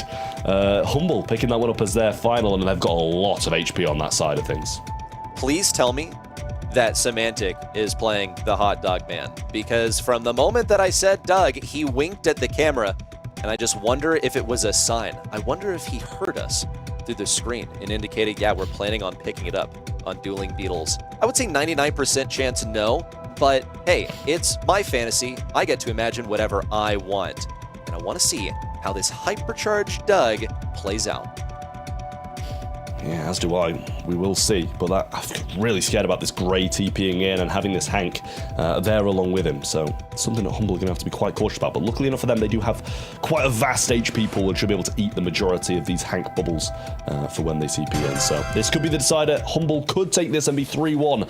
Or Inner Circle could drag it all the way to set 5. Good position at the moment for Inner Circle and getting some big kills in. Boss will be straight there. And a super wasted by Mebius, but does still have the hypercharge. Inner Circle have control of mid, and that is a lightning fast Gray teleport. They got it right off the beginning of the game, and they do have some opponents feeding it to them, to be fair. We see Boss do his best versus Rama. Excellent lineup to avoid that super from Rama, and has that Doug super to revive upon being taken down. There's the hypercharged super out from Mebius, now dispelled by Boss, and another kill onto Nob. But this is going to be yet another TP in from Inner Circle. They have it exactly where they want it, and they do have the advantage, but Humble are tearing them up at the moment. Boss has a hypercharged super. Yeah, I mean, this is annoying from Inner Circle for the Humble side. Super coming out now as well, hypercharge there. He's actually going to waste that and move over to the right-hand side. Luckily for them, though, Rama doesn't get that super off Nob. Not going to use that TP because he'll want to leave that setup perfectly waiting. Mebius going to TP in, will be hit by the full force of Semantic, Luki, and Boss as he lands. Heals coming in from the Doug. Rama TP's in too, but I don't know how long he'll survive. Nob trying to get something done, but it's not looking likely. Cocoon used. Semantic has a hot dog of his own to provide, and that's going to be 100%. Honestly, scrappiest gameplay I've ever seen, but the survivability of Humble there was ridiculous with the Doug. That's crazy. No berry required. We can all stand close to the Doug and get healed up anytime he decides he wants to, and anytime he decides to attack. That's excellent right there. Something that usually another brawler might be relegated to do. Something like a Jackie, you know, something that could sit on that teleport and punish anyone that comes in. But Doug is able to do it with such an immediate effect, and he's able to survive any of the incoming damage since he will be cycling his super. Just like the last game, we'll see Nob with an immediate teleport. Interesting position. It's not going to get them from spawn just yet. Maybe he'll get that hypercharge to get back to spawn. He's been given it for free. But it seems like Humble, especially after last game, are actually quite comfortable facing that hypercharge Great TP. Yeah, it seems like they really don't mind having that set up, and he actually, I don't know if he tried to use it there just to heal, or if he's going to wait until he comes off spawn to use that hypercharge, which would make more sense. But Boss now coming in, hypercharge ready. Semantic gets provides it to Boss, who will just go in now, but he's not really taking enough damage to die. Seems like a slight waste at that point, but the hypercharge was along with it. Slice and Dice coming now with the Sashimi slightly, but maybe it's going to get the Cocoon off. Nob eventually setting that up. He should come out the Cocoon in second, managed to avoid it. He should actually go for the kill on him, and he had the Glizzy over the top, so now Boss, hypercharge, 3 people, but it's not got that same drag factor it had in the past, and this is going to be a tough game to win now. Rama's got the ability to stay alive. He couldn't get that super off, so he's going to be taking down Semantic with that kill. And he has a hypercharge as well. So who's he going to go to? Looks like Luki, and here comes tons of damage. Rama taken down. Inner Circle only have 14% to go, but they need to establish some permanence on this point. Humble are about to eclipse him, and here comes a TP in from Rama. That's 4k damage. Luki doing as much damage as possible with Doug falling. It's going to be a photo finish, but Humble managed to stick it out by just a 5% margin. And with a merciful victory, they're going on to the semis. Just about. Very, very close at the end there. Inner Circle playing their absolute hearts out, but will fall at the quarterfinals, and Humble will go on. Luki just looks so pleased to be done with this game, and the same with the rest of Humble as well. But real nice stuff from them overall. Maybe should have got it done in 3, but in the end, get it done in 4. Wonderful. Wonderful from Humble. They did slip up for a single set, and Sunny, honestly, I think it might be your fault, because as soon as you called out the set winning streak, they ended up dropping one. So I'm giving you a protesto for that. They still made it to 20-0, looking at the monthly qualifiers and the first 2 sets against Inner Circle now as well. Looking at the stats here, I did think that Rama did a phenomenal job. He got so many kills in, but in the end, Dueling Beetles is not about those kills. That's also why I mentioned coming into the draft, you don't only want to play some aggression, you need some control as well. And they did have that on the side of Humble with the Meg and the Dog just constantly healing up his 2 teammates and going in aggressively himself, because you can never really take him down with thanks to the hypercharge on top of his kit, Trev. Yeah, and I've never seen 471 DPS with 0 kills as well. That's got to be rough for the Grey there. Obviously hit a lot of shots, set up those 2Ps pretty perfectly for his team, but couldn't get it done in the end. We've now done with the quarterfinals. Eventually, after a few technical difficulties, Humble do beat Inner Circle 3-1. Up from there, Heretics tried to reverse sweep Reply Totem, but were cut short. Experian losing to Novo Esports, and then SK Gaming absolutely sweep KDS. So now we've got SK versus Novo and Reply Totem versus Humble for our semi-finals, Sonny. And as mentioned before, in the last 4 monthly finals we had already, only twice we have seen the same 2 teams make it into the grand finals. That have been SK Gaming and Humble. And if we follow the pattern that those 2 have been seeing in before, as long as they make it out of the quarterfinals or even into the monthly finals, they will land in the grand final. So let's see if that is the case this time again. The semifinals are up next, and you again have some time to get your predictions in and also vote for the MVP of this match.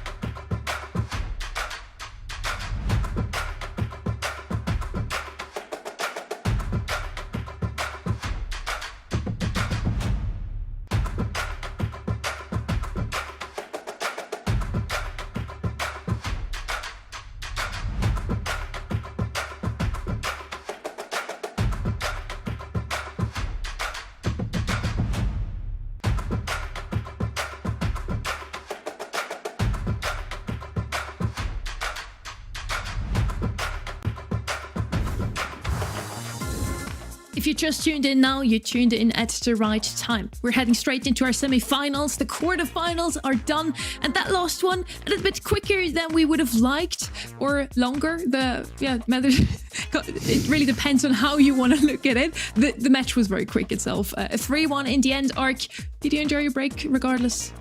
Oh, it might not be visible on camera, I hope not, but I have been absolutely sweating it. It's so hot here in the UK, so I was drenched, and very much appreciating some of the downtime and some cool air breeze for sure. But Semantic is our MVP, and I think very much deservedly so. I've really been impressed with Semantic over last year and this year. A complete turnaround in character. Someone who would always be screaming and shouting, now just so composed and very much a leader. I think that's a lot to the credit of him and the success of Humble last year and the continued success this year.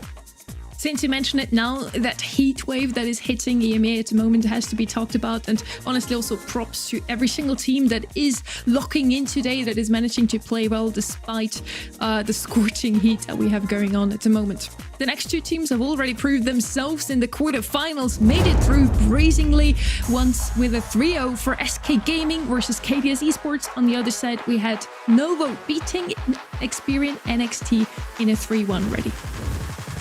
Both teams deserve to be here. SK Gaming made it through swimmingly. Novo Esports, they just dropped a single set, and they looked quite nice coming into this one. They were facing also some pretty serious drafts as well. That's something important to note. I think it's been an opportunity for both teams also to prepare some serious drafts for this, because their first rounds were not necessarily like the top teams in contention here in EMEA. So I expect us to see some high-level Brawl Stars in some top preparation. And those two teams, we have mentioned it before, are the only two in EMEA to have qualified for every single monthly final so far. Huge respect to both of those teams, and I'm sure those two have also some kind words towards each other. Let's hear from SK Gaming what they have to say about Novo. Novo, I think they play good. But I would say that most because of drafts. Like if you get 50-50 draft against them, it should be like an easy match. Well, kind words aside, I guess he's saying it's an easy match, but also that they're very good at drafting. So I hope they have fired off their drafting brains as well for this match. Not going to be easy, I think. The vote probably going of SK Gaming, not only ours, but also from the people at home. I do think Novo is here to fight. They want to end their season on a high note, Arc. Yeah, I think that's absolutely fair to say. And for SK Gaming, let's be honest, they've never exited in the semi-finals. They've only ever already gone the distance or left in the quarterfinals. So it would be within their character to get the win here. But Novo Esports cannot be underestimated in that regard, honestly. I feel like they are a team which have got a lot of promise, and a team that have shown some great drafting abilities this year also. Again, we were hearing so much from players really is on the outcome, so you just can't turn your back on any team really in this current circumstance this season. And Novo would be most likely safe for World Finals already if they only make it into the Grand Finals. So that's exactly what they are looking forward to. They also still would have to qualify for August, but as mentioned, that hasn't been a problem so far for Novo. So as long as they make it to Grand Finals, they can already celebrate their entry ticket for World Finals. These are the maps of the day. Open Business, a fairly new one. We also have some others lined up later on that came back into the map pool after not being in here for a while. Do you feel like already some of them, Novo might be prepared a little better than SK, because they probably have felt like they should beat Experian in the... Well, actually, SK probably also thought they would beat KDS, so both of those teams should be prepared for the semi-finals here. I expect so. It's just a difference in power level between the teams. It comes down to like which mountaintop are you trying to reach, and SK Gaming, they have summited that first place in the region twice this year. Novo Esports, they've managed to do it once, and hats off to them. It felt like sort of an anomalous month though. I think SK Gaming are targeting a grand finals victory, and I think Novo Esports are more focused on just making it there. I think if you have that graphic in mind still, you're seeing that SK have always had a peak followed by a valley again, never really gotten the ball rolling, as to speak. They just either win it all or they drop out in the quarterfinals, Arc. It is the way it goes. I just want to touch on that poll on the event.brawlstars.com because 95% in favor of SK Gaming is astronomical against a team that have won a monthly final. Certainly I don't think that's too fair on the side of Novo Esports. They've certainly got a much higher chance than just 5% as we go into our first map of this first semi-finals. Open business then it will be, and you know, the band's already in, the Lou, the Grey, and the Draco, the Lumi, the Lou, and the Shade. I believe it wasn't the Hank coming in first pick as well. It's a very solid first pick at that. It was the Shade as well, yeah. Does open the door potentially to an alley, but I just don't think it's the map for it. But again, I thought that earlier, and it just always pops up if it's not banned, in my opinion. I think in this meta, that's kind of fair.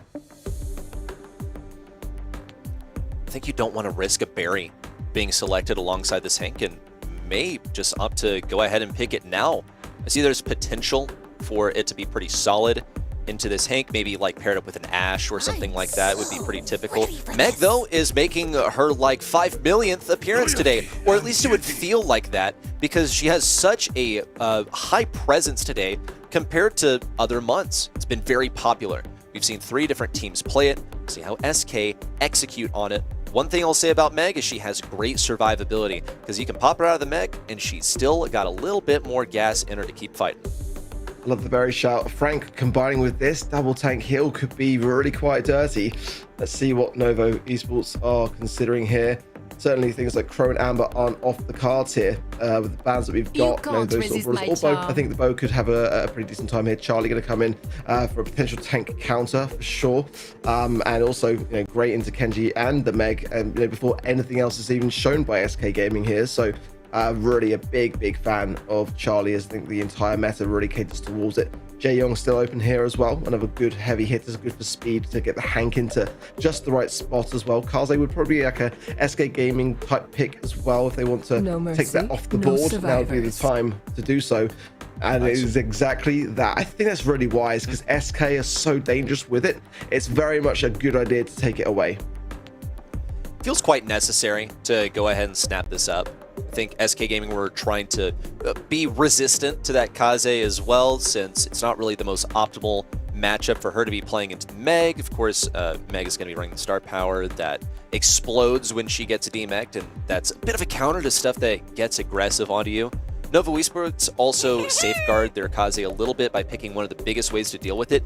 Mr. P makes an appearance. All right, you know what? I'm here for it, because I want you to look at the Novo Esports comp and think to yourself, which one of them is going to have an easy time dealing with these porters? And really, I can only look at like the Charlie, because she has basically infinite ammo, especially if she gets in close range versus it. Also, this is a composition that is bound to feed that super to Mr. P, much less a hypercharge as well. So SK Gaming, they're going for a bit of a more extended approach here. They're going to have some aggression with that Kenji, but they really need to play for this Mr. P super. They're going to get it. It's just a matter of when.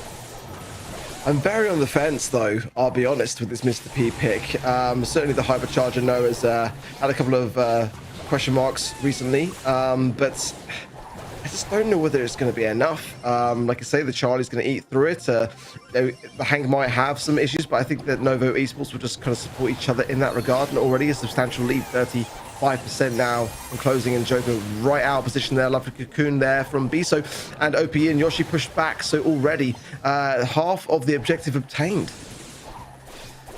Novo Esports don't really look that pushable. Joker's going to go for what he can with this Kenji, but gets deleted at point blank by Subeam. We finally do see Porter come out, and it's just another gadget. Yoshi is not being given any opportunities. We do see the Porter station down. It's being placed back at spawn, so it can provide a little bit of pressure for SK, but it's really no match for anything that Novo Esports have so far. I'm not really sure what the math was here. SK Gaming naturally will eventually break through with the assistance of the Porter, but a 9% margin, really they're just playing to keep up that momentum and show that they're still in it, because this is a Novo Esports victory through and through for Game 1. Yeah, I don't want to go in too heavy too quickly because it's SK Gaming and I have so much faith in their abilities, and if I see something that I'm not too sure about, I've got to trust in them for the first instance. But if that really wasn't it, and you know, unless they show me something in this next game that really makes me change my mind in the complete 180, I've got to really question this brawler pick and what the mindset was behind it. You know, there's just so much tankiness, so much agility and speed to dance around. I just feel like Yoshi's going to struggle to be able to get the utility, which takes time to set up, and we didn't get hypercharged that last game. It's really quite concerning, but SK now have some more control. They need to buy down the clock certainly longer to allow Yoshi to be able to create something with this. But yeah, big question marks on this pick.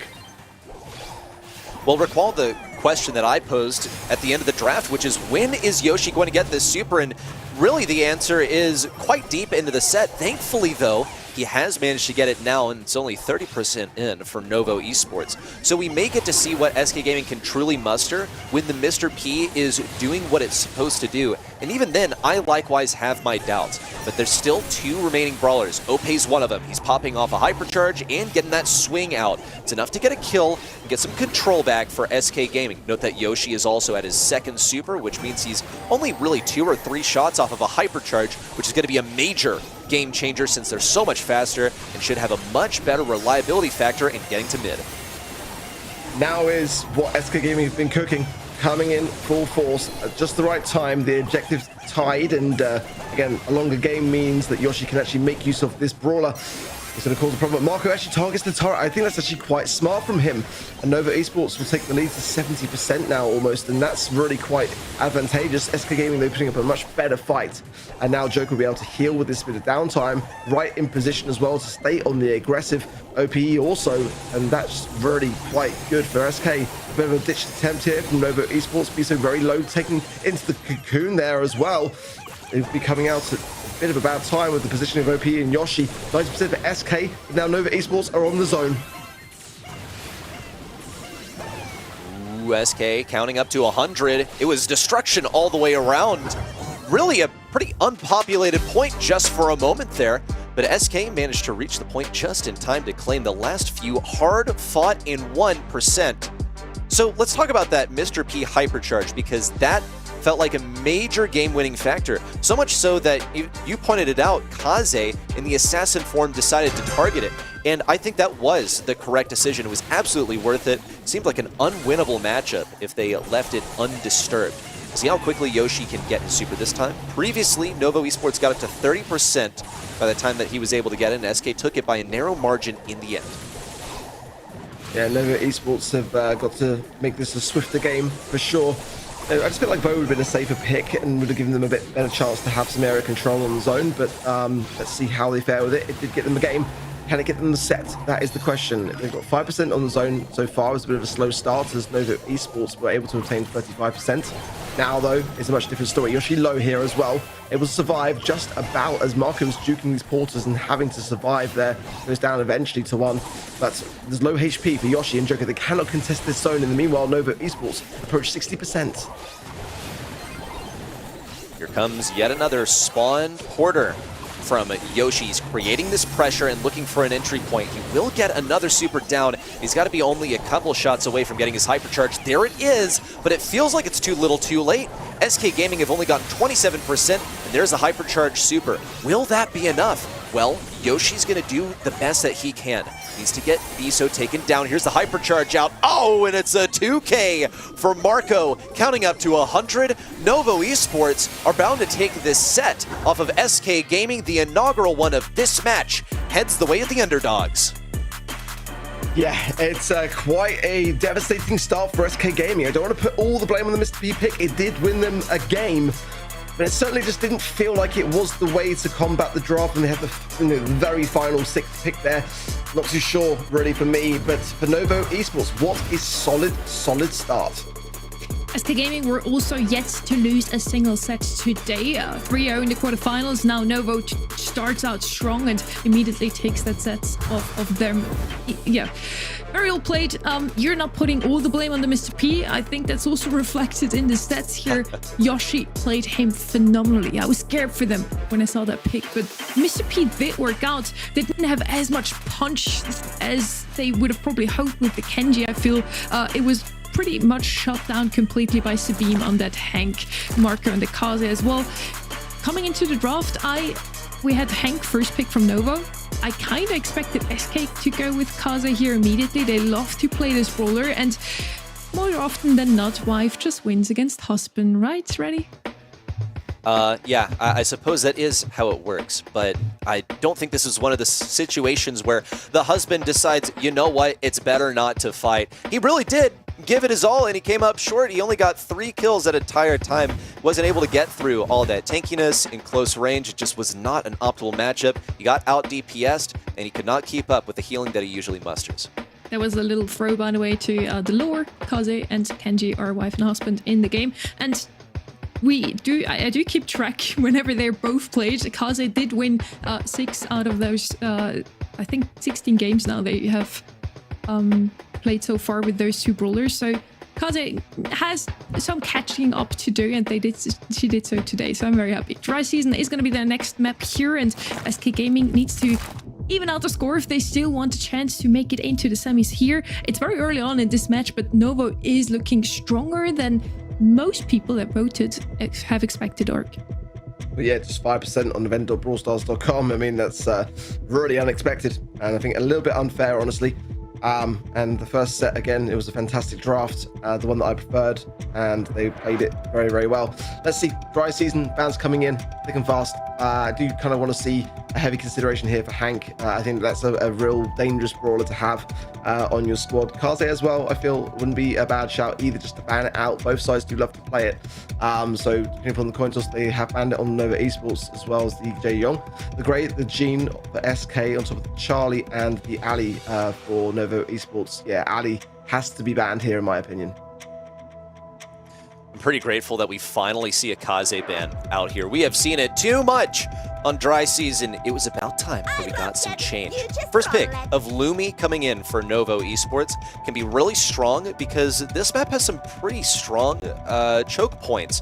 You do have some walls that you can break open, and hey, that might warrant a Brock here. It's one of my favorite selections on this map. Just can get run down if you're not careful. I think both teams would have the guts to pick this, though. It's going to have to be something that they planned out.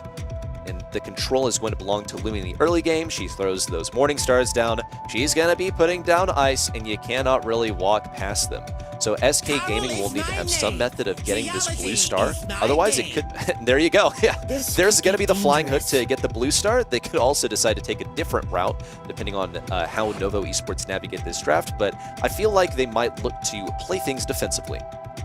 NA, bro. NA. Brock is one of my least favorite brawlers to see. Like, it's got a Whoa. low play rate and scrims, 50% win rate. I mean, that's basically 14 matches it won. But I mean, you know, I think it has a place. I've just kind of been tied away from it. I just kind of feel like in this meta, it just kind of tickles brawlers, especially the tankier ones. It's just something to make work. Not saying that we won't see it, but yeah, Kenji, you know, that kind of thing, you know, playing into that, it's gonna be very tough. The Lumi, I love this draft that Novo Esports here are cooking up.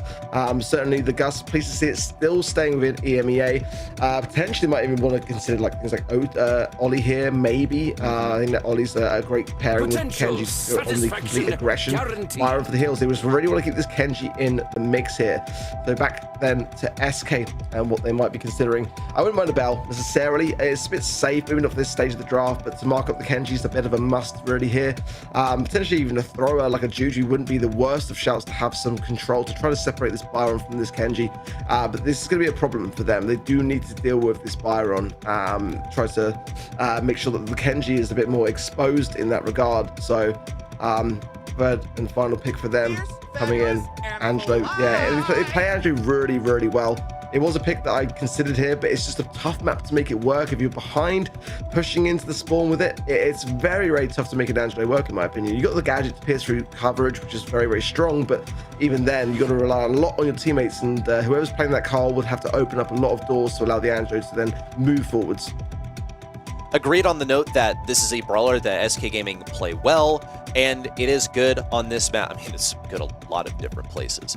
But to pair it up with yet another long-range brawler like Gus, doesn't really safeguard you in close range. Total potential to be run down. There's a flying hook from Joker, and decides actually to hesitate for a moment and yield this one over to Marco. They're going to look to get the kill on a Marco and make it back with the blue star. That's pretty... is it? I don't know. They're only ahead by 1 star, and they have the blue star. but might have been the right note for Joker to hesitate there so he didn't get contacted by Subeam and also by Biso at the same time. Ooh, Subeam falls there. Lovely stuff by SK Gaming now with 4 stars. There's a very important snipe there from OPE as well to shut down the Kenji early on, because I know that Joker was incredibly low there. So Novo Esports got to push into this and push into it well.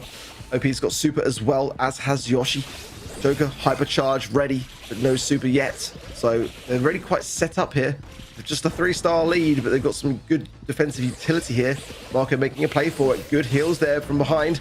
Biso now gets tapped up and is forced back. Sabine gets a lovely bit of freeze there, but OP is able to evade it. Joker goes in now, finds one, come back with the hypercharge, and not outstay is welcome. This Carl was picked pretty early on, and yet Novo Esports opted not really to do anything in response.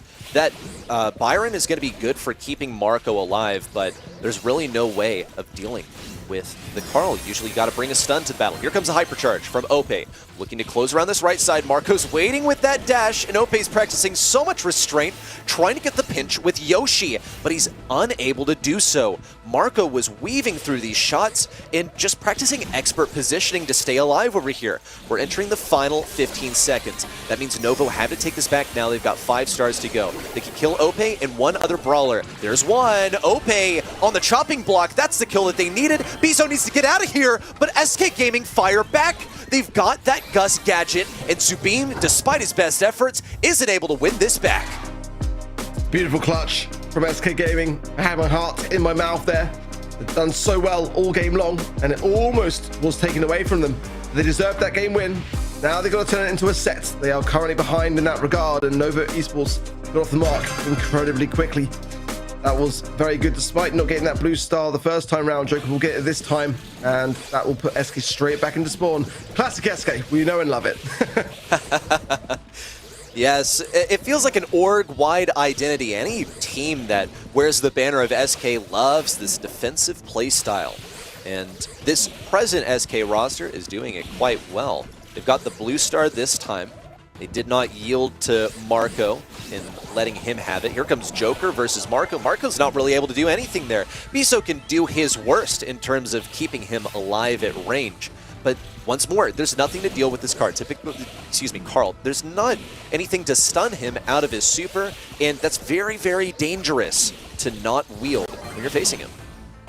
Oh, Marco in dangerous territory, but Joker didn't quite land the mark there. With the Byron Hills of Biso able to heal up very quickly, but that was a missed opportunity for SK Gaming there. Joker still has that hypercharge though, didn't waste it, that's to say the least, and has the super good angle there to find the connection also. They're doing a relatively decent job of keeping back Novo Esports. Marco's certainly the threat, and Yoshi and Joker are going to work together to be able to alleviate that threat. And it's just down to these Byron Hills how long he can stand, but there's a separation again. Joker goes in. Oh, and he finishes it off lovely there. That angle's beautiful. 5 stars in the blue for SK Gaming. SK are looking strong right here, and there's really only one more chance to break them up and dominate this 5-star lead that they've acquired over the course of the game. Here comes Marco. He's already weathered the storm of a gadget out from Yoshi, but here comes a hypercharge. That's a kill. Joker knows that he doesn't need to go for Biso, and he's got to gear up for a defense because this brawler is going to be coming back. He manages to get away with the flying hook. Yoshi is down to his last legs. There's a kill onto Yoshi. Joker's got to be up next. Needs to be a team wipe. Marco's got to go for it. Needs one more star. Ope, the ideal brawler, dodges it by staying in position, and SK Gaming get the trade out to win the set. Oh, that was close. That was ridiculously close towards the end. The stars trading back and forth. But SK Gaming get it locked down, and that is the set their way. We're all tied up now, and that was a very important one for SK to win.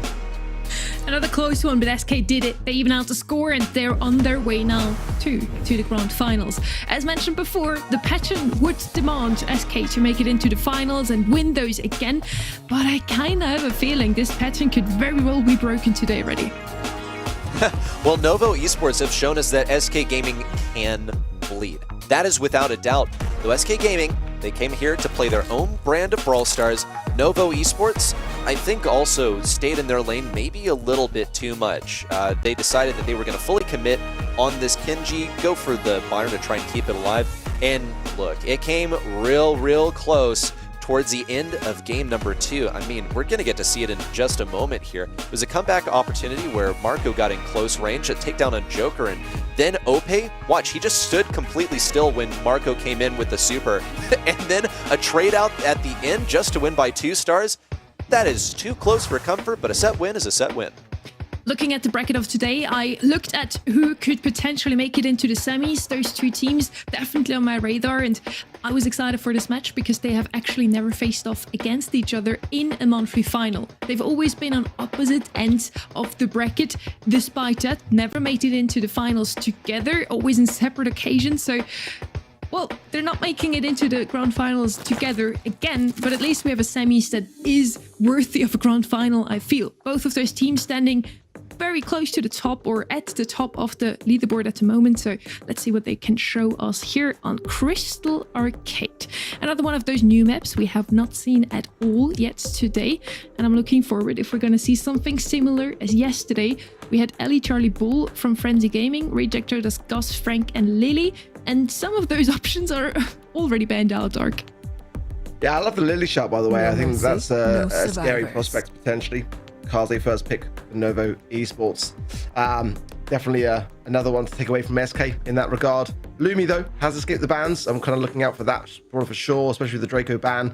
I feel like that could get some more value. Jae Young as well could close that gap, in my opinion. But Shade ban means to me that Novo Esports have already done their homework against SK Gaming for sure. Gus is definitely a safe pick here for SK Gaming if they want to start that way. I think that's probably not a bad shout either. But some really good drafts. Hank's open here. That's definitely a concern. I think teams have got to take very carefully here, and it will be a Lumi first pick brawler, and that's never a bad way to start. Can't really argue with it. Can't argue with results either. Just a top brawler pick, good on the win rate as well, and very solid on the lane. Tough to push forward versus, unless of course you're able to get in close range for free, and that's a hazard that I'm observing with Kaze, because Lumi, she doesn't generally hold her own in close range when there's not, you know, some kind of obstacle nearby that she can hit the morning stars on to get more DPS. Here comes Lily also. Brawler that will be able to disrupt the tempo on the gems. It's all about locating the enemy gem carrier and getting close. And this map is probably one of the better ones to select that Lily and go for that matchup, considering that typically the gem carrier is quite far estranged from the lanes. You need to spread out really far to get domination on the bushes on the left and right side, which can leave your gem carrier quite exposed. For that reason, you got Gus surely to have that shield, or Meg as well, something with survivability. Yeah, I like that from Novo Esports. It was quite highly played with their scrims, and I feel like Meg's getting a bit overplayed, dare I say it, though, in EMEA. You know, I'm still a little bit on the fence. I don't feel like it's necessarily too strong in my opinion, but it's definitely showing a lot of play rates. So let's see how that kind of evolves. It's definitely been the most we've seen Meg in any region really. But EMEA did play it a lot before, but this month specifically has shown the most I've seen Meg all season long, really. Third and final pick here for Novo Esports, and they're going to be going with Jae Young. Yeah, I like it. It's going to be able to allow the Meg to close the gap, because that range nerf that she received a while back does feel, especially on big open maps like Crystal Arcade, a bit of a hindrance. So they're going to need to have something along those lines to be able to push forward efficiently. Okay, and we'll get a taste of what that final brawler selection is from SK Gaming in just a moment here. What is the reaction to Jae Young? Jae Young is such a synergistic brawler selection, keeps teammates alive, and is also able to speed them up and get them into position. Sandy is the brawler from SK Gaming that's going to be played on a lane, mind you, and it can get immediate control once he throws down that super. Also the hypercharge super, you're looking at speed, tons and tons of positioning, and also Sandy has the ability to expose brawlers in the bushes as long as you're running root sands, which you should, otherwise you're throwing, and you'll be able to reveal enemy positions. But you have to earn it. It takes 5 shots to get there, and usually those aren't that easy to get. I mean, Stanley, it's not really been played at the moment by anyone here, but it is a really great pick that I do quite like. We have a little bit of a technical hiccup. We're just going to wait for that to resolve itself. In the meanwhile, we'll keep you updated. But sadly, he's been forgotten about. There's no other way to put it. And the hypercharge is still devastating. That mute that it brings can really catch you off guard. And, you know, that's when you're able to strike really efficiently. So, and, you know, especially in these kinds of maps, there's some potential information to be learned from the Root Sand's star power, which has that damage over time within the sandstorm in the bushy areas in a map like this. That can go a long way as well. Surprised to maybe not see Bull. I really kind of enjoyed seeing that yesterday here on East Asia. I was massively surprised with the results of which it brought to the outcomes. But that's the Sandy reservation that I have. I'm going to be keen to see how SK make it work, and I think it can absolutely work. And for that same reason, I think that we haven't seen it scrim much, so therefore maybe teams aren't as prepared to see it. I likewise want to see the Bull because, you know, I always yearn for something new and refreshing here in Brawl Stars. Bull getting a rework, and alongside that, a quite major buff to his kit has propelled him to basically at like F tier to now possible to play. I feel like when you have an option like Lily, you just got to seize that opportunity. Once you get that hypercharge, which you get to earn pretty much by staying near enemy brawlers, and you can also help cycle the hyper by using your super, even if you're going to die. You're able to take down an enemy gem carrier. But check out the lane layout, and this is why I was actually quite surprised at the Jaeyong, is I expected Meg to be played at mid. We're seeing sort of a rotation on the lane as well, Subim opting to go for the right side. But him playing this Meg, and also knowing what star power Meg is most likely to be running into a Lily, makes him a really bad target for Lily with her hypercharge, or even just a normal super. Yeah, I really agree with that. I loved how OP was there for the support, because Joker was in a tough spot with the Jaeyong there. SK playing really well. Look at that. Beautiful stuff. I mean, this is the scariest brawler really for me on the field. The Lily that OP is playing so well, allowing so much space for SK to really get exactly where they want to be. Kaze for Marco, getting behind enemy lines here. He's in the back spawn side. He's still there now. Joker going to be trying to flush him out. Does so. Gem dropped though there by SK. Let's see if they can get to it. It goes to the hands of Novo. But already a really good start for SK. 7 gems in the back pocket. A hypercharge now for OP as well. Has been playing out of his mind here. So all things are going pretty well so far. Just a couple more gems. Really 3 that SK Gaming need right now. Hypercharge popped by Ope. Not going to be given an opportunity to go for anything though. Still hanging on to it, trying to create pressure onto Subim. Looks to be successful for right now, and also goes into the Shadow Realm briefly. Bizo's taken down in an extremely offensive maneuver that left him totally separated from his team. That sacrificing position, here comes Marco. He cannot get the kill onto Yoshi. If he had just a bit more range, he totally could have done it. And look at this, Yoshi has that hypercharge. He's going to be extremely defensive. Joker's helping the cause with a hypercharge super on the left side, and Marco has a hyper. Could really use a bit more damage to get his super. Takes the opportunity, goes to the enemy side, but cannot reach Yoshi, the desired target, and the one carrying all 10 gems for the squad. It's game 1 going to SK. Yeah, I feel like this is the SK Gaming back in business, really. It looks comfortable. It really did. I didn't really kind of feel like they were under too much pressure. Novo Esports was so slow to the mark, it's got to be said. And that cannot be the same story this time round. They need to prevent SK from just having that free reign over the mid and shutting down OPE. Again, they don't really have much of an answer for it. They've got the aggression of Kaze. She's not going to be doing much to defend in that regard. The Meg and the Jaeyong are going to have to pair together, which they have this time around. So definitely a better start. Yoshi's got 2 gems, but it's equal to that now of Novo Esports too. So much better communication from their side, clearly, as this game takes a different turn. SK Gaming have gotten a tremendously successful start. We'll see Joker on the right side firing off some aggressive shots. Needed one more to take down Marco, but was unsuccessful in the maneuver. On the left side, OP's forced into the Shadow Realm. Going to rotate over towards mid, and he has this super immediately onto Subim and DMX him. That's all he's really going to be able to get. Joker with the follow-up shots. 3-tap to take down the little Meg, but he's not able to live and tell the tale. Thankfully, Ope gets back into position, going to be able to get some damage off of Bizo. I thought he'd be able to follow up with a kill, but it looks like he didn't decide to go for it entirely because he's happy, he's content with just having that hypercharge. But maybe he shouldn't be too happy because Novo Esports are only one little gem away from getting a countdown for themselves.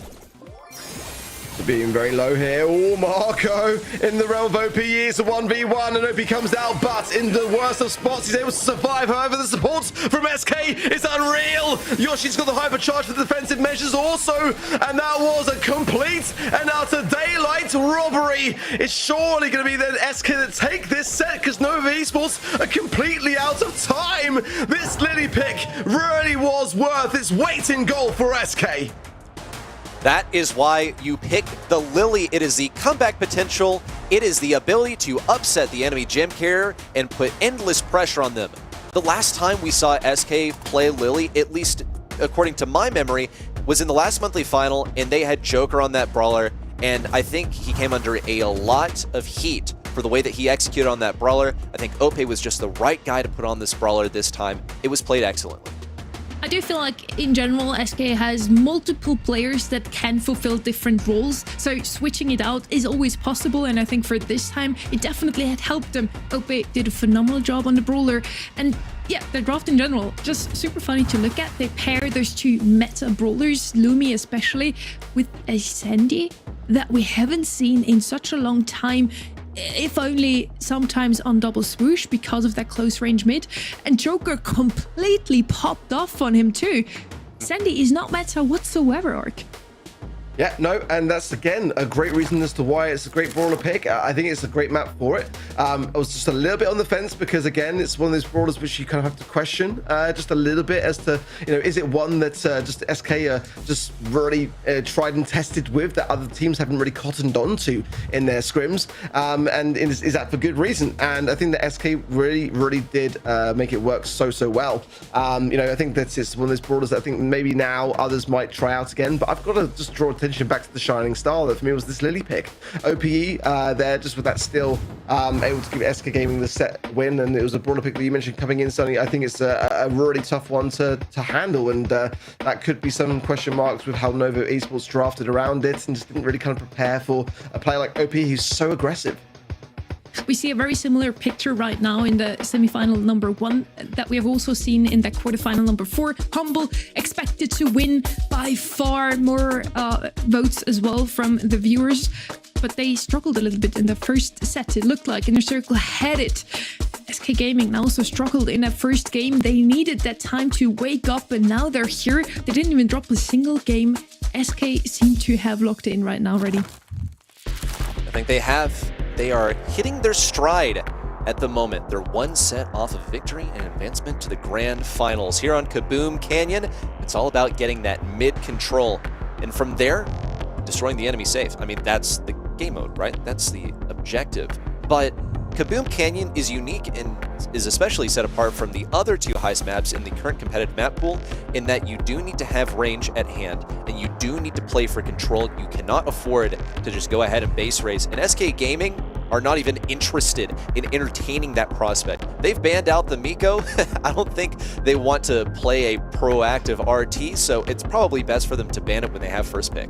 The one brawler I'm waiting here now for is Bonnie. She's left open. She's probably the best brawler you can have because, as already mentioned, you have that range to hold your ground in mid, but also the aggression that you need to pop the bubble onto save when needed. Just do as much damage as possible in a short amount of time. Crow, we've talked about it before, Ark. I know he's your favorite brawler, but he has kind of fell off a tiny little bit ever since that change to Heist, because you can't just pop multiple hypercharges on that save anymore. At some point the bubble will pop, Crow will get pushed away, and since he's so squishy, he then usually falls quickly. Yeah, favorite brawler to cosplay. Not too sure in the game as much, but I do feel like watching, Crow today on Heist, I feel like it might be on the rise, honestly. I mean, with SK playing it, and it is a very SK Heist brawler pick. I think we saw it on Hot Potato earlier, and it did shred through the stages of the safe, and I quite like it for that reason. If it wasn't them playing it, I'll have a few more reservations on it. Back over then to Novo Esports, who take no chances with the Karze pick up. I quite like that for them. Carl available here, one of their top picks in scrims, one that would be quite a good shout. Amber's going to come through instead. Again, that mid then is going to leave no stone unturned, nowhere to hide then for SK Gaming, so I quite like that. Back over now to SK Gaming. I feel like Amber is just one you gotta pick if you want to run something at the enemy team that moves forward relentlessly, but you don't want to have the proper firepower facing into it. So Intelligent here on the Amber selection can totally get outranged. There are abundant counters to deal with this. Usually it's stuff that outranges it. Just mind you, Amber also is going to be a good way to deal with stuff that, you know, can get in close range. Something like a Melody might be a bit of a difficult matchup into that Amber. Looks like Bonnie is the way to go for SK Gaming right here. Of course, there are ways to deal with that Bonnie as well. Things that are popular on this map. Bell always comes to mind for me, but you have to be mindful of how exactly do you keep this mid control? How do you deal with the Bonnie at the same time? Have to have some sort of defensive capability because Bonnie gets super so quickly, and she is going to be jumping on you.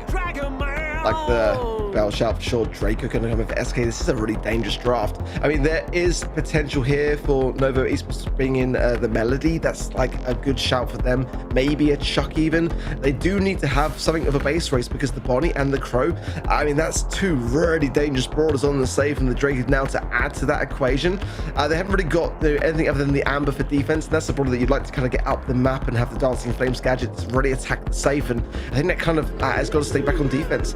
Tara's going to be on defense instead. I would prefer maybe the Chuck of the Melody, honestly. They're going to be on defense a lot with this kind of comp, the Crow, the Bonnie.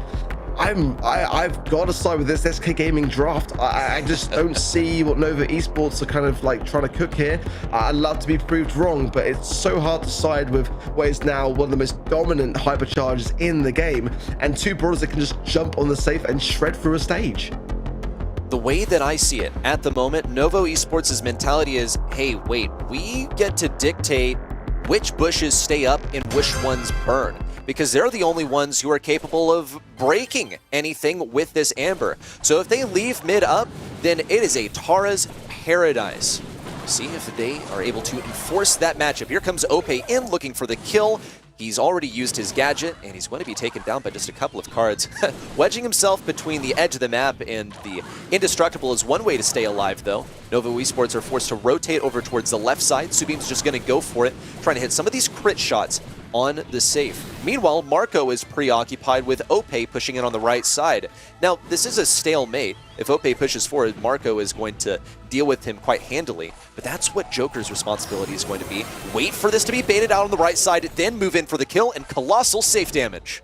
Perfect from Joker, and the Mark is on the save as well, so OP running quick star power on the Draco as well, and that's what I was concerned about. Joker did really fantastic work there to bait out that Tara super first and wait the perfect time to strike. Here's some shots now on Biso on the right hand side. OP did not quite reach the safe. SK behind by 10%. The hypercharge of Yoshi could well change that, and a good time for the safe to get maximum amount of damage prior to the next stage. Is only 5% from there from the previous. Joker jumping in as well gets over that middle area, and now just 8% until the next stage 2. But they do have to be considerate of this defense that's needed. Novo Esports got some very, very good damage, and if Kaze gets on the safe as well, it's going to be disastrous. It's always about distraction. Have one person go in, and the other person takes advantage of the lack of pressure in one regard. See Novo Esports doing their best to defend on the right side. They do get a kill on Ope. Here comes the hypercharge from Subim, but he's not going to be able to make much use of it on the left side. That's a hypercharge in from Bonnie. She's dispelled in that offensive maneuver, and SK Gaming have kind of squandered a huge opportunity. Bizo's going to get some more damage here. Surely this is going to be dropped down to that final shield. Bizo's doing his best. Meanwhile, on the side of Novo Esports, that safe is likewise being dropped down, but Marco's thankfully able to get that defense. Final shield baited out from the side of SK Gaming. It just takes one more solid push from Novo Esports to eliminate it. That, or they just defend this last push. Oh, OPE's got hypercharge in the top right, left-hand side. He's going onto the safe now as well. It's going to be an absolute base race, but they clear up Subim. Will he be able to get it? They also defended him. Yoshi with one final ditch attempt. Couldn't get the damage. Not going to happen. The stage was still there. And Novo Esports dodge a bullet. Lovely stuff, but will SK be able to bring this back? It was amazing to me that all the way through that game, Novo Esports were always just 10% ahead. Every step, every stage that went down, they always remained in that lead. And respectable team play from SK as well. They knew what to do. The Tara was such a massive counter to that Draco, and they still managed to push it out of mid in the early game, and they kept it preoccupied with the Draco for Joker to jump in. But Subeam does so much damage to the Saint. Really, in only 4 shots, he's able to drop it down to 85. Joker's going to do his best, but that's the defense from Amber. Those dancing flames are catastrophic for anyone that gets caught in them. Even one can drop you down to just 1 tap. So that's why Amber is such a good defender here, but Crow is a great way of dealing with her, especially at range. Yoshi with the assassination in clears the way for Ope to start exerting his domain over mid. Couldn't get that shot onto Marco. What a read from Marco on the positioning of that Draco. Gets the kill, and Subeam and Marco get to combine on this safe. I think that defense booster kept Yoshi alive there as well. Hypercharge not going to be used, however, just to jump in to get the safe down for that first stage. I think that's probably wise now. OP would really like to get the utility. They've done a fantastic job on the side of Novo Esports to be depriving him of getting it too early. Joker's got his though. If he can just get a super off the back of this, get stun potential on the safe and just go on the aggressive. Marco marked up, will fold. The trade though is there. And the heals here behind B, so might keep him alive, but Joker just finally win that matchup. Not going to get any damage on the safe, however, and it's a different story for Novo Esports, who take it down to 53%. It hurts, but it was necessary because it provided some time for Ope and Yoshi to get up. So now SK Gaming do have mid control. Only problem is they are facing some pretty stacked opponents. Marco could go for the huge portal here, and Biso also has a hypercharge. And on the counter push, Novo Esports have the potential to get just unbeatable damage. As the clock is ticking down, it's time for SK to strike. They have 2 hypercharges in hand, now 3. Yoshi's gonna go in, trying to blast off the shield, gets it down to 50%, that's perfect. Now Ope needs to follow in with the second punch. They've got the jab, and here comes the dragon in to deal some more damage with the flames. It's just 34% remaining on Novo Esports is safe, and it's actually not looking that optimistic for them. They're behind by a single tempo. Now down to the 20 final seconds. Joker has that hypercharge, gonna go for it, look for the stun on Marco, unsuccessful. Ope and Joker look to combine. Just a few seconds left for this one to come back. The timing was perfect there from SK. The strategy impeccable. You can see that Novo Esports went straight on the defensive because everyone had the utility, and the stages went down in the perfect way for SK Gaming to ensure it. And now a match point, 1 game away from today's grand final. If they can do that again, because that was so much more composed, and the communication around it, you just see that everyone holding that mid with hypercharges, buying down the clock, knowing full well they could just take their time with that and allow that big push to happen with little response there, or little time for a response there from Novo Esports. Very calculated stuff there. Different lane layout this time. They're going to be sending Kaze up the right side. Yoshi is able to shrug it off, but Bizo is able to hold his thumb on the screen and auto-aim. Thankfully, Joker is there to save the day, trade out the kill, and take up the mid position and hold on. As a solo versus 3 enemy brawlers looking for an entry point. They're not able to find anything just yet. They'll use Subeam as a sort of spearhead on the left side. He's creating pressure on the left. Meanwhile, on the right side, Ope has charged up his first super. He's looking to push in as well. Through the shades, no real issue. It's all a distraction. It's so that Joker can come in and look and try and stun like a couple of opponents before moving on to the safe. Stun gonna miss, but the takedown is there. And now the right-hand side, OP and Joker gonna get safe down to a nice level of HP.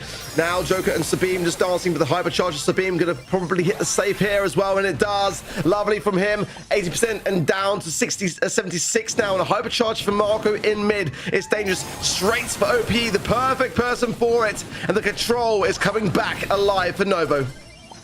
The way that Tara used her abilities over there, you could tell that she really wanted to cycle out a hypercharge super, but was just short, maybe a couple of card contacts. Ope, despite his best efforts, is going to go down in the middle of a hypercharge. That's that game-breaking hypercharge that has brought Draco to the forefront of the meta, and it was not enough to get through this Tara at mid. This is exactly the position that Novo Esports want to play for, but they're only ahead by a tiny margin. Here comes Joker moving forward. Subeam's doing his best in close range, but Joker now goes into the cannon to try and survive. Drops down the second shield. Novo Esports are behind by a single tempo. SK Gaming doing their best to defend at their home base. Marco with a hypercharge out to get some damage. In comes Subeam to drop the final shield out of SK Gaming's safe. It's just a 4% difference between SK Gaming having shield and having nothing. They're going to do their best on offense to try and win the match here and now. It's a bit of an open door, but there's still so much work to be done on the safe for SK Gaming here.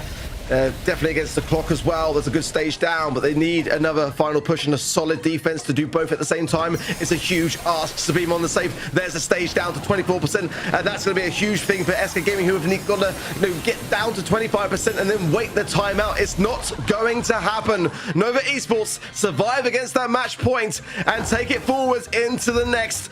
That was so crucial for them to earn. This could be Novo moving on to their second grand finals. The last time they made it there, they won the whole darn thing. But it wasn't against a Humble, it wasn't against an SK, it wasn't against anyone that could be produced through our lower bracket. It would be a tough matchup awaiting them there, but they seem to be clawing their way towards that destiny.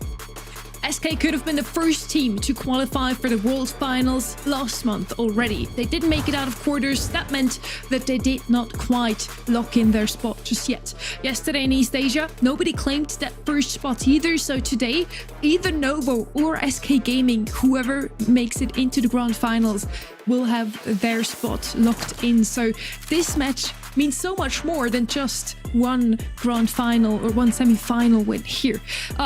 Terra was an interesting pick here. It used to be the Crow counter on lane that you want to have on your team.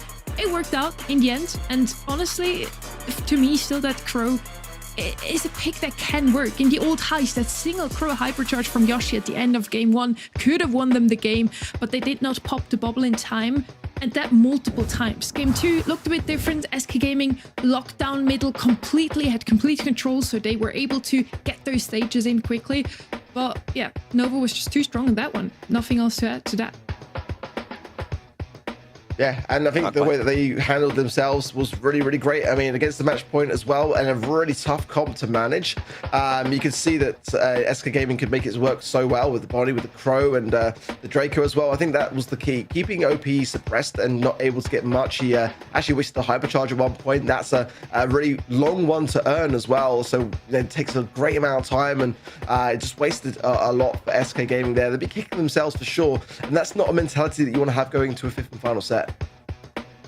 And again, whoever wins the next set, since we're heading into set 5, it all comes down to that one will have their slot for the World Finals locked in. So really lock in, you guys.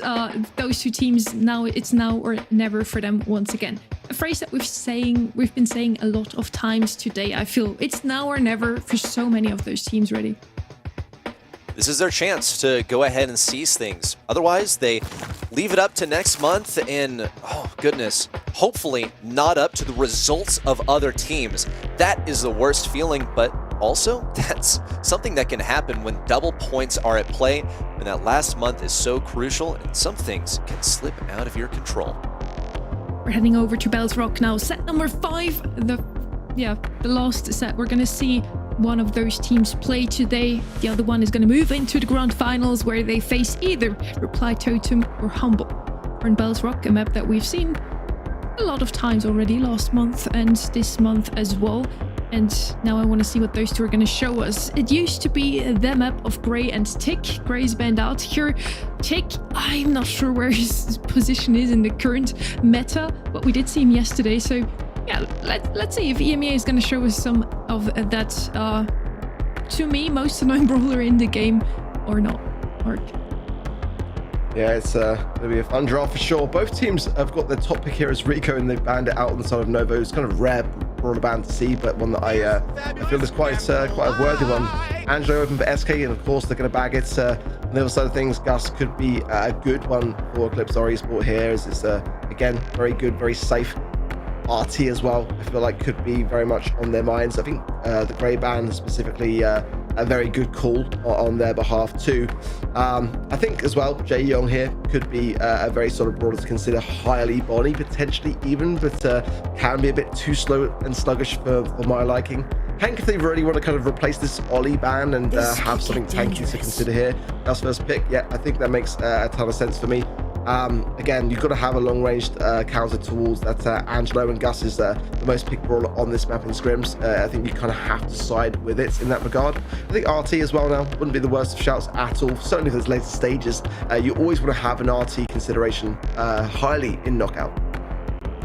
That Plus, you're going to be marking enemies when you hit them in the detached form. You can call it the Jackie form because that's basically what RT becomes when it uses its super. So you're looking at even more damage. Jae Young, this is one that you mentioned. Super synergistic brawler. Novo Esports are going to be playing a couple of supports already. I do trust in Gus to get some solid damage, but not looking at kill confirms with this guy. You're able to retreat most of the time when you're staring a Gus shot down the barrel. The only risk is if he has that gadget online, and if you're at the pro level, then you're counting shots. It is simply a different game. We're talking two teams that are in the top 4 in EMEA. RT, another one that you called out, Ark, just a top selection here for the reasons we already mentioned. Yeah, good stuff from SK Gaming. Really liking what I'm seeing here for sure. They could go long range, or they could play a bit of a risky tank. Kaze could be an idea, but it's not going to do much for the early game at all. Daryl has been floated around by them in the past. Bell, some other sharpshooters like that. The long range kind of affair is where SK Gaming like to play on Bell's Rock, so there's a couple there, even Mandy, but I think it's too risky in this meta for it. But it is an SK idea, which they like to float around sometimes. Sprout, final pick, but not really in total, because Novo Esports now, they can just hard counter this, surely. It is possible they could get in close range. You know, do they want to go the Kenji route? Do they want to get some sort of Kaze? Or, hey, just a different thrower, right? Is this a Grom type of day? Tick, there you go. Tick on this map usually makes it quite difficult to switch up the lanes, so maybe Novo Esports can find a way to get their optimal lane matchups. Versus the brawlers on SK Gaming, though, this is what I'll tell you. No one wants to face the Angelo, and I don't think anyone's too interested in facing the RT. It's definitely the easier matchup. The KO potential from him isn't quite as strong as it is for Angelo, and you don't have the concerns about feeding an eventual super or hypercharge that will be your win condition when the poison forces everyone closer. But I'll tell you this, most of the time, Tick does beat Sprout. Sprout's just not really equipped to deal with the Tick super, that kind of aggression that results from a spawnable that targets itself at your enemy. Well, watch that 1v1. The career of these two throwers at mid with great interest, and analyze some really pokey gameplay on the left and right lanes. Tick, a very good brawler on this map.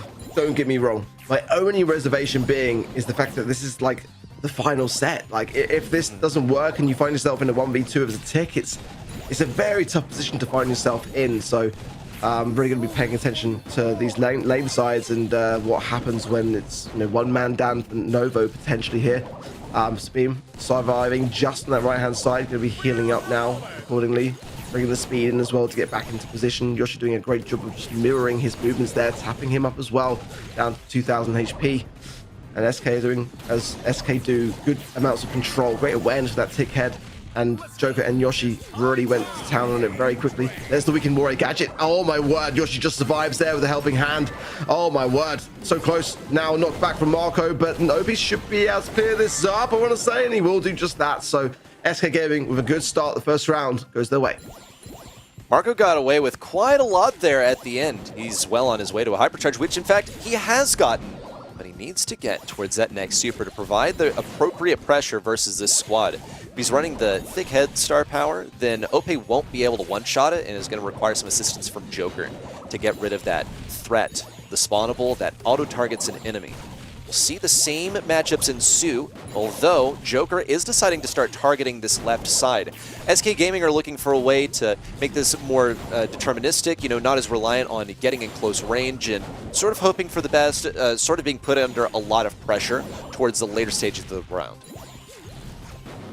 Good taps from OP on this left side, and they are being held back. Oh, we put the gadget there and didn't quite even go for the wall in the end, but a bit of hesitation for sure.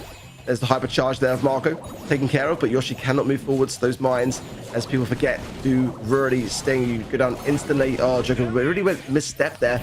He's so low, but OP might not have the gadget on the reset side of things, on the cooldown, to be able to utilize there. And now in a 1v2, he's just bang out of position here, going to go down very swiftly, and utility available for Novo Esports in a really pinnacle round.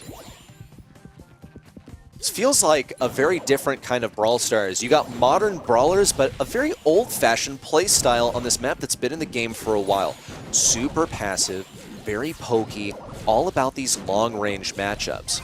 Big difference, though, over the last time we saw this kind of gameplay is, well, hypercharges exist. That's how old-fashioned it is. Here comes a hyper out from Joker, in fact. He's going to split off Jaeyoung and Marco, but they won't really capitalize on it. Joker's looking for some range versus Marco, and Overgrowth is threatening to help him hit some of those shots at long range, but it's not really doing all that much so far. Though SK Gaming are aiming to do one thing, which is get positioning at mid, at which they've entirely succeeded. Taps again from Yoshi. Now the gas closing in as well. That will force the hand of Novo to push forwards. And he's again still marked up, but full HP now. Has got the shield, and now will be the absolute time to consider using it or protecting a teammate with it. Shots being landed down by Joker. A wall there will leave a little bit of a tile to escape through, but it actually feeds the channel, and down goes Biso as a result of that. Weekend Warrior, though, going to be a trade. Joker and Yoshi surviving on here. Taking care of Yoshi in a great position now to allow Joker to finalize it out. And SK Gaming, they get the game. It's match point for them. Two heroic efforts from Marco, though. In the rounds that they were taken down, naturally Tick, the most passive brawler, is going to be the one that is alive last, but both times he got his enemy down to one tap in the end. Even got a hypercharge out there. Much respect to this guy. Could be the difference between SK Gaming going ahead and taking the match here, or Novo headed on to a double match point. He's been very, very valuable for the roster. Once more on the gameplay. What? Okay, Joker's learned to walk in a straight line and has gotten them positioning. Didn't look like Marco was ready for that at all. SK Gaming are 2 rounds away from being the first team in the world to lock in a ticket to the World Finals. Let that sink in. This is now the time to lock down and ensure it, because then next month they can just sit back and relax. They'll take their foot off the gas, but definitely it will be a massive celebration for them tonight if they can just get this final hurdle done. And so far, so good. Again, both teams just feeling each other out at the moment. Beam having that super, using the speed for now, but surely will consider the heals if his teammates require it. Tick head out. So swift as that. Joker and Yoshi are absolutely on point with securing those takedowns as you need to have. Weekend Warrior gadget. Sabim gets the kill as a 3 versus 2 now in favor of Novo, and a very swift clear up. That was convincing as a turnaround, and you got to have that against the match point that they've already been able to go against once. They're doing it again. Novo Esports put so much pressure on Joker there. That's how they were able to get that done. Because Joker was forced into close quarters where he's going to be able to do pretty much nothing, and at least Marco can throw down a minefield right on top of him. That's going to capitalize on when brawlers need to group up in a central area. Towards the end of the game, you can just put a minefield down there, maybe even a super, to get additional guaranteed damage. Novo Esports can just hang on to the later stages and keep their positioning like they did in the last round, then we very much are headed to a double match point, threatening the position of SK Gaming as the first team to lock in the World Finals in this region. So far, SK Gaming are doing a pretty solid job of moving up. In fact, this is probably the best they've done so far.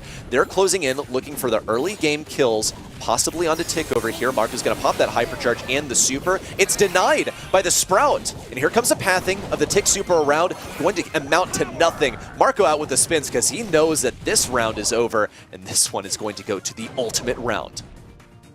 Such an important trade. An OP on their right-hand side, I've got to give a big shout-out to, because that was a very big amplified poison shot that forced out the Gush shield, and he held his own on that right-hand side for sure.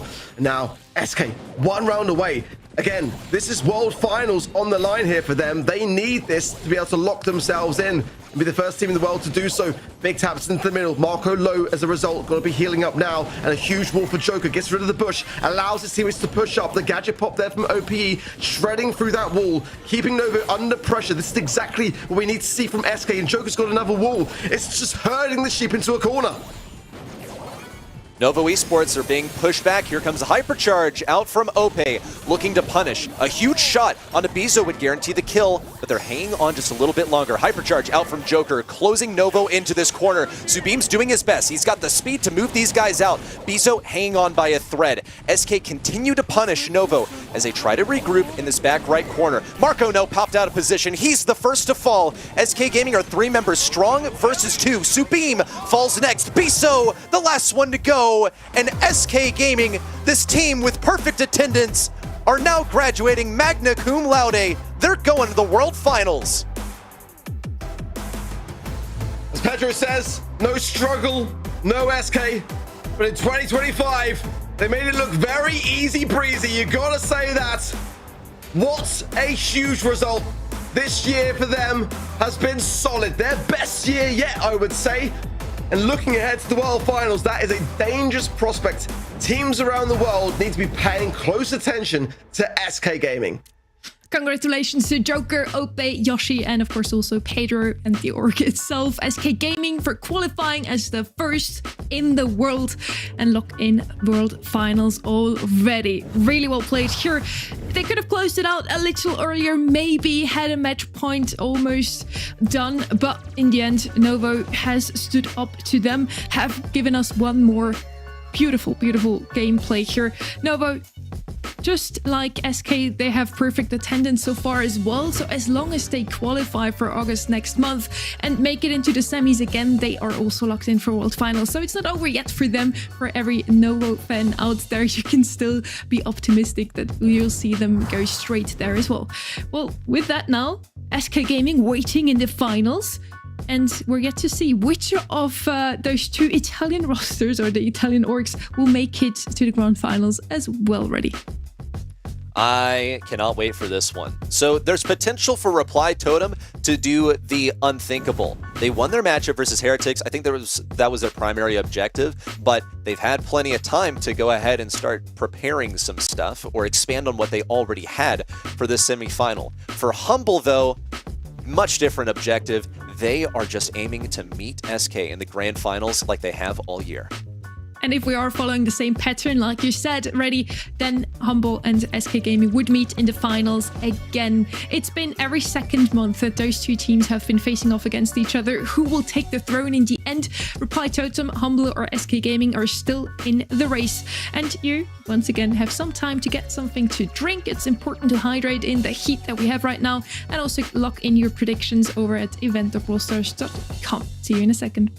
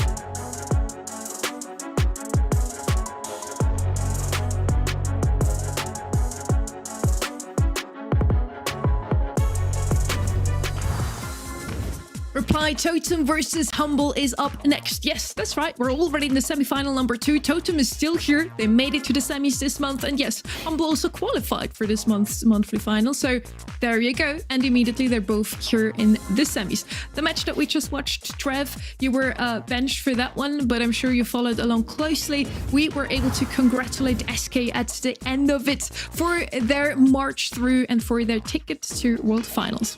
Yeah, sadly benched because that was a banger of a game, I can't lie. Really good plays from both of the teams. But Joker, the match MVP as always, seems to be inevitable at this point, but he does deserve it. All the players on SK did incredibly well, but Joker definitely being the standout. Really, really good stuff. A little bit sad for Novo Esports, to be fair. I'd have liked to see them get to the finals because their performance today was almost next to none. Now we're heading into semifinal number 2 after such a long semifinal number 1. We needed a quick breather, but I still hope this one is going to be just as close here. It's Reply Totem versus Humble, the Italian Derby number 2 arc. Yeah, I cannot wait for this. I really can't. I've been super impressed with Reply Totem today. It's their best performance this year so far. The only reservation for me is, is it too soon to expect that they could get a win against the world champions? That's the thing. I feel like for them, they're going to be on massively high spirits. We've seen Humble crumble in the semi-finals before, and it's hard to see it being Reply Totem, the other team, to do it today. But it's possible. I think that coming in, I think we all expected Reply Totem to fall in the quarters again. They've really excelled. They've made some changes in the background that seem to be working. Reply Totem want to end their season on a high note, make a deep run today, and so far they did make it into the semis. That's already huge for them. Had a good run through the monthly qualifiers as well, beating both Foot and Supermassive. Both of those teams are now not even playing in the finals. On the other side though, their opponents are looking strong, especially at LAN. We call them the Wolves online. They didn't always look as fierce, Trev. Yeah, I mean, the thing is that they're consistently good online, right? Like, it's rare. It was a rare outlier last month that they didn't make it. Usually they're getting to the semis, getting to the finals. They might not be winning the most online, but they're just consistently there, and I think that's the main thing when trying to qualify to an event like World Finals, which they've won. You've just got to be there consistently and get the points on the board. And even though Humble is always at the top, at least when it comes down to LANs, also consistently playing well online, they still always have some nice words for their opponents. So let's hear it from Semantic one more time. Totem actually joined with Angel by start of the year. Qualifier already was a bit tough. They did manage up to beat Foot though, and Supermassive in the lower bracket to still qualify, which is massive in my opinion. Can't believe they actually made out of the death bracket there. And now it's time for them to prove themselves again on the big stage. It is all or nothing. Like, if they win 2 times in the final, they're making moves. Simply as that. And there's nothing, like, everything is still on the line and there's nothing over yet, and you can never count them out. Trust me, that will be back. You can never count them out. I love the spirit that Humble is bringing to the scene, Semantic as well. Now, we're looking at a line event that both of those teams have been playing, the OWN Masters Valencia. And for Humble, it was Vayne, Vidi, Vici. They made it a quick match against Totem, a 3-1 in the end. Yet still, the draft was there from Totem. I'm sure you two watched it as well. They played well, but at LAN, Humble is just on a different level. A very close sets. I mean, you got to give credit to the Reply Totem there, getting one set, and then the close ones that followed were 1-2. So, they did phenomenally well for me in that regard. I think many didn't really expect to see them in that competition to qualify to that stage. So, they were certainly kind of really down the dumps in their performance going into that event. So, I think it's been a really steady rise that kind of started actually back then in Valencia. We are still going Humble. I think you kind of have to in this regard. I really was thinking about it though. I've got to be honest. I really did put some heavy consideration into this one. But again, I feel like it might just be a little bit too soon to expect an upset here. But 29% of the community think that is a possibility. I think that's kind of fair, actually. I would not have been surprised if that had been actually a lesser poll on the event.brawlstars.com website. Yeah, I mean, huge stuff here as well. I'm not surprised you almost picked Totem, to be honest with you, Ark, after they've done you an absolute win in the first round on your predictions. I'm surprised you didn't go it again, because honestly, I considered it, because they did look very good, being able to, close out against the team who won the previous monthly finals. So, as you mentioned, definitely on the uprise, Reply Totem are a team to look out for, but I just think it's so hard to predict against Humble. They just win the majority of the things they touch, at least, at LAN. Online, they're usually getting to the finals or around about there. So, Reply Totem, a team who hasn't made the finals once this year, only just made the semi-finals for the first time, or Humble, I just had to go the safe bet. We're heading over to our very first map of the semi-final number 2. It's going to be Triple Dribble, and as always, I'm waiting for throwers here, and I'm waiting for Shade and Hank that are usually both always banned out. And if they're not, yes, that's exactly where I'm getting at. Hank has to be picked up first here, because you have those walls in the middle, unbreakable as well. You need those brawlers that can make good use, or put those walls to good use in the end, either throwers or Hank and Shade. So not banning him here might hurt Humble, but the draft has only just started, Ark. Yeah, but Humble of tanks, Lou, Charlie, Primo. Primo cancels out Hank really nicely here as well. Yeah, Lou the first one. Bull as well. They've been really experimenting a lot with that since the rework and getting some good results with it. They've been a team that keep playing Chester too as well. Lumi, yeah, that one escaped the bans, been quite spotted, and it's definitely a worthy pickup for me as well. I really like what Humble are cooking in that regard. Chester dropped off massively. Don't know why. Humble keep playing it, and I'm kind of all for it in that regard. But I like your call, the throwers. I think Barley, I think Larry and Laurie even could still be something that could pop up here for Reply Totem now, as the Willow ban kind of leaves lesser options in that regard. Yeah, I mean, I like the thrower shouts as well. They've been here, you know, quite heavily. Yeah, there you go. Barley is going to come in for Reply Totem. They've just been so heavily played. I'm honestly surprised we're not seeing kind of like a bit of a berry combo for Humble, to be fair. But I guess with Hank out the way, it kind of takes some of the options to go along with berry away. But Barley, pretty solid for Reply Totem here. They have this third and final as well. You got to expect it to be, you know, like something a bit more aggressive or support, something like that. They have already got the Hank, to be fair. But I like the Lou. At a certain point, I was very questioning the Lou on this map, but I've seen it time and time again now, and I love it. And obviously the same to go with Lumi. There's the support that I was talking about. Jay Young comes on in and should be a very good addition to this Reply Totem side. Smelling tanks, whether it's going to be the Primo or the Bull, I just feel like they've got to have something to power through this and to combat this Hank. They've got a great tank counter, great control elements. They are lacking something with some HP. They can see the big picture now, and Larry and Laurie is what they're feeling actually in terms of control. I'm surprised to see that, honestly.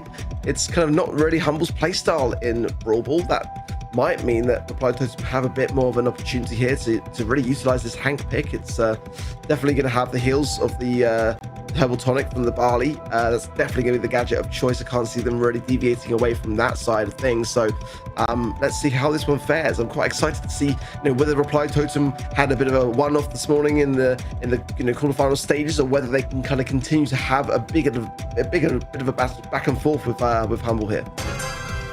Yeah, I mean, I really hope they can put up a big fight against Humble, to be fair. It'd be an exciting game. Angel Boy taking some heavy fire off the start, though. And Maru trying to get around the side. A little bit of help from the Herbal Tonic there, and going aggressive with the gadget. Now some shots from Boss coming in. Eventually gets the kill, and will now take up his next opponent in Mori, who's been backed all the way off. Immediately on the defense. Angel Boy considering that turn there as the heals from Maori come at a good time to keep everyone alive. But separated out the map, it's tough to get Maru to really hand over any utility there. Uses it himself to get into the mid here, but look at this. Humble really are turning all the screws in this. Maru low, Maori low, and Angel Boy trying to make some space for his team, but Humble are just sitting back.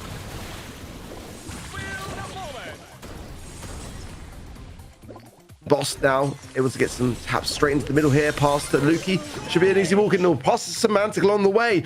That's Humble looking so calculated to set things up. Yeah, good stun in there as well to be able to get that ball in. Larry and Laurie super available.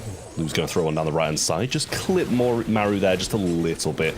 Not too iced up, but won't be stepping anywhere near that rink anytime soon. Pushing up this right side now, and super thrown backwards from Boss. Just going to try play it passively. No need to go too aggressive, and there's the gadget from Lumi. Lovely stuff. And a gadget used there by the Barley as well, helping out his teammates, but couldn't quite get to him in time. Lukey's just looking so dangerous versus Angel Boy here. Angel Boy not really able to move too much because ultimately the freeze is so devastating. Just has to sit back and needs some speed from Maru. But again, on that far right-hand side, he's kind of a bit far away from the person that he needs to be really supporting. And now some great hypercharge on the right-hand side. Semantic clears up house. Angel Boy forced to heal too as well. It's looking tough here for Reply Totem, who need a goal. And now the clock fast approaches 30 seconds. They need to make a move, and they need to make it now. Yeah, nice eye spot there from Semantic as well to stay in the mix and evade a few of those shots from Maru on the right-hand side. It's going to have to be Angel Boy making the big move here, I feel, but he's being kept back so successfully by Lukey, who will throw down another gadget as well, and Maru getting a kill on the right-hand side, giving them a bit of an in, but instantly Boss going to refrag that. Angel Boy stuck in place, has to force out a super to get the heals. Boss will go aggressive as well, but that leaves an opening in the back. But Semantic should be able to stop this one with a little freeze. Gets caught on the wall there, can't even get the shot off, and he's going to go down, and the first game will go to Humble. Yeah, that's a very convincing start. That's the new Match Arena pin there as well that Humble flaunted earlier this week on Twitter. And, you know, that's very convincing. I mean, the goal was from Humble's side. Very, very calculated. The control element really shining through again as a result of just looking at the draft for what it was in their eyes, thinking, you know what, we've got some really good brawlers already. We've got the counter to the tank. We don't actually need to go tank. Let's go Larry and Laurie, and it's worked out super well for them so far. And let's see whether they can do it again. Reply Totem do need to start to advance. They have been able to take down Lukey, and I don't think he went down all last game. He was on his feet the majority of it for sure. That's to say the very least. And now it's the best spot that Totem have been in for a very long time, but they've got to make good of this opportunity. Yeah, it's definitely a reverse position from in the previous game. It was Humble kind of locking down for a while in this aggressive position behind the walls, and Barley able to rain fire eventually. It's kind of been held back by Larry and Laurie for the most part over the past game. Semantic, ice block, and he tanks that shot well. Might want to go aggressive now, but can't really get within range. He's doing a great job of juking here, Angel Boy. A super from Semantic, not really getting the most back from it as it's in a bit of a no man's land. Lukey won't be able to stop this, I don't think, and the ball slid in by Maru in a great start for Reply Totem in game 2. Yeah, this lane swap is paying dividends, and Angel Boy is having a much better lane against Semantic rather than Lukey. They got them the goal, most importantly, but a great stun there as well. Maru's going to fall immediately, so as Maru gets a trade there as well, but danger. That Angel Boy, oh, hypercharge. Oh, that was close. He thought about it, and I thought he might have even gone all the way there, honestly. And now taken care of, but that was a very close opportunity for Reply Totem yet again. So this game going much more their way. But not to say that Humble cannot turn this around, because they absolutely can. You can see there Maru there not taking any chances at all, supering the ball away, just trying to buy down the clock. Yeah, a minute left now, and Humble in a good position. They're in a position where they couldn't really fail from this last time, and they got the goal eventually. And I hope to be able to do that again. Gadget placed, nice placement on it as well. Placing the ball just behind this wall. Hypercharge comes in from Semantic on the right hand side, will get the kill. Angel Boy taking so much fire, but Semantic can't push up any further. Should go down and does. Now Boss goes slide into the middle and wait for the pass. Semantic might be waiting for the extra one as well. Ice block in there to try and tank some damage. Last call comes out, and the Hypercharge too defends well. I like this from Reply Totem, just keep supering the ball away. And now Angel Boy clears house there with some lovely torpedoes. And 20 seconds on the clock. They're in a good position as well to be able to hold as long as possible and then go back some more even. Humble have got to really push this hard. And Lukey needs to get super ready off the back of this, but Totem are just keeping their distance as they can afford to do. Pushing the ball even closer towards the board. I think there's no time now for Humble to make a response. So, being able to even out this set so early is massive. I mean, if Reply Totem can now get this game, get one set ahead, as we know, they do need a lead to be able to kind of ensure things. We saw earlier today, they almost got reverse swept despite a 2-set lead versus Team Heretics. So this is now a bit of a chance to communicate, talk to each other, build up the hype and ensure that they get this this set in the bag. Yeah, I mean, it's just a question of who's going to have that early control. That has been the deciding factor of both of these games. Humble got it in the first, they won it. Totem got it in the second, and they won it. And it looks like Totem have got the early pressure here with a kill on the left-hand side onto Lukey. And as you mentioned in the first game, he really wasn't dying. But in this second and third, he's been going down a lot more frequently. Angel Boy rotated to the right, and Semantic has not been having a good time. Yeah, ever since that lane swap, it's worked out much better. Maori might find Semantic here as well. Does go down. Super out. Last call. Gonna lay the map there with... Oh, I was gonna say Maori. That might have even gone in if it had been slowed off to the right. But I think it might have been better just to hold firm a little bit and just ensure that the control is there. I like the idea, and that may have been a goal potentially there. Yeah, Boss just going to go down in the corner there. Couldn't corner it anymore. And Lukey has a super of his own. Goes for it. Locks down Angel Boy. And they're going to look to try and get a kill off the back of that, but unable. The pass might be open. Ice block used. Boss grabs the ball, but he's overwhelmed by 3 members of Totem, who will score with 1 minute and 30 on the clock. Similar to last game, will Humble get the response? Loving this adaptation and a completely different Reply Totem. Humble though. 2 men still standing, and Boss with the Laurie at hand. You're going to push here, choosing to play control. Maori, got to give him a massive shout out. That goal was a lot to do with him there. Cycling last calls and getting so much utility down for his team, keeping everyone still alive. Semantic making a push. Icebox not going to find too much value and instantly eradicated again. The hypercharge from Maori litters the map. Yeah, I don't think the ice block's making too much use at all, to be honest. I'm surprised to see him even using that star power. Good kill from Lukey on the right, though, but Boss will be traded out on the left. Both of them looking like they want to swarm towards Maori there, but not getting much back from it. Semantic low, and a last call sent over to Lukey. Might be able to evade that. Just a little pocket in there, which he can, but Maru fast approaching will get the kill. Angel Boy pushing forwards, connects with Boss. Ball, actually a bit of a blunder, but there should be time. No time. 25 seconds though on the clock, and Humble's still behind, but a bit sloppy from Reply Totem. It can't be denied, can't be ignored. And will Humble punish it? That's the question. Luki now so low there. It's great from Maori. It's deflated this push, but Maori's stunned out the right-hand side, and Maori might not be able to defend this alone here, forcing out the heal. The speed there from Maori as well. Maori all alone in this defense. Angel Boy coming in clutch. Reply Totem just managed it. They get the set just about. Yeah, I mean, they had control for pretty much the entirety of the second and third games, which are the ones they won. Humble started strong, but an easy adjustment of just swapping lanes for Totem pretty much changed all the plans that Humble had. And I'm honestly surprised they didn't just swap back. Like, they didn't really try to change lanes at all. Agreed. And it worked so well in the first. Why wouldn't they attempt it in the second and third at all? Very interesting decision indeed from Humble there strategically. They kind of flipped the script as well, as Humble had a bit of a wonky start in their match against Inner Circle and then turned it around in game 2 and 3. Now Totem is doing them the favor themselves, and as you mentioned, they had control for most of that match, so I think they only deserve to also take the set in the end. Look at those kills as well. Full control, no chance for Humble to even come close to that goal arc. Yeah, it was. I'm still a very valid point, Trav. Like, Humble just didn't make any effort to go back to what was working for them. The first game was very convincing, and it was working out just wondrously well. And you just got a question, like, why didn't they just choose to go back to business? You know, and Angel Boy, as soon as on the right hand side, the goals kept flying in for Reply Totem. It wasn't clean, it's got to be said. But these are the moments that Reply Totem have to capitalize on. Get these early wins on the board, get this momentum, this energy, and this team spirit rolling through, and that can really drive a lot of momentum. Leaving Hank open as well. It might have worked for Humble in scrims, but I am yet to watch a match where Hank doesn't win on triple dribble. He's just so good on this map because he can make good use of those two walls in mid. They did have a thrower as well with the Larry on the side of Humble, but it just wasn't enough damage to take him down effectively. Lou and Lumi, I think on this map, they would work wonders. If they get their hands on both of those boulders here, Trav, Humble wins. Yeah, I mean, I think so too. I just got to think that Reply Totem are going to need this buffer because, as Ark said, against Heretics, they really needed those first two sets to even stand a chance. So you've got to hope for Reply Totem's sake they carry on running away with this, because I think if Humble get this, get the mentality, get the momentum back, they're going to be in a great position to just go and sweep from there. But the bans are in. Reply Totem get rid of the Lumi, the Draco, and the Kaze. Great bans from them. The Draco, the Hank, and the Charlie on the other side from Humble. But they're the ones with the first pick, Sonny.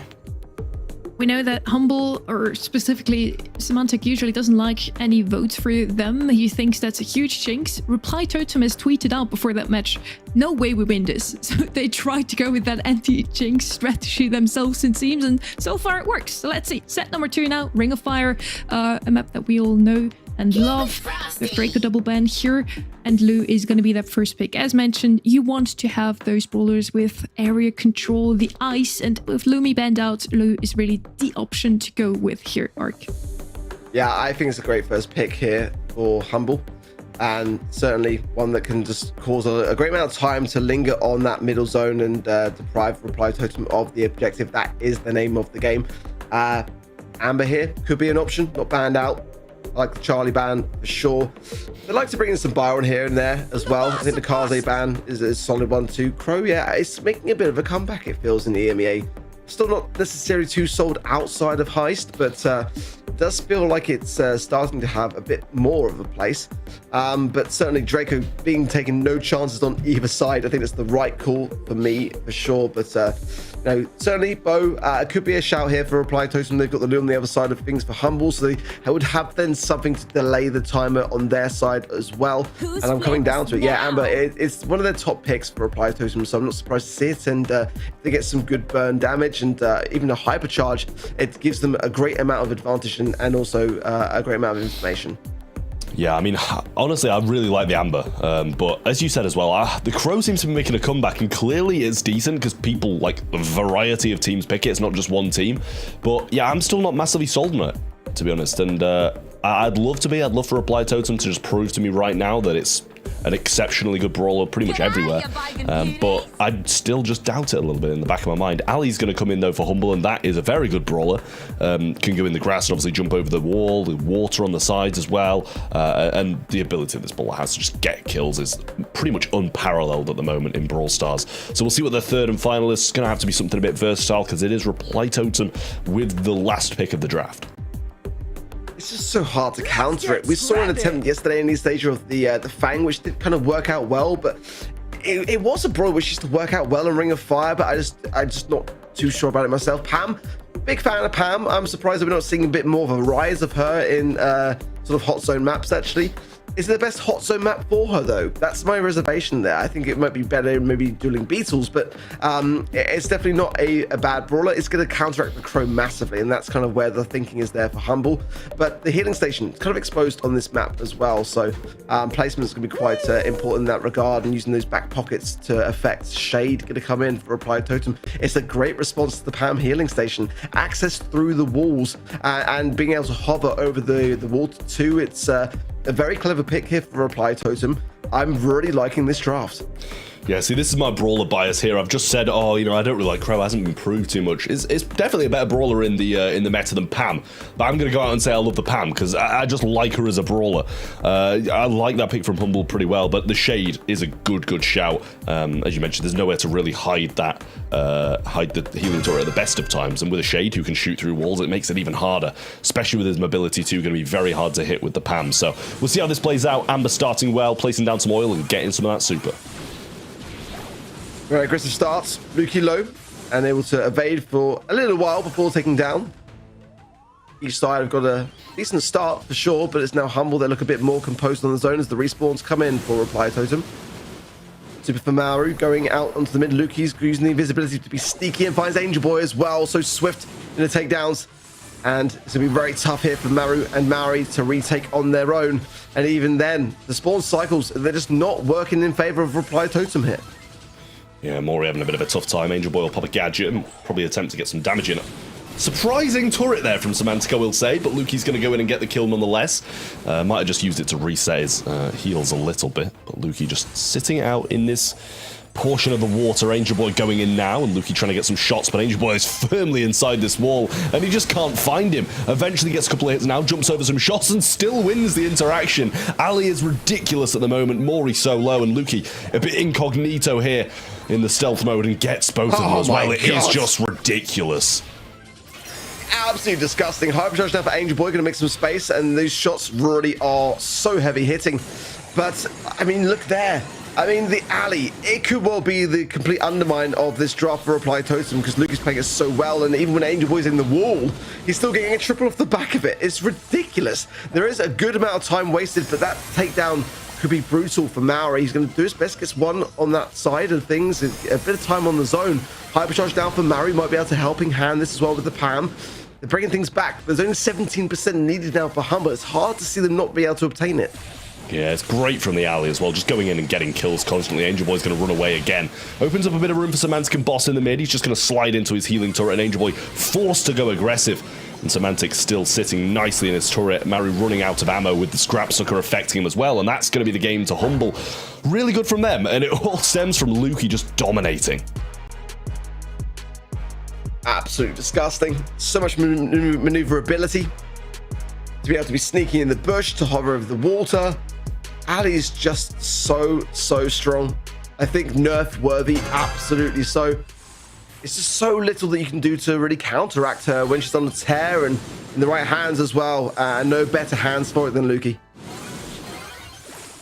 Well, and he goes. That's one off the start, maybe two as well, as Angel Boy just about cleans him up. Almost got the ammo back. And Semantic just sitting nicely in mid thanks to the pressure that he did just put on. Boss taking some fire. Not having the best of times against this Crow here, and Maru developing into a pretty good position at the moment, choosing not to burn this up just yet. Lukey around the back, stealth mode activated. Boss just trying to get this kill on Mori, but Lukey will come and get it for him. Oh my. Well, Humble clear up. Yeah, it's yeah. Do we chalk it now? It's a close scoreline, it's got to be said, but I mean, the way that Lukey's playing this, I cannot wait to see the stats, by the way. I think they're going to be absolutely disgusting. And the fact that Angel Boy's doing as well as he is, I think says a lot. Because at the right-hand side, gets the healing station down, Semantic falls. That's a really nice retake from from Reply Totem there, honestly. Boss low as well, has got to heal up. Luki then getting aggressed as well for a good amount of time. Might even whistle down here if they get the burn, which they do, so yeah, this is really good from Reply Totem actually, and he's starting to bring this back quite nicely. Yeah, it really is. And although Luki is getting a lot of kills, he's also getting a lot of deaths too. Stealth Mode coming in now, and Hypercharge available from Angel Boy. Not going to go for it. He's just going to go into the back lines and try and pick up the scraps. Gets another shot in there as well. Maybe could have finished that one off. It has stayed a bit closer, but Maru wants to take this matchup again. Luki's going to slide in. Angel Boy will get it, but he'll get traded out. Hypercharge is there for the Amber, and that's a lot of burn down damage rolling in. Oh, hard Crow jump too, and they get it done. Luki all alone, and he's not going to be the best 1v3, but I'm sure he'll try it. Reply Totem are adapting really well, and now at 80%, everyone in the zone. 2 members of Humble now, but Boss with a lovely hypercharge there puts down the mantle, and Semantic's going to burn down as well. The response is so back and forth now. It's like the same every single set. Reply Totem lose the first, make some adaptations, and come back. Imagine if they can get 2 sets up now. I mean, they're able to learn from their mistakes on the fly. Against the world champions, it's relatively unheard of in this region. Can they get another game now? I feel like I still favor what Humble have got. It's hard to side against it, but that was so much better than the first game, and I believe from that, it's actually possible here. I mean, it's a definite possibility. They are very much in this game, and although Luki's doing some great work, Angel Boy is becoming more attuned to it. I say that and he gets absolutely obliterated, but the help from his teammates will go a long way. Gets a bit of a hit on Mori there, but Angel Boy already back in the mix. Good start for Humble though, with 16% already, and Pam and Lou holding well for now. Wow, Semantic's getting aggressed so heavily and goes down. Maru and Angel Boy doing fantastic work now to try and claim back this deficit. Angel Boy juking well there as well to stay alive, and now going to the left-hand side to heal, but Luki is hot on his tail there, going straight for the juggler and gets the takedown as well. Now that left-hand side pockets, he's a real concern as Humble now approach 50%. Yeah, much better from Humble again. They've adapted now and seems to be working very well. Mori really low. Angel Boy over the right-hand side trying to get some super, but choosing to go for the healing station for now and does get it down. Burn comes through and he's going to place that onto the left instead. Luki round the back making big moves. Might be able to get this as well, but the shield from Angel Boy keeps him in it. Semantic, though, still on the zone and the percent keeps on ticking up. It's a good response, and it's what the Humble need. Hypercharge for Maori. Luki is exposed there as well despite the invisibility, so now a chance for Totem to breathe slightly. Semantic might fall here as well, but places down the healing station just the nick of time here. Angel Boy then utilizing that super, goes for the healing station, but Luki's the threat and the problem that it needs to be solved. And now both Semantic and Boss full HP on the zone.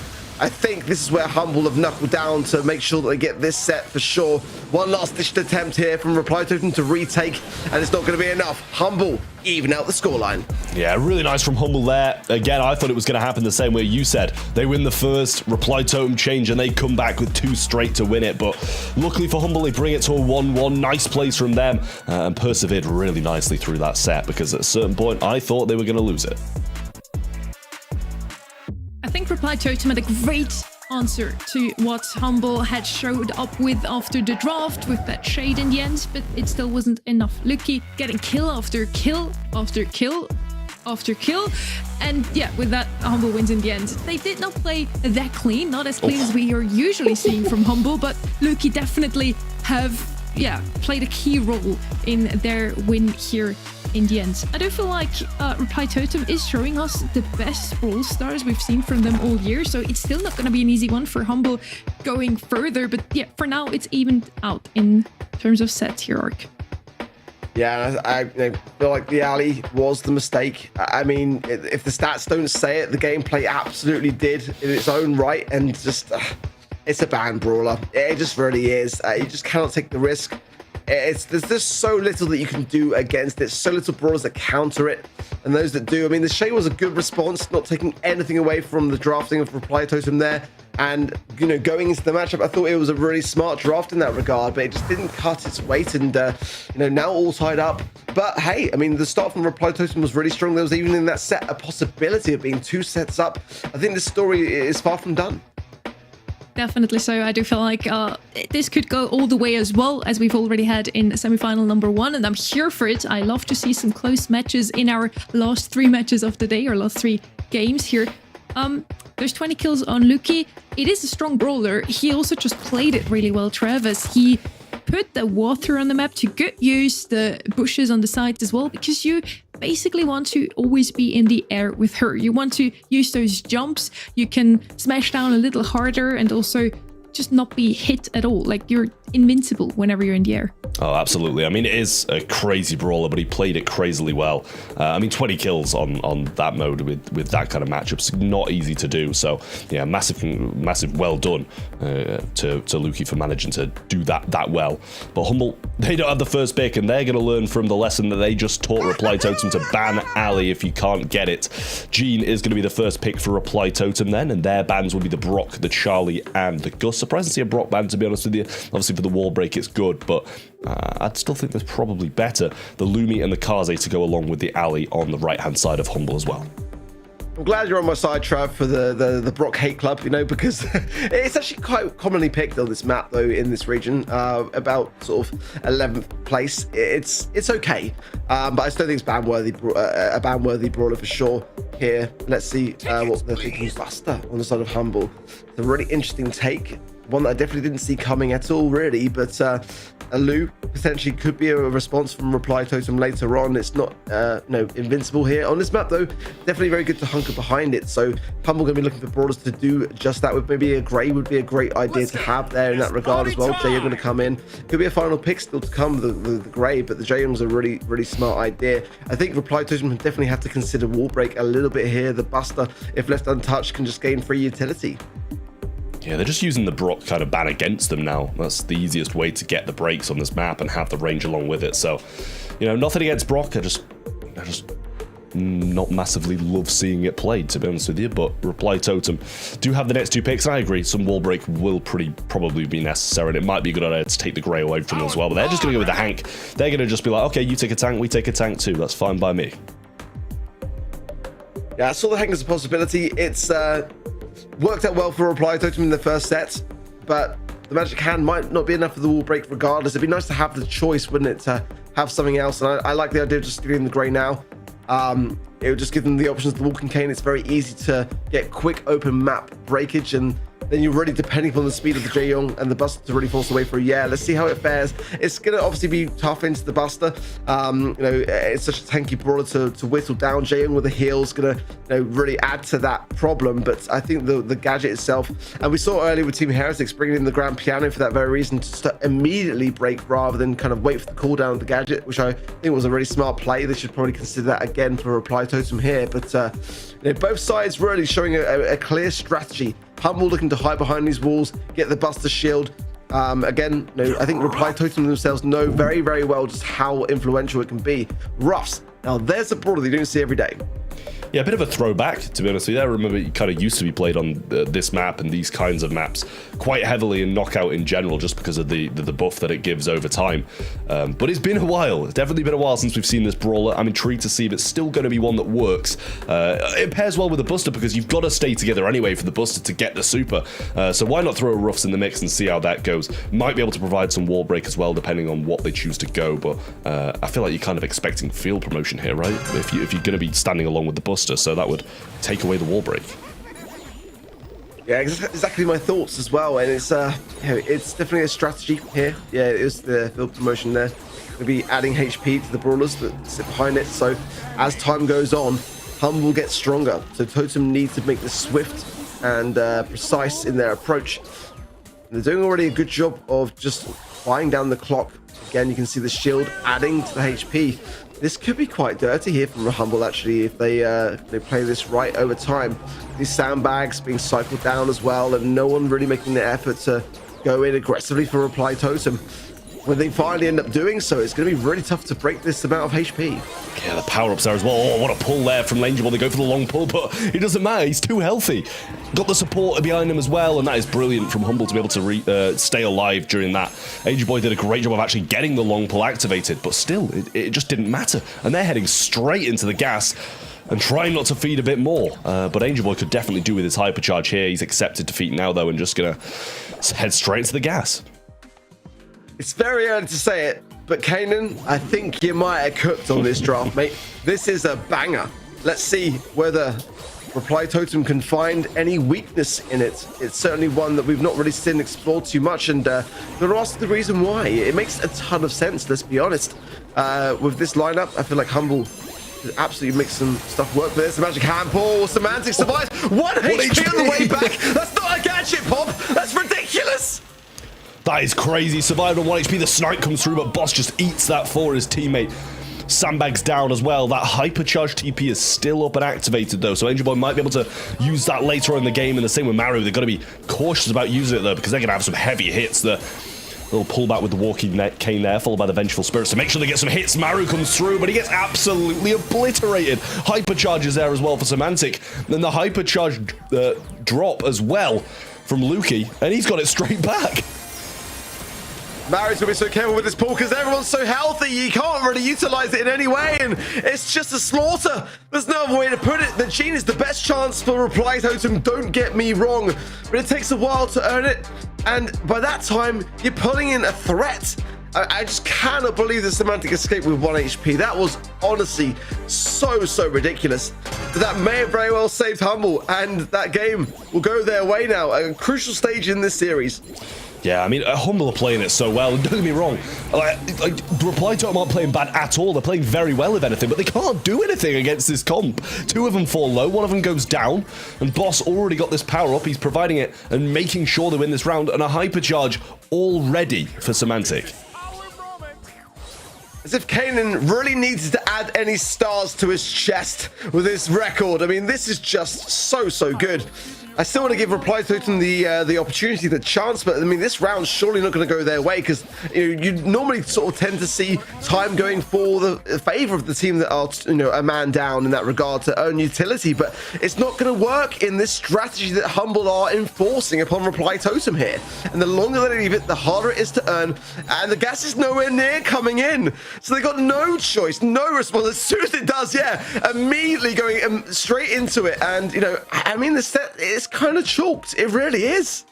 It does seem that way. Like anything that they've got, the walking cane, the gene pull, they eat it if they really want to, but if not, they've got sandbags to tank it as well. Like it just seems like there's not a lot they can do at all. The heal's there straight away from Boss, providing it to both of his teammates, and hypercharge ready to go for Semantic still. And Lukey working on one of his own, but he's going to provide that power up straight to the Jae Young and just beef up the support. Yeah, Kanan has done magic, and I feel like we don't often enough shout out the drafters behind this because I think the players will be able to take the credit very easily, whereas those that are working that kind of analytical side not often able to take the spotlight. There's a pull, but again, look at that. He can't die. I mean, it's invincible. I mean, this is the sort of thing that if you saw, you'd be asking Supercell to nerf, and it's not in any way that. It's just the combination of these very 3 brawlers. It's unmatched. They just can't die. Like, I've never seen them pull a brawler so many times and result in no kills. Like, it's ridiculous how good that combination is together and how, like we don't see it often at all. I don't know what's going on. Ruffs out of nowhere, you were like, oh, it's been a while, but maybe we need to start seeing it more. Best draft this year. Best draft this year. Kanan, you cooked. You absolutely cooked, mate. I do wonder if he listened to yesterday's stream, though. I don't know. During his stage, I mentioned how Ruffs was always the most played brawler on Dry season, on Knockout in general, just so good thanks to the field promotion. He increases the health pool of his allied brawlers. We never saw him, and chat was also not too friendly with me after that, but it obviously works. Thank you, Kanan, for proving my point. Yeah. I mean, that's definitely something. 0, 0, and 0 donuts across the board from Reply Totem. Humble getting the 2, 4, 6 as well, perfectly in a row. So, Semantic obviously being the main man, the front man who's doing the majority of the work in terms of kills, but it's his teammates keeping him alive in the situations where he steps out of line and gets pulled as well. Honestly, it's not even stepping out of line because he knows if he gets pulled, he's not going to die. Donuts all round for Reply Totem. It's just a really tough stat to see. I mean, that's going to get memed. It just is. And it's Kanan that is the man that is behind it all. And yeah, it's tough. It's really tough for Reply Totem now, especially to recover from this. I really love this current meta, at least in the BSC. We get to watch some new ideas introduced or some old ideas reintroduced. Ruffs on Knockout was used 2 years ago, maybe. He isn't that high up in the meta, but because of that single star power, he's always going to be so good on Knockout. And we've seen it now. Why? Yes, the Buster was phenomenal, but it was also because Semantic was just invincible and they could never take him out here. Hard Rock Mine is going to be our next map chance for Humble to close it out here, Trev. Yeah, we'll see if Humble are able to close out. I mean, if they draft like that again, it's going to be done, I'm pretty sure. I mean, Totem can try all they want, but that was absolutely crazy. And don't get me wrong, Totem didn't play bad. And I say that with them getting 0 kills. Like, they just couldn't, like, it was impossible to get a kill. I don't know if any teams would have been able to get a kill at that point. Real tough stuff for Reply Totem. It's a tough pill to swallow for them, but Humble in a great position now. They were 1 down and now they're 1 up over Reply Totem. Ban should be in shortly, and they are. The alley back out the way again for Reply Totem. No surprise there. Kaze and Lumi as well. And Humble get rid of the Charlie, the Tara. Shame on the Tara. And Janet as their last ban. Talking about reintroducing old ideas, that would be Rico for Hard Rock Mine. He always has been the brawler on this map, but that was when only half as many brawlers were in the game. So let's see if he's still going to be an option here. Lily, a great choice here for Humble. We saw Semantic on this brawler here before, and he was absolutely smashing it. He did say on socials that he's always very scared when he's on this brawler because either you're the star of the show or you just look like an idiot, Ark. His words. Yeah, I mean, that sounds like Semantic to me. Sandy, yeah, it's a topic from Reply Totem here. I'm worried for Humble slightly because the coin toss not really in their favor for tanks. They love to bring in Bull and Carl, Jae Young as well. Buzz is definitely going to have a good map here. So those things could all be great brawlers to have, but not in this stage of the draft for them. So their playstyle might go against them slightly here, but I'm liking the Lumi ban for sure. Doug's a bit of a Reply Totem special, by the way. Just to throw that one out there early on. Gus going to be a very solid mid, allows them to have a lot of choice in their third and final pick here. But you know, Humble here, yeah, I've got some reservations slightly on how they're going to fare in regards to their playstyle. Ash could be another option for them if they want to consider that. If they do want to go tanks, they've got to go really strong in on it. And I feel like, you know, at the moment, Bull, it is just in such a great place, honestly.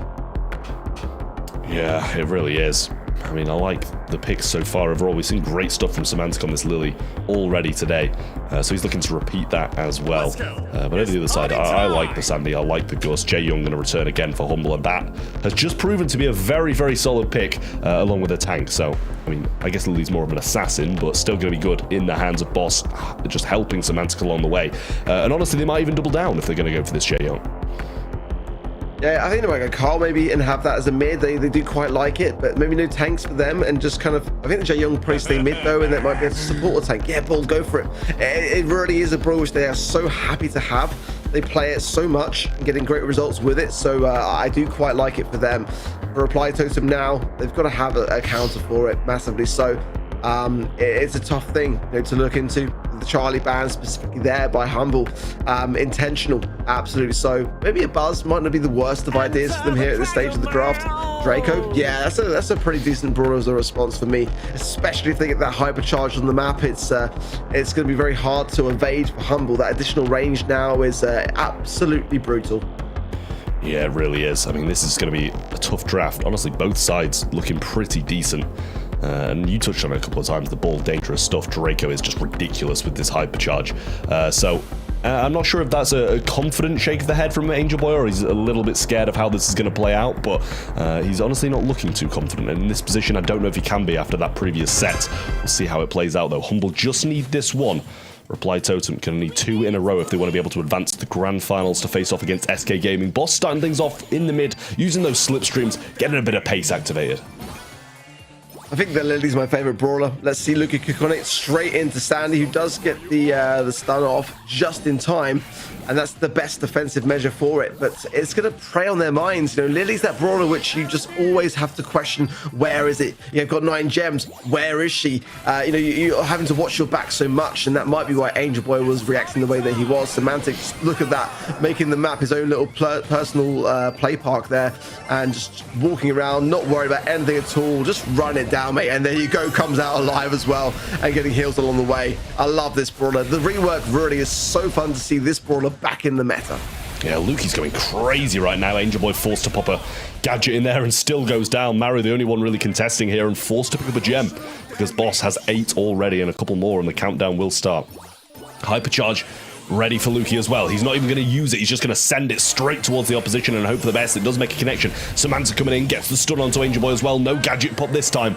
And if they can get that, just one more acquired. And Semantic is going crazy. Gets another one as well. Might be able to take down Mari, but just survives. But here comes Luki, lands bang on top of him. And Angel Boy trying to go in with his hypercharge, gets cut short with one of Luki's own. But now he's trying to make some big plays. Semantic wants to go in, just playing defensive, not going in overly aggressive. Nice plays from him. And Humble hold on, and they're going to match point. There's a reason why it's their top played brawler in scrims. Disgusting stuff from Semantic.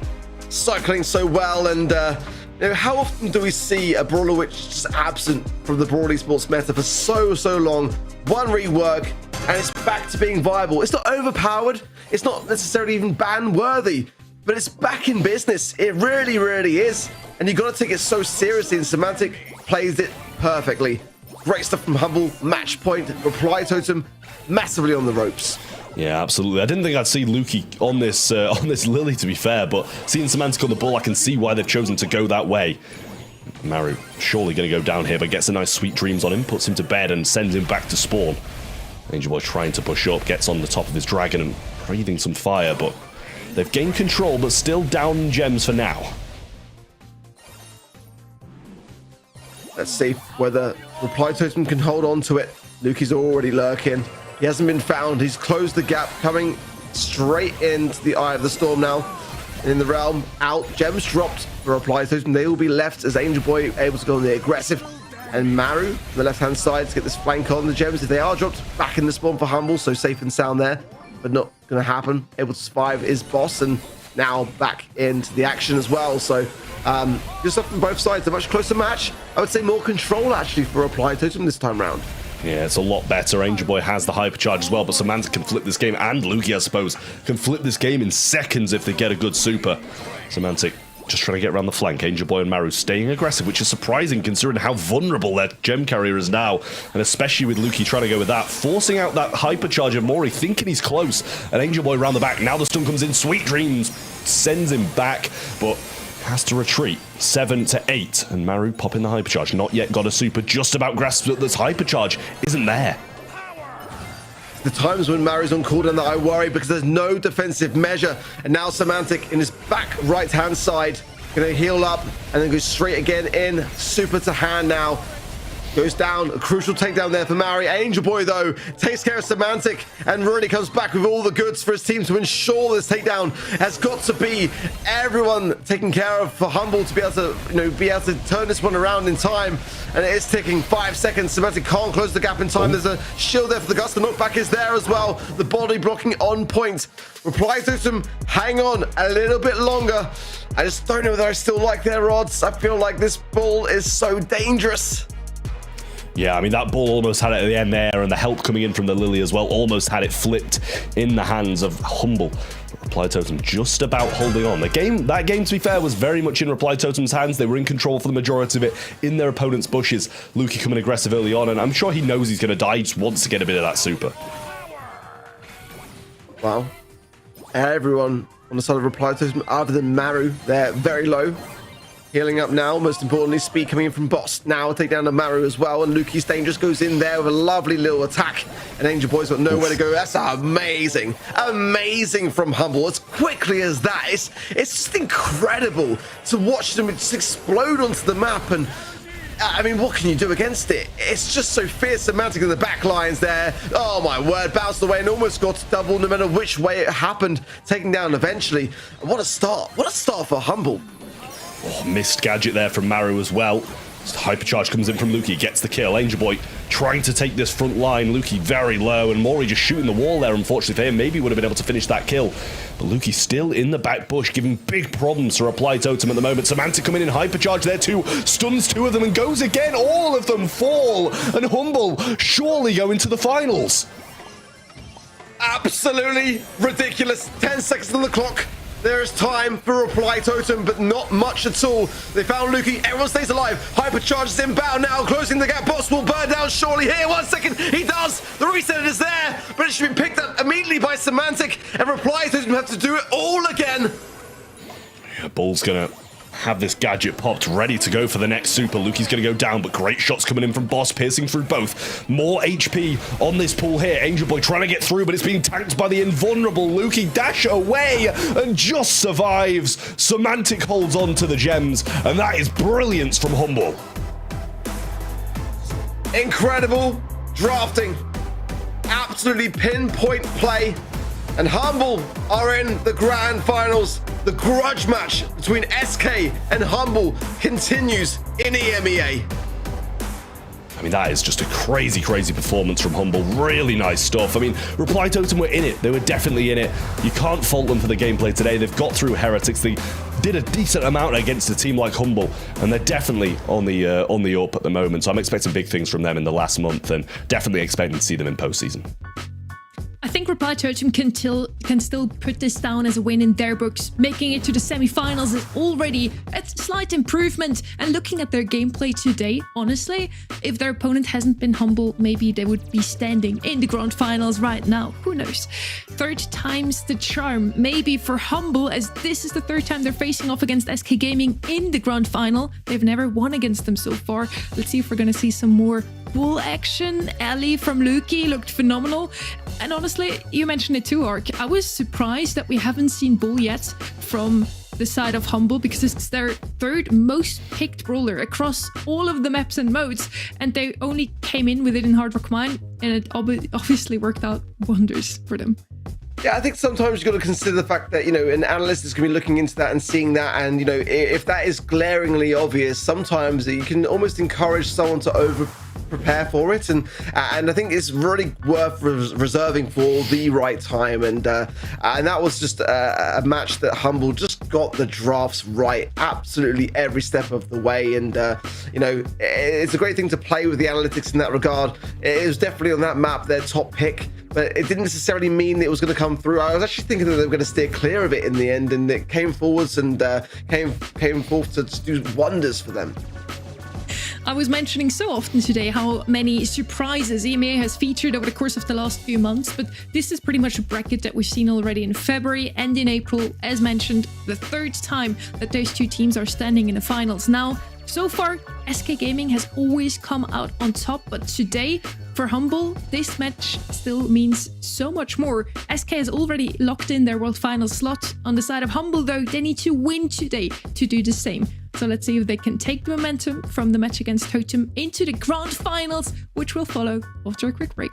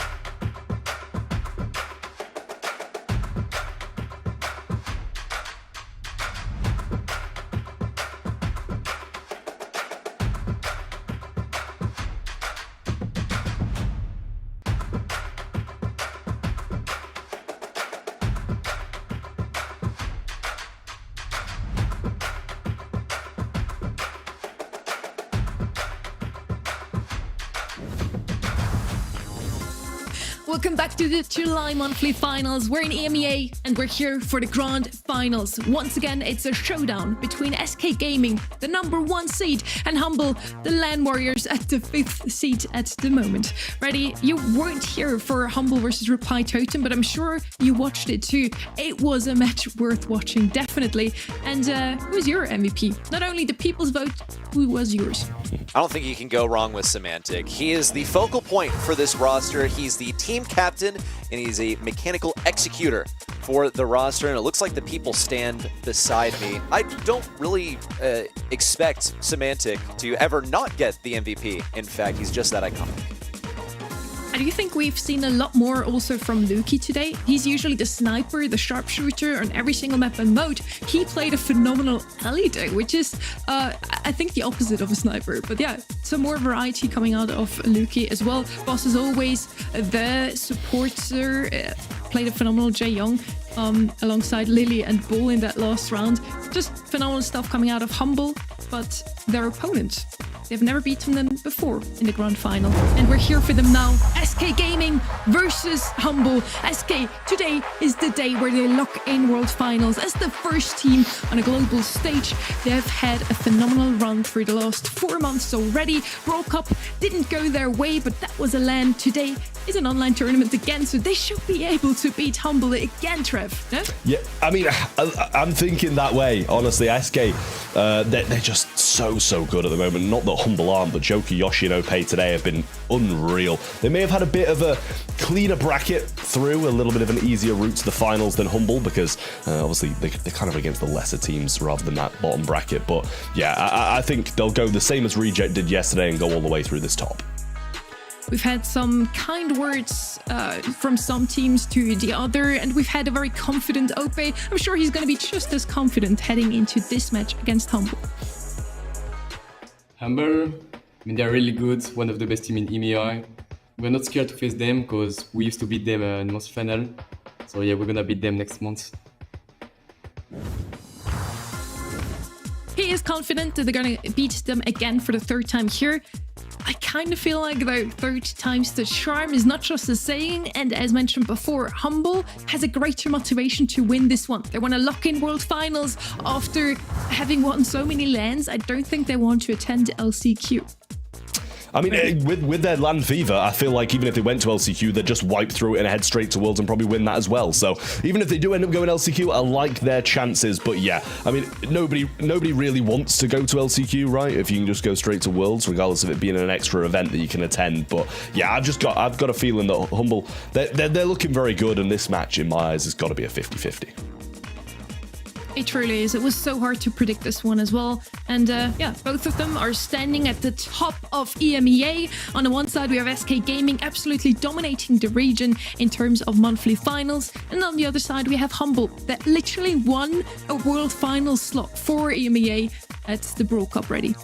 It's curious because we have this throne here, and it's about reclaiming the throne for Humble, but was it theirs to begin with? Both times that they've met SK Gaming in the grand finals and our monthly finals, they've not been able to take it in the end. They've looked good at LAN, you know, they took a win as well in Valencia over SK Gaming in the finals there. So LAN Warriors, for sure, but they got to get some points in order to get to the World Finals. It is truly almost funny to me that there's some irony behind it, how every single time those two teams face up against each other, SK wins if it's an online match, Humble wins if it's an offline match. It just never have been different. Those are the maps for our grand final of the day. We're starting with Double Swoosh, and we did see quite a bit of Sandy come out of SK Gaming, so I kind of expect that here again, and then some more tanks from the side of Humble with that Lily and the Bull. Here our predictions. I was undecided until the very last second. Again, to me, it's just the motivation that is a little different here. SK already locked in World Finals. Humble needs that win today to lock it in themselves. So I think that just gives them the tiny edge, but it's going to be a 3-2. I mean, listen, I'm motivated by cash money, and if SK are as well, then they're gonna want the win, aren't they? So that's what that's what I think. I think, you know, coming into this one, it's absolutely a 50-50, as you say. SK usually win online, so you know, I'm putting my money on them. But Humble, they have a lot of motivation heading into this one. So I'm surprised it's 82-18. I would have expected it to be way, way, way closer to 50-50. But at the same time, with SK's track record this year, I can see kind of why it's that sided. If we're to believe that third time is the charm, you know, some sort of supernatural thing, then I believe that Destiny is just as good of a reason to predict that SK will take this one. Possibly, as we have looked at a graphic before, the pattern they followed was either drop out in the quarterfinals or win the whole monthly final in the grand final as well. So today they just have to kind of win again. Again, it's a 50-50. I think the votes from the people at home is a little shifted towards SK Gaming. They brought the fans in to vote at event@brawlstars.com, but I do think it's really just split down the middle. We're heading into draft now. As mentioned, SK Gaming has shown us Sandy twice so far. I do think this is his best map. Ellie's gonna be banned out. That's a wise choice against Humble, I feel. They certainly have watched that semifinal number 2, Reply Totem versus Humble, where they have absolutely dominated with this brawler, Trev. Yeah, absolutely. I mean, I like the bans across the board. Actually, I don't. Sad to see Tara banned. Must say, love that brawler, as we all know. But very glad to see Ali out the way, and I'm sure SK Gaming will be as well after seeing what Humble and Luki especially were able to do with that brawler. Lily going to come in, though, and that's another brawler that Luke can do work with. Same with Semantic. These guys are just all over this and so good on it. So for SK, you've got to be a bit scared of that, I feel, because Humble are going to be pleased they've picked that up. No doubt, it's just tough to shrug off this Lily. As I have said throughout the day, when she gets a hypercharge and she has this super, and as long as she doesn't screw up, then you're dead. The gems belong to the enemy side. So the struggle is going to be, of course, getting those abilities. Semantic has proven himself very capable of doing so. Here comes Janet from SK Gaming. It's going to provide them some vision over this Lily. Also an opportunity to take to the skies and escape from the Lily as long as the reaction time is good, but you can't do that when you're in the Shadow Realm. So naturally, it is a hazard. They need good shot calling to keep track of this Lily, keep their gym carrier safe. Just have to do stuff. Yeah, absolutely. Sandy was mentioned as well, but I can't remember who it was. I can't give you credit, but Sandy was mentioned as being a brawler that could be brought in, as they do keep on doing it. So I really like this from SK Gaming. It's another brawler that I myself find quite entertaining, quite interesting, and the same with Janet as well. So the scouting ability of these two brawlers is really good, with the drop the base and with the rude sands, both incredible at doing just that. So we're back over to Humble. 5 seconds on the clock. Obviously, they're going to need a mid over the next 2 picks, so we'll see what that will be shortly. Wouldn't be the worst of things to just bring in like a Grey or something like that, TP towards them and have the Lily absolutely loving life. But Amber going to come in here for Humble. Just get rid of some of that grass and then a Lumi as well. How have we let this slip our minds? And honestly, how have we let this slip through the draft teams? Seriously. Seem to be a lower priority for SK Gaming. Humble are just going to snap that up, get some control on the lanes. Amber also just one of the best ways to deal with Sandy in this entire game. Burning the bushes is one of them. You're going to have to burn down those bushes if you want reliable sight lines onto Sandy, but also just in the absence of those bushes, there's nothing that Sandy can do. You can't really juke. Yeah, you can try and hide behind some of those obstacles. Oh my goodness. Okay. Let's put a pin in that. The creature of the night has appeared, and he's here specifically to deal with Lumi, if you ask me. Yeah, I mean, that is it's a bold one. It's a very bold one. But as I kept on saying with Edgar yesterday, these are the kind of brawlers you don't bring in unless you're very sure they're going to do well, or at least be competent. So something that SK Gaming going to put the faith in, and I imagine it's going to be OP on that brawler. It's one that he likes to champion so much. So if he's got faith in it, I've got faith in it. And yeah, probably to deal with the Lumi, and should do a good job of just that. I think it will fulfill a similar role to this Lily also, just get in close range and snap up some of those gems. Be that comeback mechanic, or at least the potential for it. And OP on this Mortis cannot be underestimated. Here comes Semantic around the left side, immediately sidestepped by Yoshi, who's not running visibility on that gadget choice. He is instead going to be going for the jump away. He's trying to deny as much hypercharge as possible to the Lily. Really inventive stuff here. Both teams pulling out all the stops just to get a tiny advantage. Yeah, just having that ability to get away from some of these brawlers who are just going to be coming in and assassinating them. It's a great shout to bring in that gadget. I would have honestly thought drop the base, as I mentioned before, and just because of the visibility you're going to get from it. But wonderful, wonderful choice from him. And Semantic trying to make the moves again. Wants to get a bit closer to this super, so choosing OP as his target. Now goes in, cleans up 2 with a bit of help from Joker. And that's the Sandy super available too, when we're even on gems. But control is all SK. Joker's been an animal on Sandy today. We saw him earlier on Crystal Arcade, put him on double swoosh, and Sandy's even better here. That's Ope on the left side, snapping up a kill. Semantic's a dead man on the right hand at the hands of the Magic Sandman. And the bushes belong to SK Gaming at the moment. They don't really want to concede this left side, but they don't have visibility on Lily. She's going to be shifting over here to the left side. Surprise attack on a Joker, now stunned. On the right side, Ope gets a kill of his own, but he will be traded out. Luki getting the kill with the super. Semantic also has a super of his own. A miss! Now that's not good at all. He was probably going to lose that matchup anyway, but still, that's important hypercharge that he needed to cycle through. Yeah, good kill from Joker, buying valuable time for Yoshi to be able to start this count. OP gets 4, and Yoshi was definitely thinking about going for that last one then, but look at Semantic waiting with his super, with his hypercharge. Invis at the moment, into the realm. Now he goes forward, jump away, can't escape it, but Semantic is not going to be able to get out of there. OP cleans those straight up. Super comes through and doesn't make an extra with Joker, who gets an extra hit on Luki. OP just waiting at the back, and honestly not the person you want to have the gems. Boss falls very low. Luki not the most healthy on the right-hand side. Semantic coming in. Good kill from Joker, and that should mean the game goes to SK, and he even misses his super to go along with it as well. First game to SK Gaming, and they're looking very good whilst doing it too. Mortis game is a successful strategy here from SK. He came in with the last pick of the Mortis. It snapped up kills that were attempted to defend. You saw the Lily in close range. You saw Amber also popping the dancing flames. But even the catastrophic damage that those flames can offer were not enough. Ope's just so mechanically skilled on this brawler. He's able to sit sort of at the center of that gadget and avoid the damage. Joker also has been a huge force. Look at Ope. He's dashed all the way to the enemy side. Can't be bothered to pick up those gems either. But the hazard is he has fed Semantic his first super, which means that Semantic is nearly halfway to a hypercharge. I mean, there's just so much to shut down and avoid this Lily as well. OP can just dash away, Joker can stun him, Yoshi can jump away. Really nice draft from SK Gaming, I will say. Some great shots coming in. The ice didn't do too much, just prevented him from getting this mid for a bit. Semantic will go in there, and the jump away is not far enough, but will be traded out by Joker, and they won't mind that. Now comes it OP.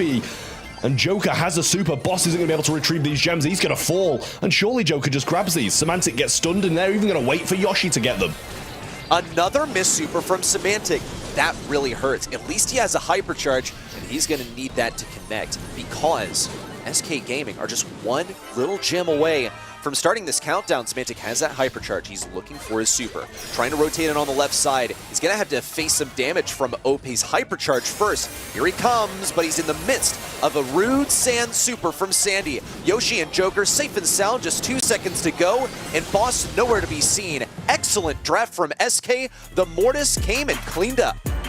I mean, that is some incredible SK gameplay, I will say. Unreal. The draft, incredible. As I said during it, so much to avoid these aggressive onslaughts that are going to be coming in. They can even avoid the Lumi lockdown as well with the jump. But yeah, the Lily, from where we've seen over the past few series that Humble have managed to take that brawler and do so well, to now watching that, it's night and day, and SK just locked it down.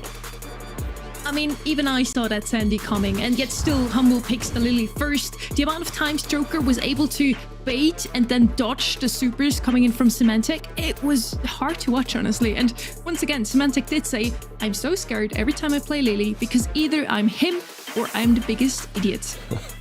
I'm not calling you an idiot. Sounds like it. Doesn't sound like you're saying he's him. That's just what you want to hear, Trev. No, seriously, like, even a player like Semantic will get baited sometimes by that Sandy play. That was the perfect answer. And once again, SK Gaming has brought him out a couple of times today already, so Humble should have seen that coming, honestly. Yeah, I don't know, Sonny. Personally, Sonny, I think if you're going to call him an idiot, just say it with a bit of chest. Stand by. I could never call Semantic an idiot, though. I can. I love him. But I won't. Thank you, Trev. No, I mean it was just like you can't blame him for that. I don't think. Like, you know, he might be him on it for the most part, but it's not his fault that he's been. I mean, it might be if he's contributing to the draft, but it's not his fault that they've just been completely outdrafted. It was really tough matchup to come into, and SK Gaming just played it so well. SK Gaming got the brawlers they wanted. The Mortis is something that I did not see coming whatsoever, and OK also had some pop-off moments on him. So yeah, they make their pin brawler proud. SK Gaming pin is a Mortis, so makes sense. When we see some Mortis, it is usually SK Gaming that is bringing him out, and sometimes some bold picks like that get rewarded. It did this time around, and SK Gaming now in the lead, 1-0 up against Humble in the finals. We're on pit stop now, one of those maps that just came into the map pool. I'm super excited to see what those two teams are going to show us here. They both didn't play that map today yet. And once again, Shade and Hank are probably either going to be picked or banned. So good on this map because of the unbreakable wall right before the save. What we also see quite often, of course, is going to be Charlie, Kaze and Lumi again. And for Humble, Bull is the brawler I'm looking out for, and it's banned by SK. They know, ready, they know. They do. True ball knowers. I mean, okay, to make it to this stage, you gotta know the game on this incredible level. But even Humble can be tripped up by a trap in the draft because, in my opinion, that's what happened. A lot of traps in the draft right now. One of them was SK giving Humble that Lily for free. They took it, and SK had pretty much everything to deal with it. First selection now from Humble, the Carl. Not very frequently do you see this as a first selection. Typically, they're higher priority things, but I think that Humble have some feelers out, that SK Gaming are giving them some things that they don't really want to bite on just yet, and they would rather play it safe with their first pick.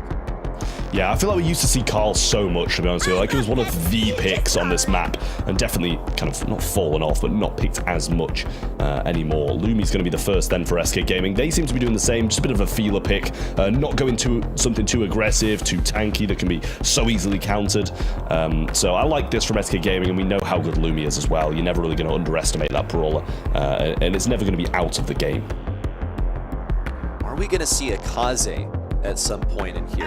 I feel like Carl should be able to deal with it fairly well. Here comes Draco from SK Gaming. That's going to have great survivability, should be able to get to the enemy side as well. Hank was mentioned. He has a pretty bad matchup in a Draco. That is worth noting. Something that I'm always looking out for on pit stop, by the way, is Edgar. And I wonder if that's part of the deterrent for Kaze, which would typically make it through in the draft somewhere around here. It's a really good brawler to play here. Hypercharge, super in the Geisha form, is able to get damage over the wall. Should be noted. See Hank now up here from Humble. They're going to take it into the Draco anyway. It was just too important for them to go ahead and acquire and not be deterred by the Draco. Yeah, I mean, something that I think it was Sonny mentioned at the start with the Hank is a dangerous pick, so Humble going to be pretty pleased about getting this one on their side. The Draco, we saw it earlier though, it's incredible. It burns through that safe when the hypercharge is activated and burns through people when it's not. Kaze is going to come in. You just mentioned that brawler there, and it's a very good one as well. So this Humble composition, they might have started a bit slow with the Carl, feeling things out, but the next two picks from them have been absolutely immense. You gotta make sure I'm not like tripping here and thinking that Edgar is gonna be some huge matchup in a Kaze, but I feel like she probably doesn't win that. We'll see what the final selection is from SK. We'll find out in just a moment here. A thrower is always going to be a huge thing to have here. That's the buzz. It's a direct reaction to that Carl from earlier, and I think it should also be a pretty difficult matchup for Kaze. She doesn't really fare too well into stuns, and this is one of Ope's signature brawlers. It could be played by Joker as well. Really, in either of these players' hands, it is a deadly weapon. I mean, this is dangerous for Humble. It really is. Like, I feel like this could quite easily go 2 sets to SK Gaming if they play it well. So they've got to be cautious. They've got to be very switched on here, Humble, because they don't want to be dropping even further behind against a team who they've failed to beat online so many times throughout this year. And SK are going to want to run away with this one and get to that 3rd set and close it out in 3. Starting things off then, left-hand side, Joker versus the Kaze is the matchup that he wants. Joker out with the gadget immediately onto Boss, and there's just nothing that Boss can do. He was switched into the assassin form and couldn't get away. That's 2 kills for Joker. He was even slowed down by Hank, but that was not enough to shut him down. He's looking for supreme control and yet another super. The assistance from Ope is able to get that trade out in a favorable matchup for SK Gaming. Yoshi circling around the right side also gets a bit of entry damage. Boss is able to shut him down, and Ope wins this matchup versus Luki. SK Gaming are looking well on their way to a Buzz Hypercharge as well. Really just a couple more shots, like a single super cycle away for Joker to Spider-Man his way to the enemy side. He's got the Hypercharge and he's got the super now, and Humble better be worried. Okay, trying to make something happen. Oh, the Hypercharge gets 2, but Boss, luckily enough, in the Geisha form and able to run away. The percentage is close. Yoshi's going to want to try and crack this shield, and he might just take this hit from Semantic to do that, and does just that. Joker going in with the Hypercharge here as well. Looks like Luki did more of the same, but activated after the super. And Yoshi doing a great job of just keeping on peppering down this safe. What an unusual interaction for Buzz there on the right lane just a moment ago. It's 2 favorable matchups for Buzz, but he was dashed away from, and then not even Carl was stopped by his super either. We'll see the pressure continue to compound from SK Gaming, though, as they have planted Ope on this right side. He's looking for the kill on Semantic, but Semantic rounds the corner in just enough time to stay alive. Luki also getting a bit of burning on that safe, threatening to drop it down to its last shield. And it's not going to be coming through, just 4% away from proccing that. Not really a good outlook for Humble at the moment. They don't have a shield to depend on. They have to maintain control and offense at the same time, and that might be too much to ask. Semantic is going to do his worst on defense. Now down to 9,000 HP. Yoshi closing in from the right is just too much. This aggression from Draco is unmatched by anything that Hank has to offer. I mean, if you're in that position, it's a lose-lose when there's still so many of those shields left on the safe. You know you can't base race. You know you can't just play control because you're down. Like, you've got to make a move, and it just leaves so many openings for the opposition to just run past you and go towards your safe. And at that point, you're inevitably going to lose. Such a great position for SK Gaming this, and it's the same matchups off the start, too. Joker once more looking for Boss. Popped the gadget to get over there, but could not get the stun.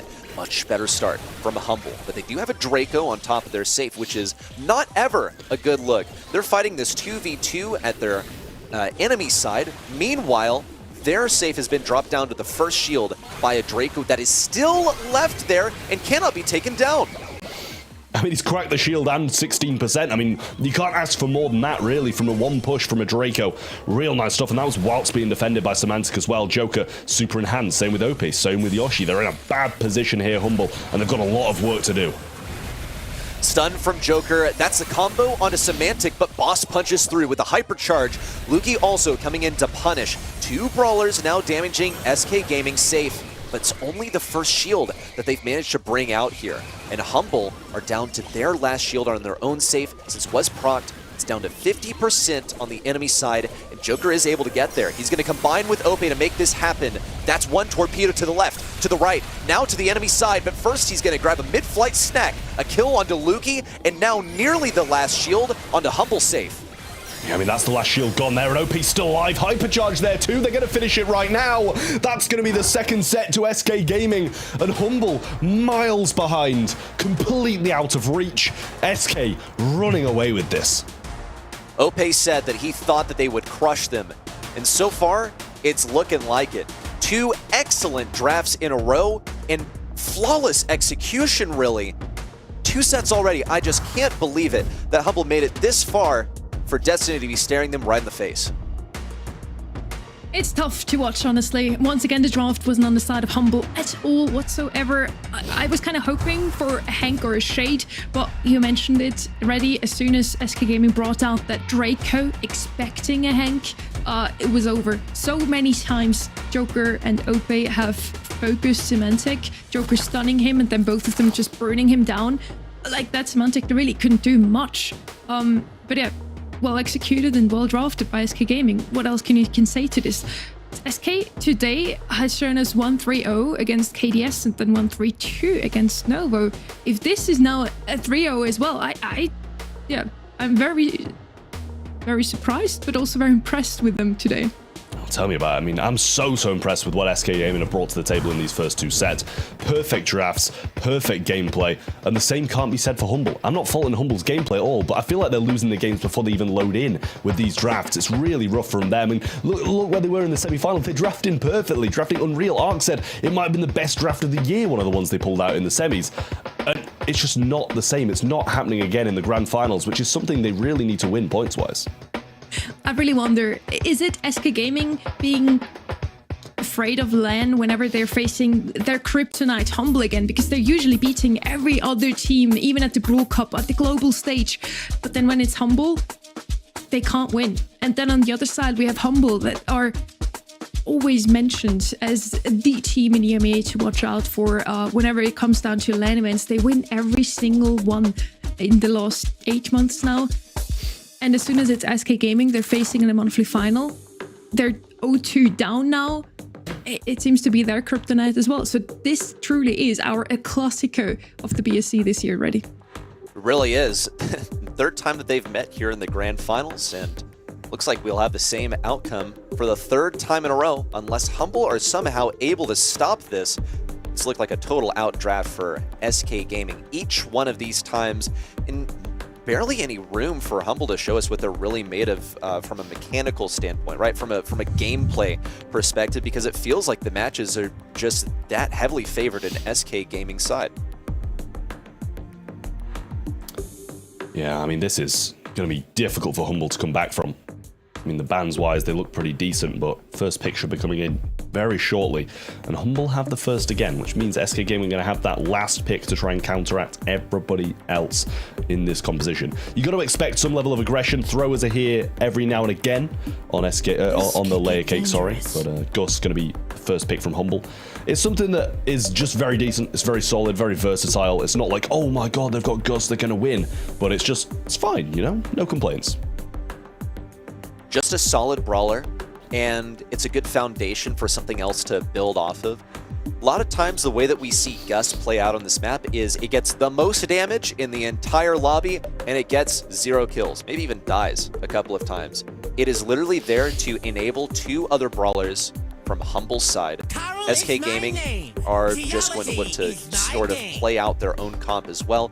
Likely not going to do anything to target this Gus specifically. It's not just really worth it at all. They're going to pick up this Carl, which can be played in a couple different ways depending on the gadget that you choose. But I would still expect it's quite likely that they will get that blue star. Humble are either going to have to race them to that star, do something that's even faster to get there, or they're going to have to gear up for an offensive composition. That way, they can beat SK Gaming when they get that blue star and then play defense for as long as possible. Yeah, I mean, the thing is, if they take an offensive composition now, the Charlie's going to be pretty good at shutting that down, and I imagine that's what they were going for when they picked that brawler. Just pretty switched on to the fact that Gus providing a shield to something aggressive can be a bit of a nail in the coffin when it comes to this mode in the later seconds. So we'll see if they do choose to go for that. I think it's going to be tough to play a thrower when they've still got this last pick and they can still be so mobile already with the Carl. We'll see if that's something they do opt for. Shade is what they bring in, something very aggressive. Could obviously slide into the walls, which is the ability to evade this cocoon. Charlie Super is a great thing to have for that Shade. Okay, and what else can SK Gaming go here? They did ban out that Hank, which makes it more difficult for them to deal with this Shade and play as passively as they would like to. Also, other things that can damage through a wall, looking at like Jackie, but especially Doug, which has seemed to be a favorite today for dealing with aggressive things. Here comes a Squeak, really aggressive brawler, should be great at moving things in slowly, but can be vulnerable to a Carl since when I look at Humble, I only see one brawler that's able to interrupt a tailspin from Carl. That said, this is the professional level, and things are just sort of different at the pro level. Meaning that I think that Gus will be able to give that shield over to anyone that's being threatened by a Carl Super in the present moment. Yeah, I mean, you kind of expect them to be able to hit these shields. Well, SK's last pick comes in, it's the Buzz again. That was like the winning brawler in the previous one, and it's managed to slide in here in Layer Cake. I like it, some aggression to be able to go along with the Carl as well, so they can just collapse on this Humble roster, who, don't get me wrong, don't have that much DPS at all. Like, Shade isn't going to blow you away with DPS. Like, Squeak and Gus, they can just go, and they're going to be pretty good at it as well. everyone's squared away. Set number 3 coming up here in just a moment. SK Gaming 1 set away from fulfilling their prophecy for the 3rd time in a row. Blue Star going to go to Ope here as he's going in with the flying hook, and SK Gaming are off to a defense. Oh. Well, Luki starts well. Yeah, Luki starts very well there with a kill. And a bit unfortunate of a start for SK Gaming then. Super already available for the Shade, which puts pretty much everybody on this SK Gaming roster at risk. Oh, what a super that is from Joker. But Luki's going to try and go for the refrag. Joker can't get out. He missed the wall. I don't know where he thought he was going to grab onto, going straight down there. But he goes down, and the trade is not in their favor either. Well, we finally see Humble meaningfully in the lead here, and it's off of a couple of blunders in a row from SK Gaming. It started with Joker getting way too greedy on the right side, and then another miss from Joker on the retreat. But he did do well on this Buzz in the last set. He's got to find that form that he had really just a few minutes ago. And look at the utility that Humble have at the moment. Luki has a hypercharge, he has a super. It's an excellent combo. It's a death combo for Humble. And they also have the Gust Shield to work with. They can make it even more perfect by having a hypercharge super for Semantic, just waiting for that moment. They're going to let SK Gaming play into their hand because this SK Gaming composition, it is sort of tailored for offense, but not entirely. The Charlie doesn't have the offensive capabilities that, say, Buzz and Carl do. She's just going to have to follow their lead. I mean, Carl's getting beaten down on this right-hand side as well. It's going to be very tough to do anything. And Joker with this bigger circle means he's going to have a smaller or less duration of a stun. So that's going to be something he's going to have to worry about when it gets to these later seconds. Can't stay in for too long. They need to be low when he goes in.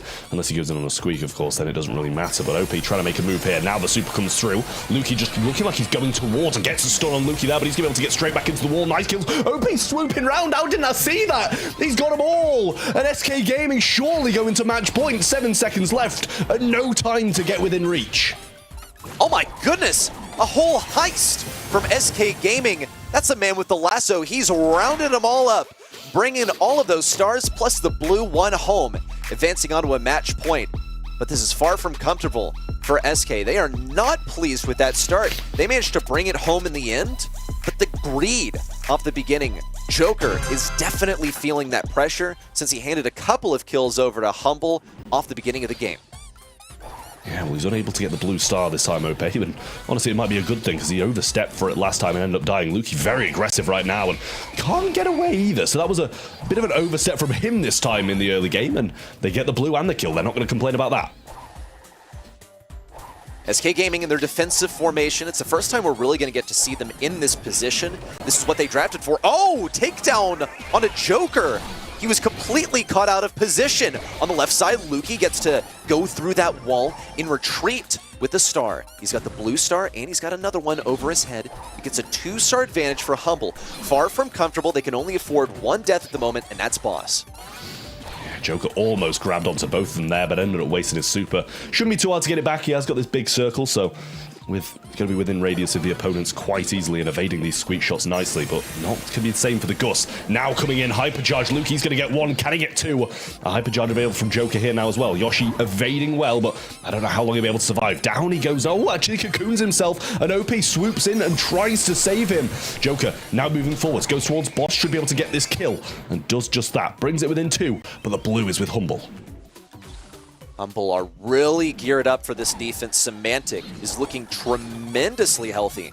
He has that hypercharge. He has the super as well. He just needs to hang on to that position. Boss also is able to play a super passive playstyle and gear up for these last 25 seconds. A hypercharge would mean everything. Luki really needs some people to approach on the left side so that he can get a super. He's much safer in a wall than he is completely exposed. He's actually going to try and pick up a kill. He's stunned in the wall. Now he gets that hypercharge super from Semantic, but now he's focusing on the retreat or on the offense. It's all over the place. Yoshi on the right side looking for the push in, but he is completely outmatched into the cocoon to stay alive for a little bit longer, but he's not able to take back this 4-star lead for Humble as they hang on in the face of a match point. Yeah, that was poor. That was very poor there from the from the SK guys, sorry. And I mean, they've been doing pretty much perfect all the way through, so surprising to see them drop games like that. Humble going to be pleased that they walk away with this one. Back still against the wall. It remains match point, but now they have a bit of a chance to drag things back. Blue star once more for SK Gaming. Humble looking to wrest it back the same way as before. Joker on the right side goes for the initial interaction. It's good this time. He didn't grapple Shade like he did in game number 1. Instead, he went for Squeak, and that's perfect. He's got a good old-fashioned stun as well. And he could very much go on the right side. Instead goes for the left and barely misses Lukey. SK Gaming falling into a defensive formation just like they wanted to be. And Ope went for that flying hook on the right side. Now into Semantic. He was counting those shots from Semantic because he knew he was not close to that super. But in the end, the interaction goes the way of Boss. In fact, Humble at the blue star as well. And now they're in the lead. Yeah, I'm surprised there wasn't more casualties there from SK Gaming. Forced to back all the way up into spawn and pinned against their wall. Joker's going to have to make a big play here, or Ope, whoever wants to try and go this aggressive route. Pops that gadget a little bit early there. Not really getting it too much back from that, and they're just going to back off respectively now. Goes to the left-hand side, but got to be scared of the Squeak, who's now providing super to. Evades that gadget well, but still got to be cautious. Semantic so low. Shield actually going to miss there, I think, and Lukey pinned against wall, cocooned here, which means Charlie should be able to get it, but OP's going to die as well. Is that going to be a positive enough trade? It is. They have 3 right there. Can they get out? Yoshi so low. Super comes in. He cocoons himself and tanks all of that, and OP's there to provide some defense as well. Lukey now going in with the aggression, gonna hit through the walls. That's 1, 2, 3 kids. Looking for 4. He's got a super, cycled out, gets 1 more, hypercharge earned, and Joker couldn't catch him in the middle of the wall. Humble are running away with an advantage off of that aggressive play from Lukey. He's earned a hypercharge to be used for his stellar defense in these last few seconds as Humble are just staying in their formation. Semantic has that hypercharge super. SK Gaming looking to approach. Lukey has that hypercharge and the super this time. Hypercharge pop on the left side and on the center. Another kill onto Ope, and Humble keep control. They've gotten a set, and SK Gaming will have to fight for a match point another day. Yeah, finally, we're not seeing Semantic and Humble getting swept here by SK Gaming in this grand final. Finally seeing something from Humble, really pulling out the bag in this one, because after that first game, I was thinking, okay, we might be seeing a little 3-0 sweep here and a very convincing 3-0-2, so glad they've managed to claw something back, but this one set is not enough for them just yet. They need 2 in a row before SK manage to get 1 as well, so it's going to be a tough ask still, but there's the start. Coming into this match, into this grand final, I thought it would be a close one. After that set number 1 and 2, I wasn't so sure anymore. I definitely felt like this is going to be a 3-0 sweep by SK Gaming, especially after they had already locked in a match point. But somehow Humble turned things around and ready. What do you feel was the key to Humble's success after that game 1? I think it was legitimately, well, okay, some of it was just a few blunders from Joker. I think also Lukey sort of locked in. He got the assistance from Semantic on this Gus especially, but he was getting so many aggressive kills. He's sitting inside of the walls. Just SK Gaming found themselves in this defensive formation. When they're all the way backed up, it actually works out perfectly for Lukey on the Shade, because they have to sit within that radius. He's going to be cycling out that super. Ultimately, I don't mean to be the guy reading off the stats and being like, well, he got 7 kills. It must have been him. But seriously, I really think Lukey was the biggest difference maker there. I do think that makes sense on Bounty though, to just look at the stats. It is the objective of the mode in the end. Now, Pinball Dreams is up next. Brawl Ball, which arguably isn't SK Gaming's best mode. Humble kept their cool after being down 2 sets already. I really hope for SK Gaming that they can do the same here now on Pinball Dreams. Looking at their scrims, SK played many different comps on this map, so they're certainly prepared for every eventuality. Humble preferred to go with Kaze on almost every round. Let's see if she's actually going to be banned out by SK or if they want to leave it open for them. They also showed us some Hank on this map, which did not work out for them on Heist Pit Stop, but I feel like on Pinball Dreams it could work out as long as it's not heading into a Draco again, Trev. Yeah, absolutely could work. Bans though Willow, the Hank, and the Ali out of the way for SK Gaming. Then first pick goes to Humble, and they get rid of the Buzz, the Bull, and the Willow as well. So Willow, highly valued thrower on this map, and who can blame them as well? This does mean Kaze is left open though, which is absolutely huge for either of these teams. Still a lot on the board, to be honest with you, because of the double ban of the Willow, it leaves another brawler open. So let's see what SK Gaming do go with here. Oh no, sorry, Humble go with here as their first pick, and Lumi is the shout they choose to go for. And the reaction into Lumi, it has to be something aggressive, but Lumi is such a dominating mid-brawler It's going to make things quite difficult for SK Gaming unless they outrange it, or they can go for the raw aggression.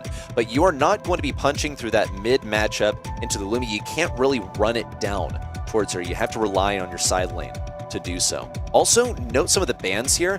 SK Gaming, they went for that Willow ban. They didn't want to give it to Humble as a first selection. We've actually seen it banned numerous times, or excuse me, we've seen it picked numerous times today as a first selection. Shade now coming out here from SK Gaming. I think it's going to be quite optimal to start breaking open some of those walls to deal with the Shade. Maybe, you know, a Hank would be good here, except that SK Gaming have banned it out. So I think it's quite clear that they did want the Shade if it weren't selected for Humble. And it doesn't seem to be very first pick worthy, because when you pick it up so early in the draft, then you can fall victim to things like the Affirmation wall break. Yeah, well, the B's going to come out then from SK Gaming to go along with the Shade. Honestly, it's not something that I would have really thought, oh, you know what, they should really go for a B, but I don't know if they're just trying to prevent some more aggression coming out of Humble, or maybe a tank or something like that.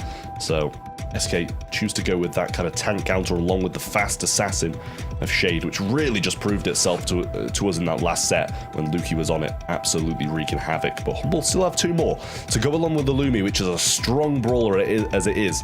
But it's going to be tough to play a thrower against that Shade, I think. But Stu is a one that I haven't seen in a long time. Honestly, I don't know why, because like this brawler used to be played like a lot, and at the moment, not really. Stu has never been one of those where it's like, oh my gosh, I gotta pick Stu, he's the best in the game. It's more of like a reactive selection, or it's just good into the other stuff that's meta, and with the meta shifting around, he's just not as good as he used to be, but he will be useful for breaking open these walls. They're gonna need that into the Shade. Oh, okay, and this guy breaks walls for breakfast. All right, but they're playing that into a B, which does raise an eyebrow for me, but I think it should be a pretty decent matchup into the Shade, especially. You're breaking open walls, you're able to target the Shade when he's within a wall, you can pop the gadget to get him in a more favorable position. I see the math, okay, and I see the ability for Humble to execute with this brawler. It's, I would say, a pretty characteristic brawler for them as a roster. Yeah, well, this is a wild couple of picks from Humble, but it does feel like a Humble pick. That's the thing. Two brawlers that they just really love. Ooh. And Surge is going to come in as well. I mean, this comp is going to be disgraceful if it gets to overtime. This is the issue, especially against the likes of a Primo. So they're going to want to try and get this one done pretty fast, I'd say. Don't want to be hitting overtime against a powered-up Surge and a B, and the mobility of a Surge, really. So Humble got their work cut out for them here. Have gone wild, but I love it. Mobility is going to be a problem for a Humble, because they got to get this Lumi out of mid, and it's going to be facing a B that is longer ranged, has crazy damage, is great at locking down a corridor, and also has a slow at its disposal. But what Lukey's going to try and do here is pop that gadget, popped it just a little bit early, wanted to get OP to slide forward so that he could pick up a free kill, and was unable to do so. But Semantic is in position to take advantage of OP being overextended or just slightly out of position. And look at that elegant lane swap with Boss moving over to the right side. That was like watching a ballet right there. It's exactly what Humble needed. Yeah, Joker just trying to get some shots in, but also not feeding Boss at the same time. Great tap from OP there to be able to bring him down. And a super available now from Semantic. Goes for a wall break with a hyper charge from Joker already. And he's just going for goal here. Might be able to find it as well. A little bit of healing.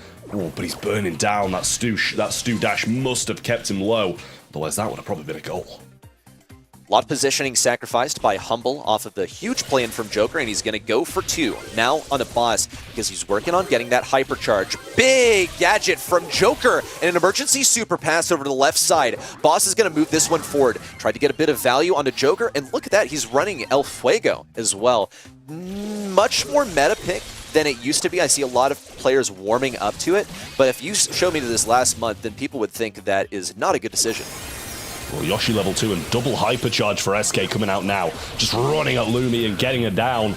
OP versus Boss here, and they can't find him, can't get the ball either, and Boss did a great job of defending yet again, but he is eventually going to go down. Joker's so low. Doesn't actually get stopped there, but OP does. Now, Semantic trying to push this one out, but with no super, it'll be hard against this B. They are outranged and out DPS'd by both Yoshi and Ope, but Ope's stuck in this position on the wall. Nearly a kill for Luki, but thankfully Yoshi is able to come to the rescue. Here comes a push around the left side. Yoshi is keeping his distance because he does not really have that much health, but Joker's looking for a play, perhaps an opening. They need to take down both Luki and Semantic to get in here, and with Boss approaching, there's just no way for them to score this goal. They're probably just going to look for some control and then score this in OT, unless Joker can make a game-changing play. Which it seems like he can, Reddy. He definitely can. 17 seconds on the clock, and he's burning it down to about 15 here as well. Burnt 5 seconds there from 20 to 15. I mean, this is going to be difficult. Hypercharges there, though, for the Primo. Been fed entirely just off being hit, and now they're going in. Semantic can't grasp another jump, though. Who can get to the ball to give it to Boss? The super pass. Is that him who shot it? Oh, I thought it was the Primo who shot the ball, but it was Joker who sent it backwards. And SK Gaming hold on. Humble fall just short. And that is a rough one for Humble there. If it carries on like this, they're going to be sent packing. Humble's goal-scoring condition is the Primo Hypercharge, or really just a Primo Super in general. But they had already fallen back into their back ranks by the time that he got it. Of course, he's going to get it from taking damage and when he's cycling out respawns, and that's perfect. Oh my goodness! Ope was caught in quite the Lumi gadget there, but she wasn't there to take full advantage. Note also the lane matchups, much more advantageous for Humble, but Joker's still able to win this with the assistance of Ope on the right side. But finally, some meaningful wall break from the Stu breakthrough is going to be coming through on the left side, and they've gotten the breakthrough on the lane with the Surge. He has gotten to level 2, and he's going to be coming around the left side once again. Note that Joker has the Hypercharge active right now, and he's gotten a kill on the left side. But the #1 goalie in Brawl Stars is still online, and it's impossible for SK to push the ball in with Boss lurking in the bushes. Yoshi just wants this permanent level 3 to get the extra range. Joker gets thrown over his shoulder. Big hit from him there, though. The slowdown on Boss. It's unfortunate timing that Joker just lost his super at that moment. Luki's going to fall. Semantic, the only one defending. And if Ope can receive this, might be able to get it. Has he got the shoulder throw? Just slides it in front of him. Boss can't defend it. And SK, 1 minute 25 off the win. Threading the needle around the right side of that goal there. I feel like it wasn't even necessary. Did Boss even have a gadget? Guess we'll find out in a moment whether he does. He's going for the close range interaction versus Joker, looking for 2 on Ope. He's going to be burning to a crisp, down to just 476 health, and that hypercharge shield absolutely saved his life. He's going to be here to keep up the pressure versus Luki, and hits the double tap to keep him down. Humble are still going to continue this offense. They need positioning more than anything else, but it's so difficult. It's a Primo into a B, and Ope is laying B after B sting into this guy.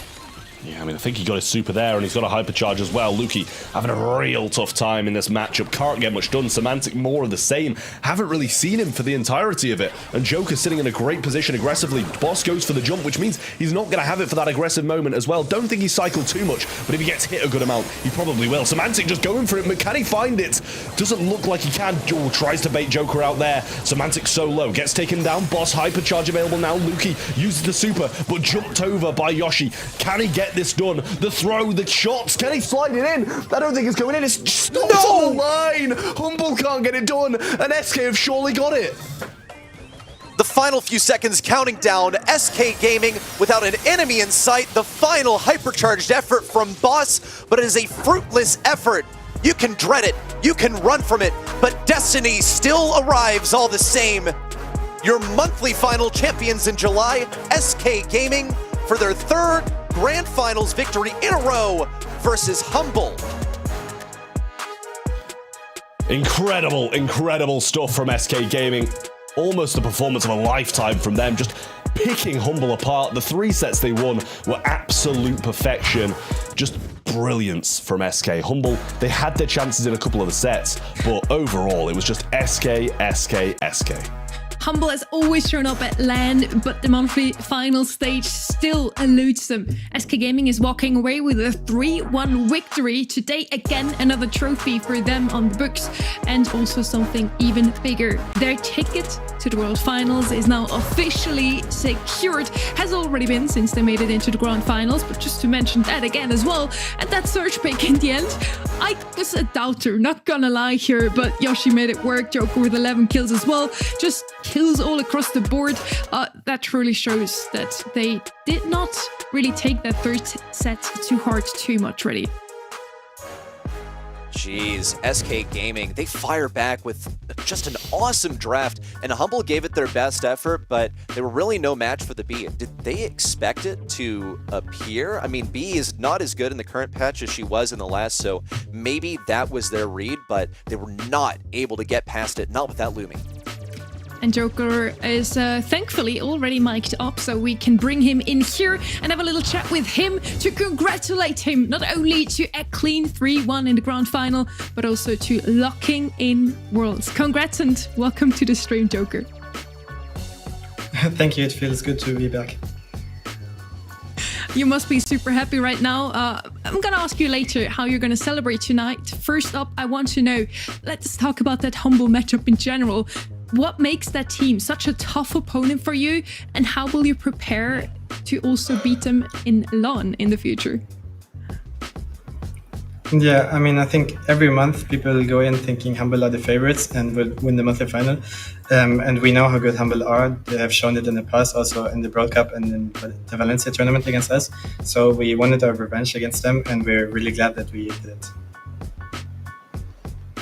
Well, now you've qualified to Worlds, Joker. Congratulations on that, by the way. You're going to be taking a bit of time off, or are you going to be back better than ever for the August monthly finals? Because I know it can be tempting to kind of let things slip a little bit, but I'm sure you'll carry on scrimming, no?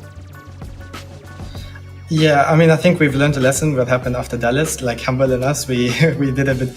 Yeah, we had some troubles, so I think we will definitely keep scrimming, but we will maybe take some less scrims.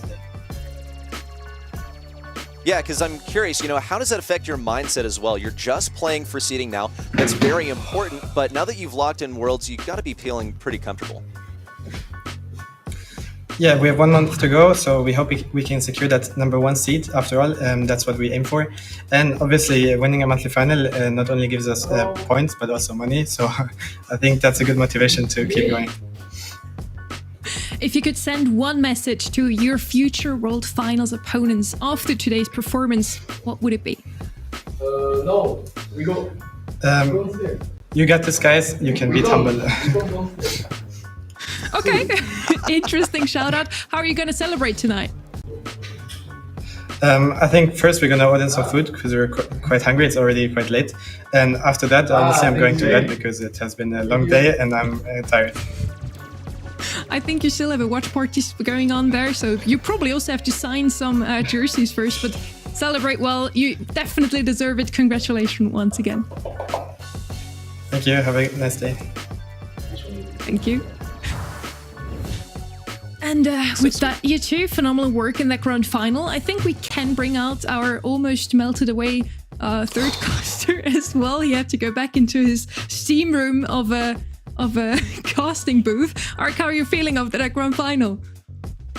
I'm doing great. It was a fantastic grand finals, and it's just great to see SK just continue to keep Humble under that kind of pressure. That curse remains, and going into the world finals, should Humble not drop any more sort of balls in terms of qualifying, I'm sure that it will all go fine. I'm sure that they will qualify for the world finals also. I just feel like it's just such a interesting dynamic, isn't it, to see them when they're a LAN do so well, but then in the monthly finals it just seems to always be the same case. And SK Gaming going to the World Finals as strong as this, with this many monthly final wins under their belts, I mean, it's really quite astounding. It's been a fantastic season for them. After the June monthly finals, SK has just been 1 point ahead of Heretics, still standing at the top, but it was so close. With that win today, a dominant one indeed, and of course Heretics dropping out in the quarterfinals already, that lead is now confirmed, Trev. Yeah, I mean, that's a huge lead for SK Gaming there. I'm sure Humble would have liked that win just to close that gap a little bit more, but they're sitting a bit more comfortably now, at least in those world final spots. Heretics, regardless of their top 8 finish, are in there as well. Novo moving up a little bit more in terms of points as well, but FUT Esports dropping down to 5th now because they didn't show up today, couldn't get any points, but Inner Circle, Reply Totem, Papara Supermassive, and Experian NXT still sitting in those LCQ spots, but they've got a lot of work to do in this last month if they want to stay in those places in the postseason. Now, we're sadly at the end of this show, but the July monthly finals aren't over just yet. We still have NA and SA to come up next. With SK Gaming made it to the World Finals now. They're the first ones on the global stage to make it. Who else do you think will join them? And also go ahead and give us some closing thoughts on today's matches. We start with Trev today. Oh, so me. Okay, well, I think it's got to be Tribe. I think Tribe are probably going to be getting there. Same with Loud, I think, as well. Two of my favorites, at least from those two regions, to be getting to the World Finals. But yeah, I think that all the matches next weekend are going to be incredible because these last 2 months, absolute crunch time for all the regions. You saw EMEA and East Asia all step it up to try and get points on the board. So I'm excited to see how it's going to play out next week as well. Okay, so I'm the NA guy, so I'll talk NA. I want to see Elevate. Just lock it in. I think this is going to be fantastic for them. A first World Finals for that squad is going to be absolutely exhilarating, and I always love seeing new faces at the forefront of Brawl Esports. The last on the line, all the names I was going to say are taken. But what I will say about the qualifiers is that they're going to be absolutely fantastic. So make sure that you're following Brawl_Esports on Twitter as well to see who's streaming those qualifiers because they really matter. You can see in EMEA just how important it is to qualify consistently. And if one single team doesn't do so, what a difference it will make to that leaderboard, and a world final slot becomes an LCQ at best. So make sure that you tune to those, and for all the teams, best of luck in that, and I wouldn't want to be in your shoes. Things can change very quickly, but SK Gaming do it again this month. Another monthly final win to their name, and with it, they officially secure their spot at the World Finals. A statement performance and a warning to the rest of the world. Humble, once again, comes so close, and while the trophy slips again for the third time today, their consistent land performance definitely proves that they are not done yet. EMEA stories isn't over. One more monthly final in August will decide who else makes the cut. And July is not done yet either. As mentioned, next week we shift gears to North and South America. You won't want to miss it. Until then, take care, thanks for tuning in, and we'll see you in a week for more BSC action.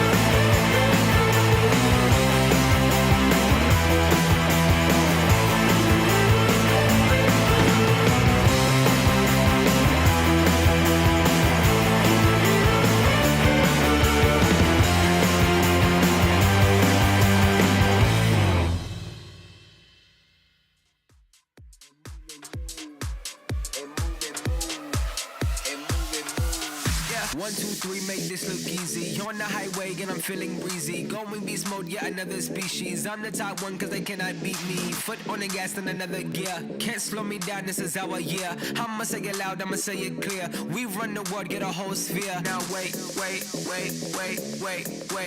Let's turn this up. Okay, let's work it out. Okay, let's shake and move. Okay, do what it do. I'm feeling great. Now let's turn on the cool. Yeah, baby.